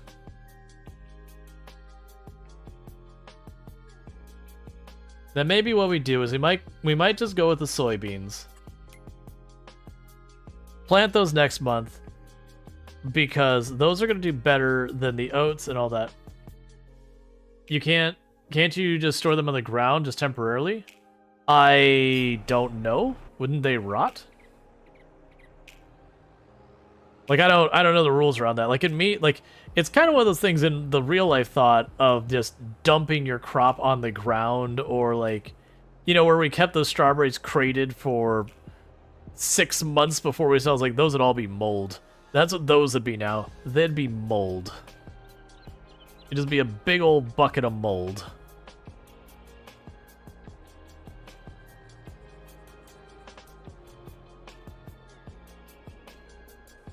Now, I know grains, you can put them in a silo and store them long term because you just got to keep them dry, but that's a very different thing.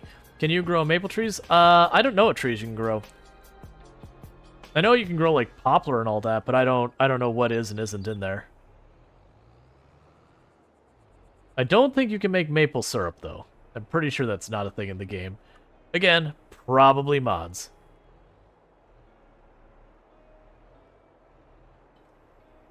Maybe sell the smaller plow. So the bigger plow is impossible for me to make fields consistently. So use the small plow to outline it. Plus, that thing is only worth like $1,000. Like that's probably only worth like $500. All right.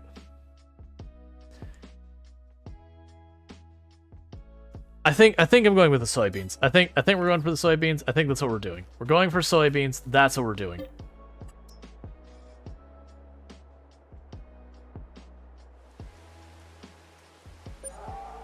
I kept going back and forth. That would be, I would harvest it. I would get, you know, a better price up front until I can storage. Now the question is, do I delay buying the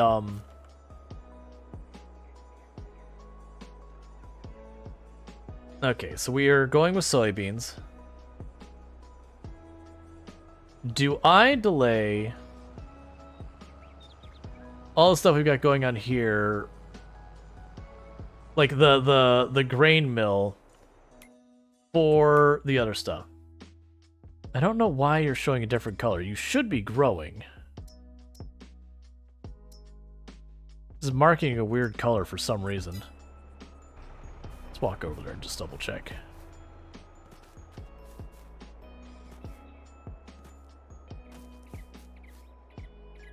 It says wheat growing. Okay. I don't know why it's being weird. Yeah, I think maybe we get the silo first. Because it's kind of one of those ones, it's a mix. Because if I build the granary, well, okay. So the granary has so granary would have storage in it because of how much you have to put in there.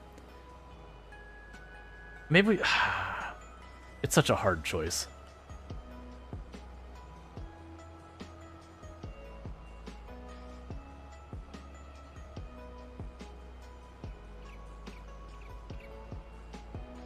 I think the granary is the right choice because it has a capacity it can hold within itself. I don't believe I will be capable of exceeding that capacity with what I have right now. I could be horribly wrong about that, by the way. I honestly have no idea. Thank you for the follow.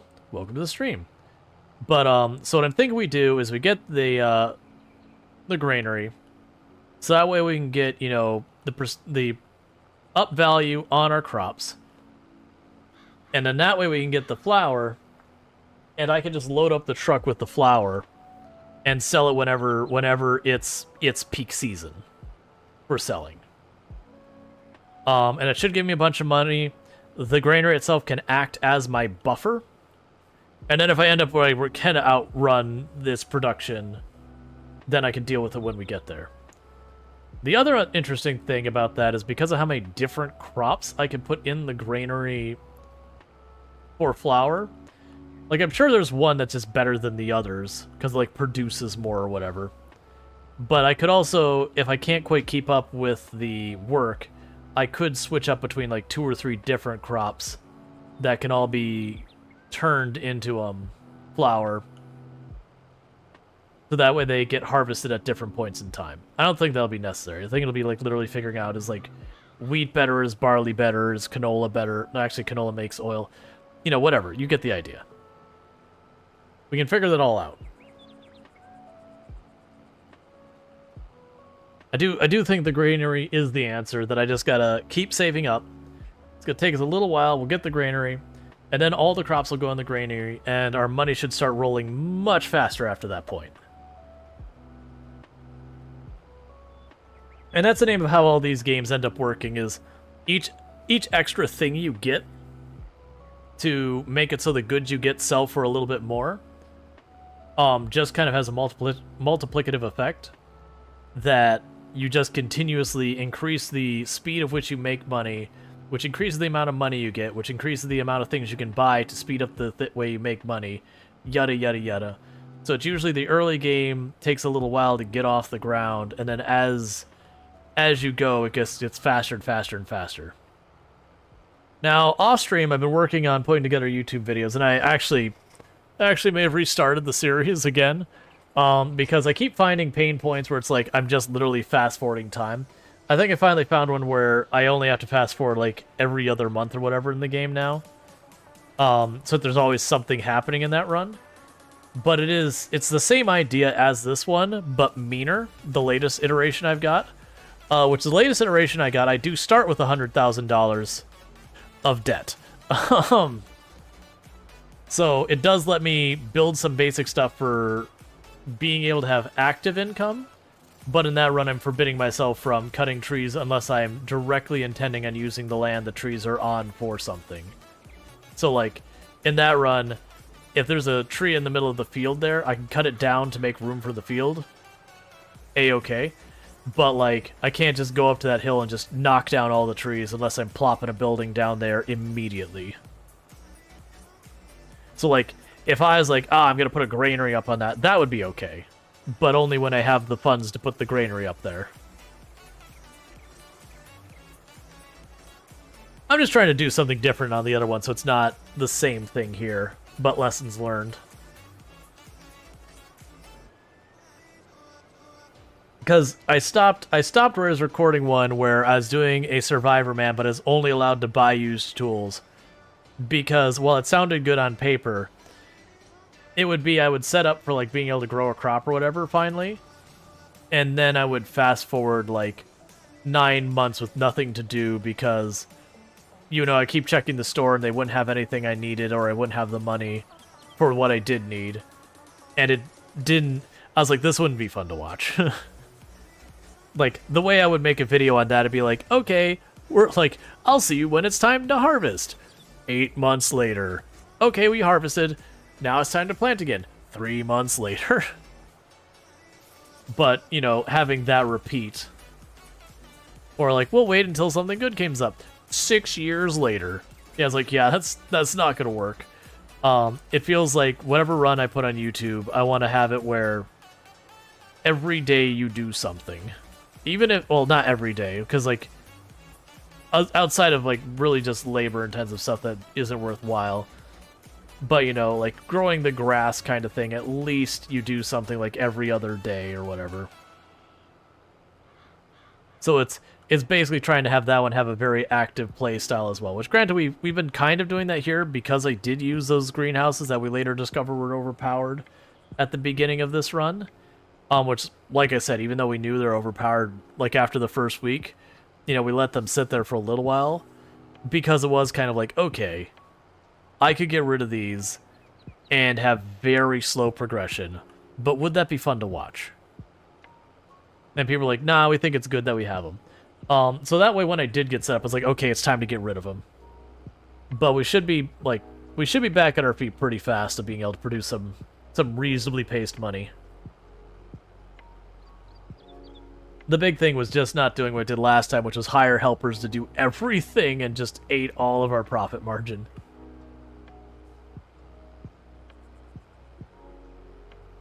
Once I get the granary up, I should be able to lean on the helpers again, though. Because the difference in profit, I'll be able to do that. So I can send the helpers to do a bunch of work while I run around and do other things as we expand. That'll probably be, what I'll probably do is I'll do a lot of the tasks manually, until I get to the point where I can't handle all the fields at the same time. We'll bring in the helpers then. And it'll also be a thing that when I expand to set up new fields, I'll have the helpers work the old fields while I'm going and starting the very first plow of the old fields, like the new fields, to get everything laid out. Yada, yada, yada.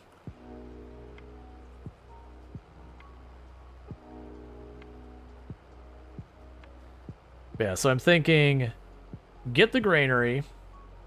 And then, if we can keep up with the granary so far as our crops, then get a silo. Oh, I'm not going to worry about fixing it. We'll just leave it that way. That way people pop in and go, did you know you spelled your title wrong? Welcome to the channel. Stay a while and listen.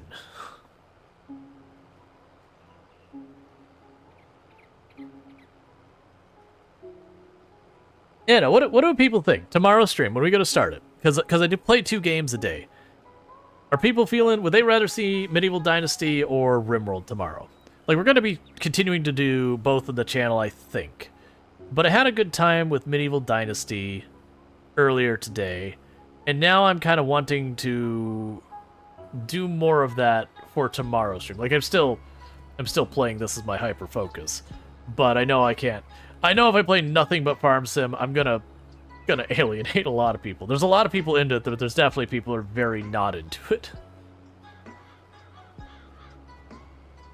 But I kind of like the Medieval Dynasty for something different, because I mean I've played thousands of hours of RimWorld. We're still gonna finish our run in RimWorld, by the way. Medieval Dynasty? Yeah, that's what I'm thinking. It's also a good time to play Medieval Dynasty. I don't know if that'll stay that way. Those games are hard to predict. Some of them, they pop in. They're fun for about 30 seconds. Or not fun for about 30 seconds. They do well for about 30 seconds. And they're still fun, but everyone just drops off. FT Squared says, you never make the start. I never make the start, so I feel like I have no vote. But Medieval Dynasty is fun. Yeah. Well, I mean, that's totally fine. What, are you telling me you have to sleep? How dare. How dare you take care of your basic human functions?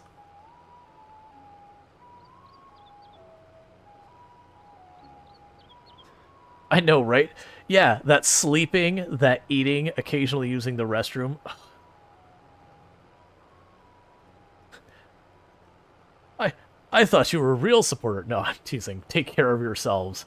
Like, never feel obligated to be here if you've got stuff you need to be doing. We all know Rual doesn't sleep. Why do you? For the record, I give myself enough time to get a full night's rest. I'm not saying I always achieve it. I definitely don't always achieve it. I very far from always achieve it. But I do actually have where I get into bed and then I'm not getting out of bed till at least 8 hours later. That said, there are definitely those days you get into bed and the brain's like, no. You can't make me. I need a story. I need to use the potty. Can I have a drink? Can I have another story? I can't sleep without Binky. For the record, I don't have a stuffed animal. I have a snuggle pillow. It's a difference. And no, it is not some anime body pillow or something like that. It's just a pillow. You have stuffed animals? Stuffed animals are totally fine. But and no, my brain does not whine like a toddler. The brain wants to know if we're there yet. No, it's like there's nights where you go to bed and your brain's like, what if we spent this time trying to dissect everything you said today and second guess your every single decision? Would that be conducive for your sleeping behavior? No. Well, we're going to do it anyways, because that's what I want to do, because I'm your brain, and I'm going to you just have to live with me. You just hold your... Yeah, ADHD brain, please. This is not the time. Where were you like 3 hours ago?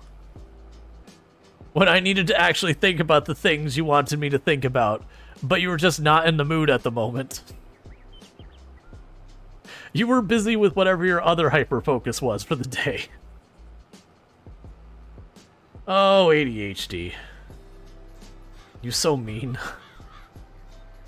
What works for you and keep my mind everyone different? Get away from the PC at least an hour before bedtime. And then I just chill with a book, and that usually gets me to sleep fast.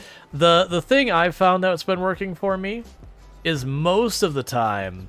when I get to bed, like I'll stop drinking my caffeine and all that, and I'll usually find something that's like wind down if I'm on the computer. But most of the time when I get to sleep, like get to bed, is I try put on an audiobook. And most of the time that works really well because it's just enough brain engagement to keep me from doing the whole spiraling into thinking about a billion different things that I can't work on right now. The only time it becomes a problem is I'll listen to, like... I had to stop listening to books that were, like, books about historic things, because then I'd get too interested, and now my brain's digging on that, and that doesn't help. So I enjoy Sarah Vowell's books, but I had to stop listening to them when I'm trying to sleep, because my brain's like, oh, that's really interesting. I wonder what else I can learn about, you know, Hawaiian and Polynesian cultures. I wonder what they do about this. I wonder how that works with, like, their, you know, today's society. And then start spiraling into that whole thing. Let's see if she says, I wish you could listen to audiobooks and podcasts. My brain starts to go brr about 5 minutes in. And then 30 minutes later, I realize I retain nothing. And all I want to do is just listen to... Yeah, no, that does happen. I will listen to... My thing I've been listening to for, like, the sleep thing is stuff like Lit RPG, which is literature RPG. So it's basically stories, but game mechanics. Like, the story explained in game mechanics. And some of those can be pretty fun for just nostalgia stuff and silly nonsense. But yeah, there are definitely times where I'm like, yep, didn't retain a single bit of that chapter. We'll just go ahead and... When I'm, like, getting into bed, one of the first steps is me rewinding to the last part I remember. And sometimes there's a decent amount of rewinding. But it's mostly to help me fall asleep, and then, you know, it can be entertaining, too.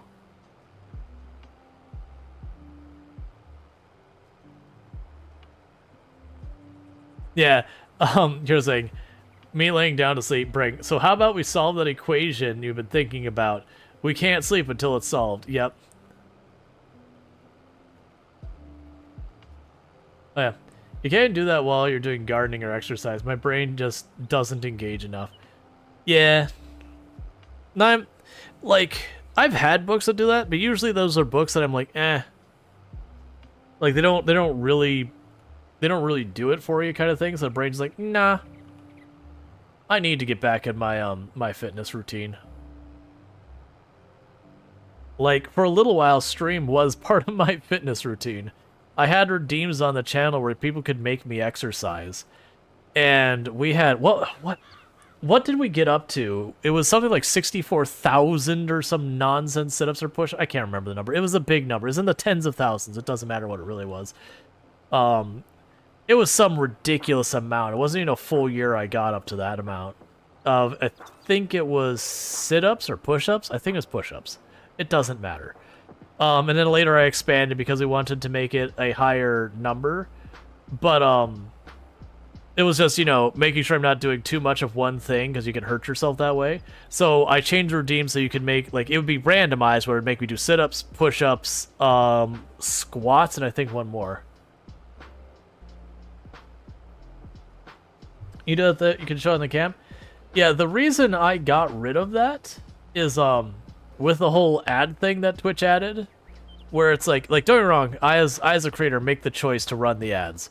But Twitch kind of made it so you could choose prequels or mid-rolls. There's no ads. You could choose one of those two. And pre-roll ads are just significantly worse for a channel's health, like their growth and all that. Because people go and click on your channel, they see the ad, and then they leave. Versus a mid-roll, while you end up with more ads on your channel, people get to click through and go, ah, I'm enjoying this. And then the ad rolls, they go, okay, well, I had a good time, so I'm going to stick around for this. And there's people who will leave, and you know what? There's nothing I can do about that. Like, go yell at Twitch. Because it's the internet. You're getting this for free if you're not paying for it, which means they're going to make their money somehow. And that's how they... And that's what the ads are for. But, so, you know, I choose to roll mid-rolls. But once that kind of became a thing that you really did need to run mid-rolls if you didn't want to hurt your channel... because they upped the amount of pre-roll ads they were doing. I don't remember what the amounts were. And they seemed to be getting more and more invasive. It was like, okay. And then it meant, at the time, I could only run them every half hour. So, 90 seconds every half hour. And having, like, every 15 minutes, people could make me do a workout. And then every half hour, you know, you'd have the ad. And, of course, these things wouldn't line up. And people wanted to, you know, see you do it or whatever. And remembering to figure it all out. It was just too many things I had to stop playing the game for, that it wasn't only disruptive to stream, but it's disruptive for me, that I got rid of because I don't get the choice about the ads. Like I said, about running them at all. I get to choose how they're run, but they will be run because Twitch gonna do Twitch things. Did you get abs? No, like, if you're looking to get, like, really appreciable abs, there is a lot more that goes into it than you just worked out. There's a whole lot of dieting, like, when you see people, like, you know, on television, you see, like, people are, like, so, like, super ripped, you know, for, like, movies and all that. What do they call that? It's where basically they have a perfectly normal body but are extremely fit, and then it comes time to do the movie, and they just basically start starving themselves. Because to support all that, you need to get all that protein and all that, which means you're going to get a little, like, you're going to look a little dad bod-ish, but you're super duper fit. And then you quickly burn that all off. So you have all that muscle underneath that is now showing, but you get rid of all the natural padding that sits on top of it. Did you say I changed up? Oh, no, I was definitely healthier. Like, I used to be an athlete, like a sponsored athlete and everything. It was in paintball, so a little bit of a niche sport. But I was running, I couldn't even tell you how much a day, and I did soccer before that. You know, what's football to the entire rest of the world. I did that, so like I did a lot of athletics all the way up until like mid to late 20s, and then software development was the opposite end of the spectrum, and then then it wasn't as fit anymore. It's surprisingly how fast it goes away. Salt causes skin to conform to muscle. Oh yeah, that wouldn't surprise me. They do a lot of stuff around that. But yeah, that was what feels like a lifetime ago. I am nowhere near the person I was back then. I'm doing well enough for myself. Like I do need to do more for myself. But that's more concerned about just making sure I keep having good cardiovascular health. You know, keep that kind of stuff going. Like, I'm perfectly comfortable in my appearance kind of thing.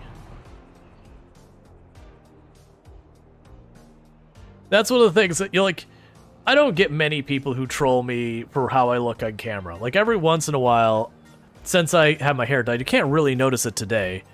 But since I got my hair dyed, we had 2 times that people came in who were pretty awful about appearance, which, like, again, doesn't bother me. It's like, okay, you're banned. That's easy enough. Moving on. And they're like, oh, you teach. Are you around, like, what do you teach? Oh, good, you're not around children. That's like, all right, well, you're banned. Bye. Oh my god, I colored my hair? Dear Lord. What an awful person I am. How could I ever be done? That second one was wild? Yeah. It's just one of those things you scratch your head is like, really? I mean, it's people trying to get a rise out of you, which is very easy. You don't even engage, you just ban them right away and just move on. Yeah, what a degenerate. I used a product that's commercially available on the shelves and is used regularly by people around the world. Dear Lord. Think of the children. They might realize that, you know, they too could dye their hair if they would like someday.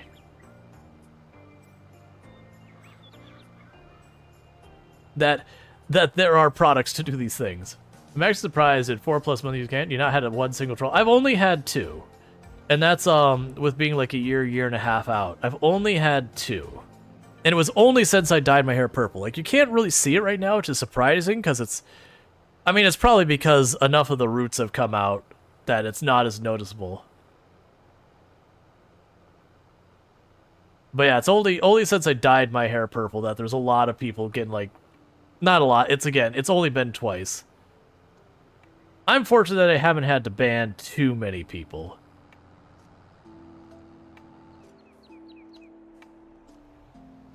Like, early on, a lot of the bans we dealt... Like, not counting, you know, the bots rolling through, being like, wanna be famous? Like, which I haven't seen one of those in a long time. Which, granted, I got a lot of those things. It's flack how much flack Kiri gets about her blue hair. Oh, I hadn't noticed that yet. I would say I'm surprised, but I'm really not. Like, really not.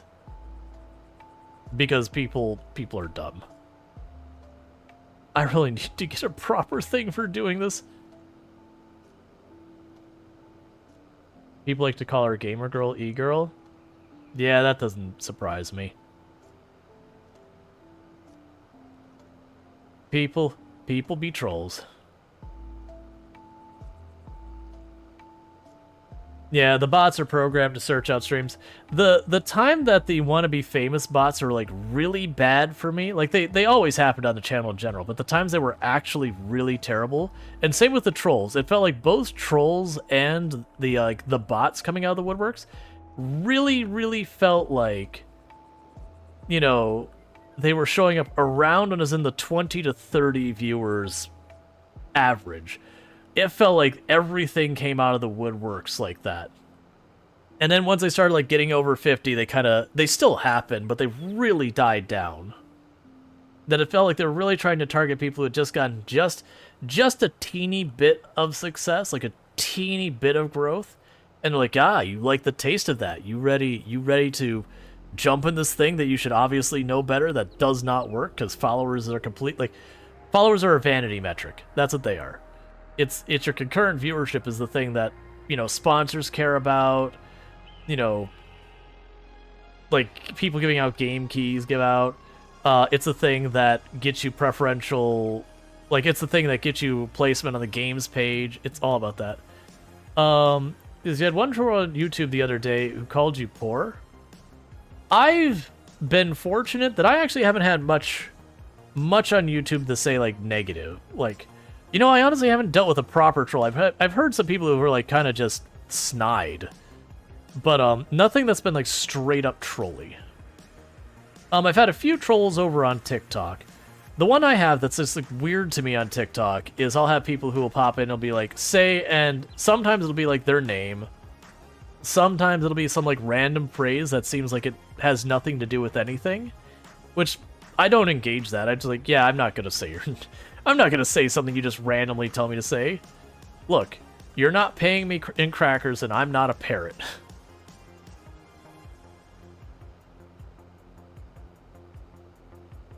Like, I'm not over here like, you know, shaking a thing asking for change here. We're all adults here. Well, I mean, on TikTok, we're probably not all adults there. But the person on this side of the screen is, legally speaking, an adult. We can get into the whole whether, like, outside of the legal definition, whether or not I'm an adult, but at least legally speaking, I am an adult. Any advice for you? You're going to try and stream tomorrow for the first time?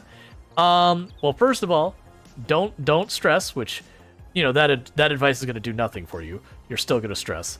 Have fun with it. Don't expect anything. If you're actually, yeah, have fun with it. People will realize if you're not having fun. Like, it is a thing, like, if you're not having fun, switch games, do something else, whatever you gotta do. Have fun with it. If you are trying to stream with the intent of growth, first of all, don't buy a bunch of gear and all that you can't afford. Don't quit your day job. Don't do these things. You will regret all of it. But it's just make sure if you're trying to actually grow your channel, whether or not it's just to have an audience, to have people watch, or whatever, you need to always treat it like someone's there, is the answer. Because by the time you realize someone's there, you have to already be engaging or they'll be gone. But that's only if you care about growth. Like, it's really difficult at the beginning part. Like, I was very fortunate that I had no intent on growing to begin with, so it just wasn't a thing I cared about. So basically, just treat it as, like, all times you got 50, 60, 100 people sitting there watching the whole time. Because, like I said, people pop in, by the time you see that viewer count go up, they've already decided if they're there or not. Don't look at the viewer count. Yeah, definitely early on, especially. I'm actually someone who most of the time is totally fine having the viewer count there. There's times I have to turn it off. Like, if my numbers are particularly down at the time, I will turn it off if it does start to get into my head. But I do like to personally keep an eye on it so that, like, if something happens, like noise happens in the background, I'll take like a look at the viewer count, you know, a couple minutes later, see if it dipped. And be like, okay, that's something I need to try to avoid happening in the future. If I try something different on the channel, you know, I might keep an eye on the viewer count to see how it how it seems to perform. But yeah, no, generally for most people, I would say keeping the viewer count off is a good idea. Because that'll also keep you from, you know, sitting there waiting for viewers to show up to then start performing. Because, like I said, by the time you realize they've shown up, you need to already be talking, doing stuff and all that, or they're going to be gone already by the time that refreshes. So you'll see the viewer you had. And it's also a big thing because, like, there are definitely times, especially when I'm playing games off my regular stuff or the stuff that other creators I know play, like I'm playing something a bit unusual, that I will take a quick peek at the category and see if I could find someone to drop a raid on. And there's times I'll drop raids on people who have like 2, 3 viewers, 4 or 5 viewers. And like what I'm doing is when I put up the credits, I have all my system audio muted so you all like watching can't hear. but I'm quickly trying to pop into 2 or 3 channels and be like, you know, does this person seem chill, or are they doing something interesting? And I'll just pop through and I'll give them like 1 minute at the absolute most. And 1 minute, if it seems they're chill, they're engaged with their audience, cool, we'll rate them. If you're not talking to your audience, or, you know, you're swearing up a storm, or you're huff puffing, like whatever, I'm just moving on to the next one. Because I can't sit there and wait for like 5 minutes to see how your content actually is. So if you're dead air, you may miss out on a 200-300 person raid or something because a person pops in and goes, nope, and goes checks the next person. It'll also keep you from acting weird if you get a bunch of viewers. Well, I mean, usually when you get a bunch of viewers, it's a raid. And the raid message will say, like, 3,000 people showed up, or 200 people showed up, and then you'll see people like,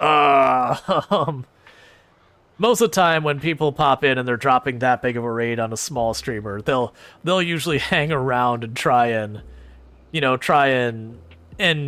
give you a little help. Be like, hey, isn't this person what they're doing? Doesn't seem cool? Hey, you know, how does that work? Like, you'll try and keep the conversation going to, like, try and get the person past the jitters you get from it. You wouldn't know how to act? Oh, yeah, no, the first time you get a big raid, you're just like,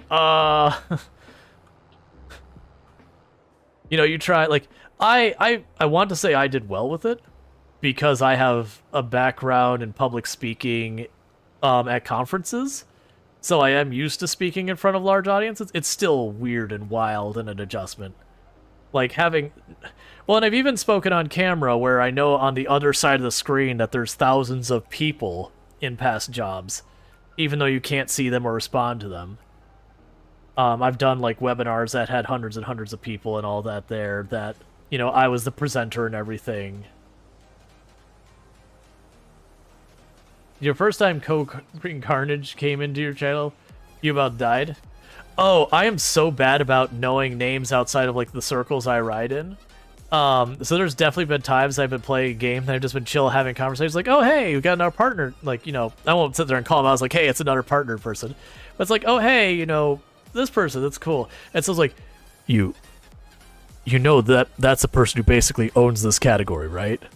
Like, that person, like, literally pulls in 20-30,000 people a stream, right? It's like, no, I didn't know that. I'm glad I acted, like, perfectly normal around them. That was probably refreshing for them. Hey, Blind. If you wait just a second, I'm gonna get you a shout-out. I'm just gonna try and not botch this last little pass over here, which I did anyways. But that's on me, because I'm terrible with this thing, because this thing is designed for fertilizing grapes and olives, and because we are broke as heck, it was on sale, and I bought it. And it has done the job occasionally. Alright, let me go ahead and get a shout out real fast for Blind in Real Life. For those who don't know, Blind in Real Life, another fantastic content creator on the platform. Definitely recommend checking them out. They play a lot of Dwarf Fortress and similar kinds of games. So if you are into Diggy Diggy Hole and Dwarf, they can absolutely be a good time with her. Great sense of humor. Especially if you're, like, into dry wit. Will absolutely entertain. I need to go repair this thing, or it's going to be way less efficient. Oh, that's the reason why its diameter got smaller. As things wear out, they work less. You'll be doing Dwarf Fortress for your first time in your stream, so it's going to be fun to see how that goes. Nice! Oh, shit, it's time. Oh! Get out of here, FG! I appreciate you being here, and thank you for being here, but you got your own stuff you gotta do. So, you go do your thing.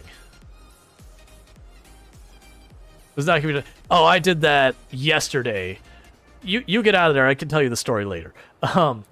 Yesterday... Was it yesterday? No, it was the day... It was a couple days ago, it doesn't matter. That I was, like, getting everything ready for stream and everything. Yeah, FG's gonna be late for work. You're gonna have to apologize to chat, and they're gonna get their timing wrong on Zombie.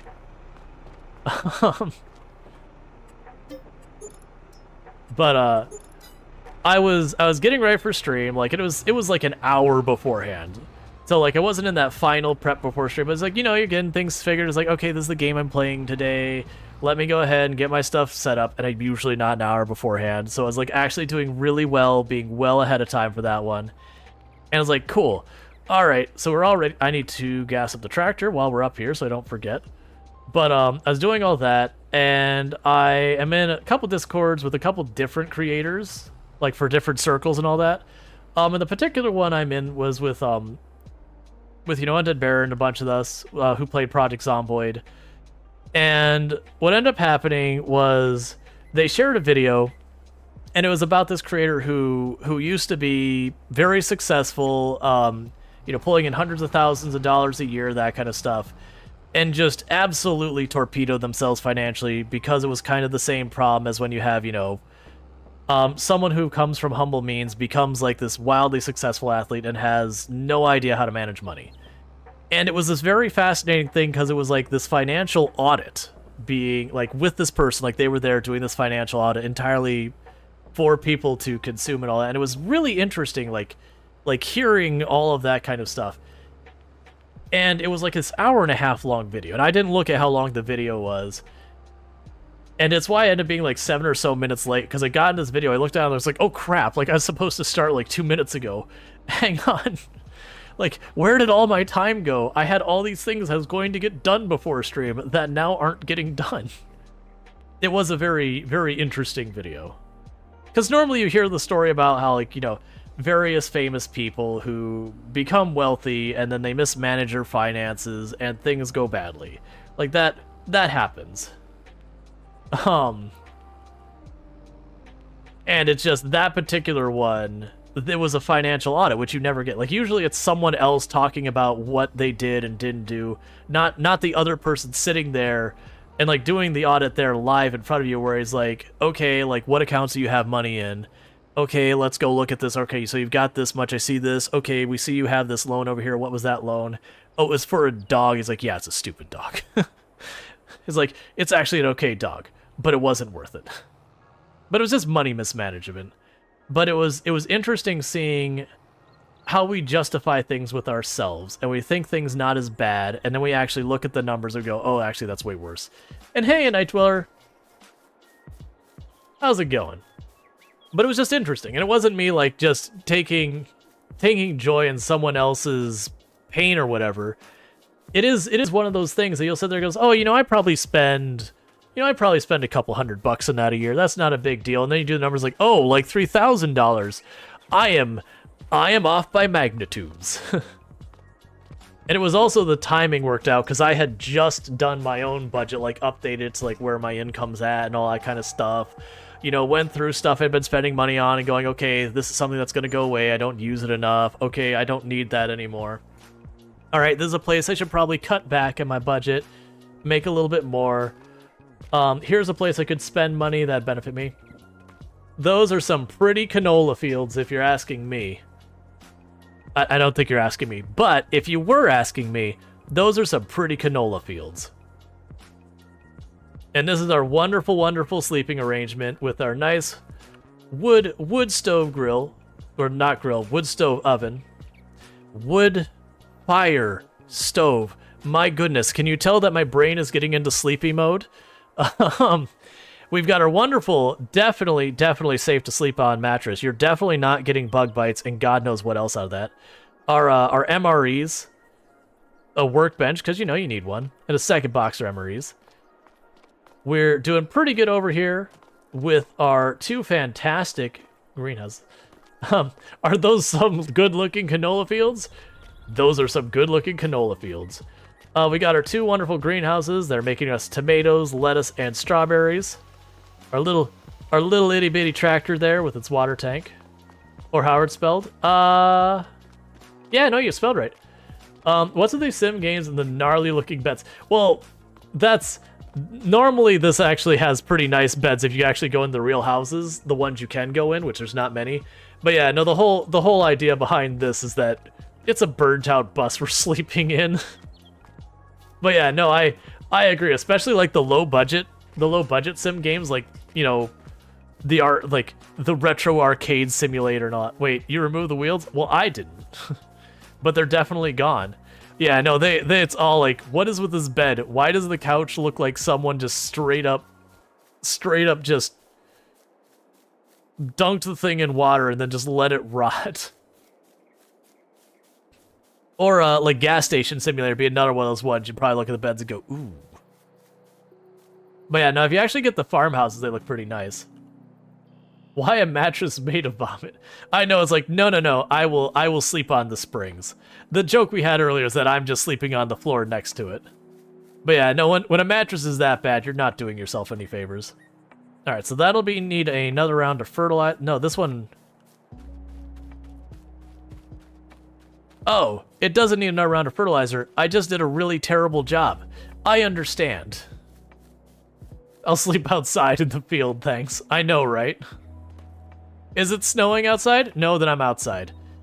Alright, so actually, right. Yeah, so we need another application of fertilizer for that, but that is going to happen on another day, because we are reaching about that time.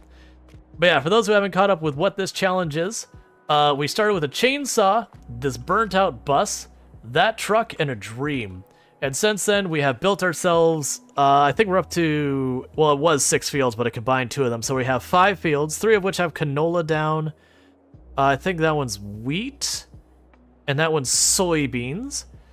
We've got ourselves a lot of farming equipment. We got 3 separate tractors, one that's a large, really powerful tractor, one that's a small, okay tractor, and then that thing, which is good for hauling water. If you want to do something else, too bad, because it's good for hauling water. It's about all the power it's got. We've hauled other things out of desperation with it, and it is an interesting time when we do that. We've got our 2 greenhouses that are making us pretty good money. We had our big sale from that, and it's been wonderful. So with all that said, what is going to be ending up happening is we're going to go to our ending stream screen, and we're going to go find someone for us to raid. But first of all, for those of you who are checking this out over on YouTube, I'm going to be kicking you out of here because, you know, I'm going to do that. So don't forget to like and subscribe YouTube. And I'm going to go ahead and get up the ending stream screen. I hope that actually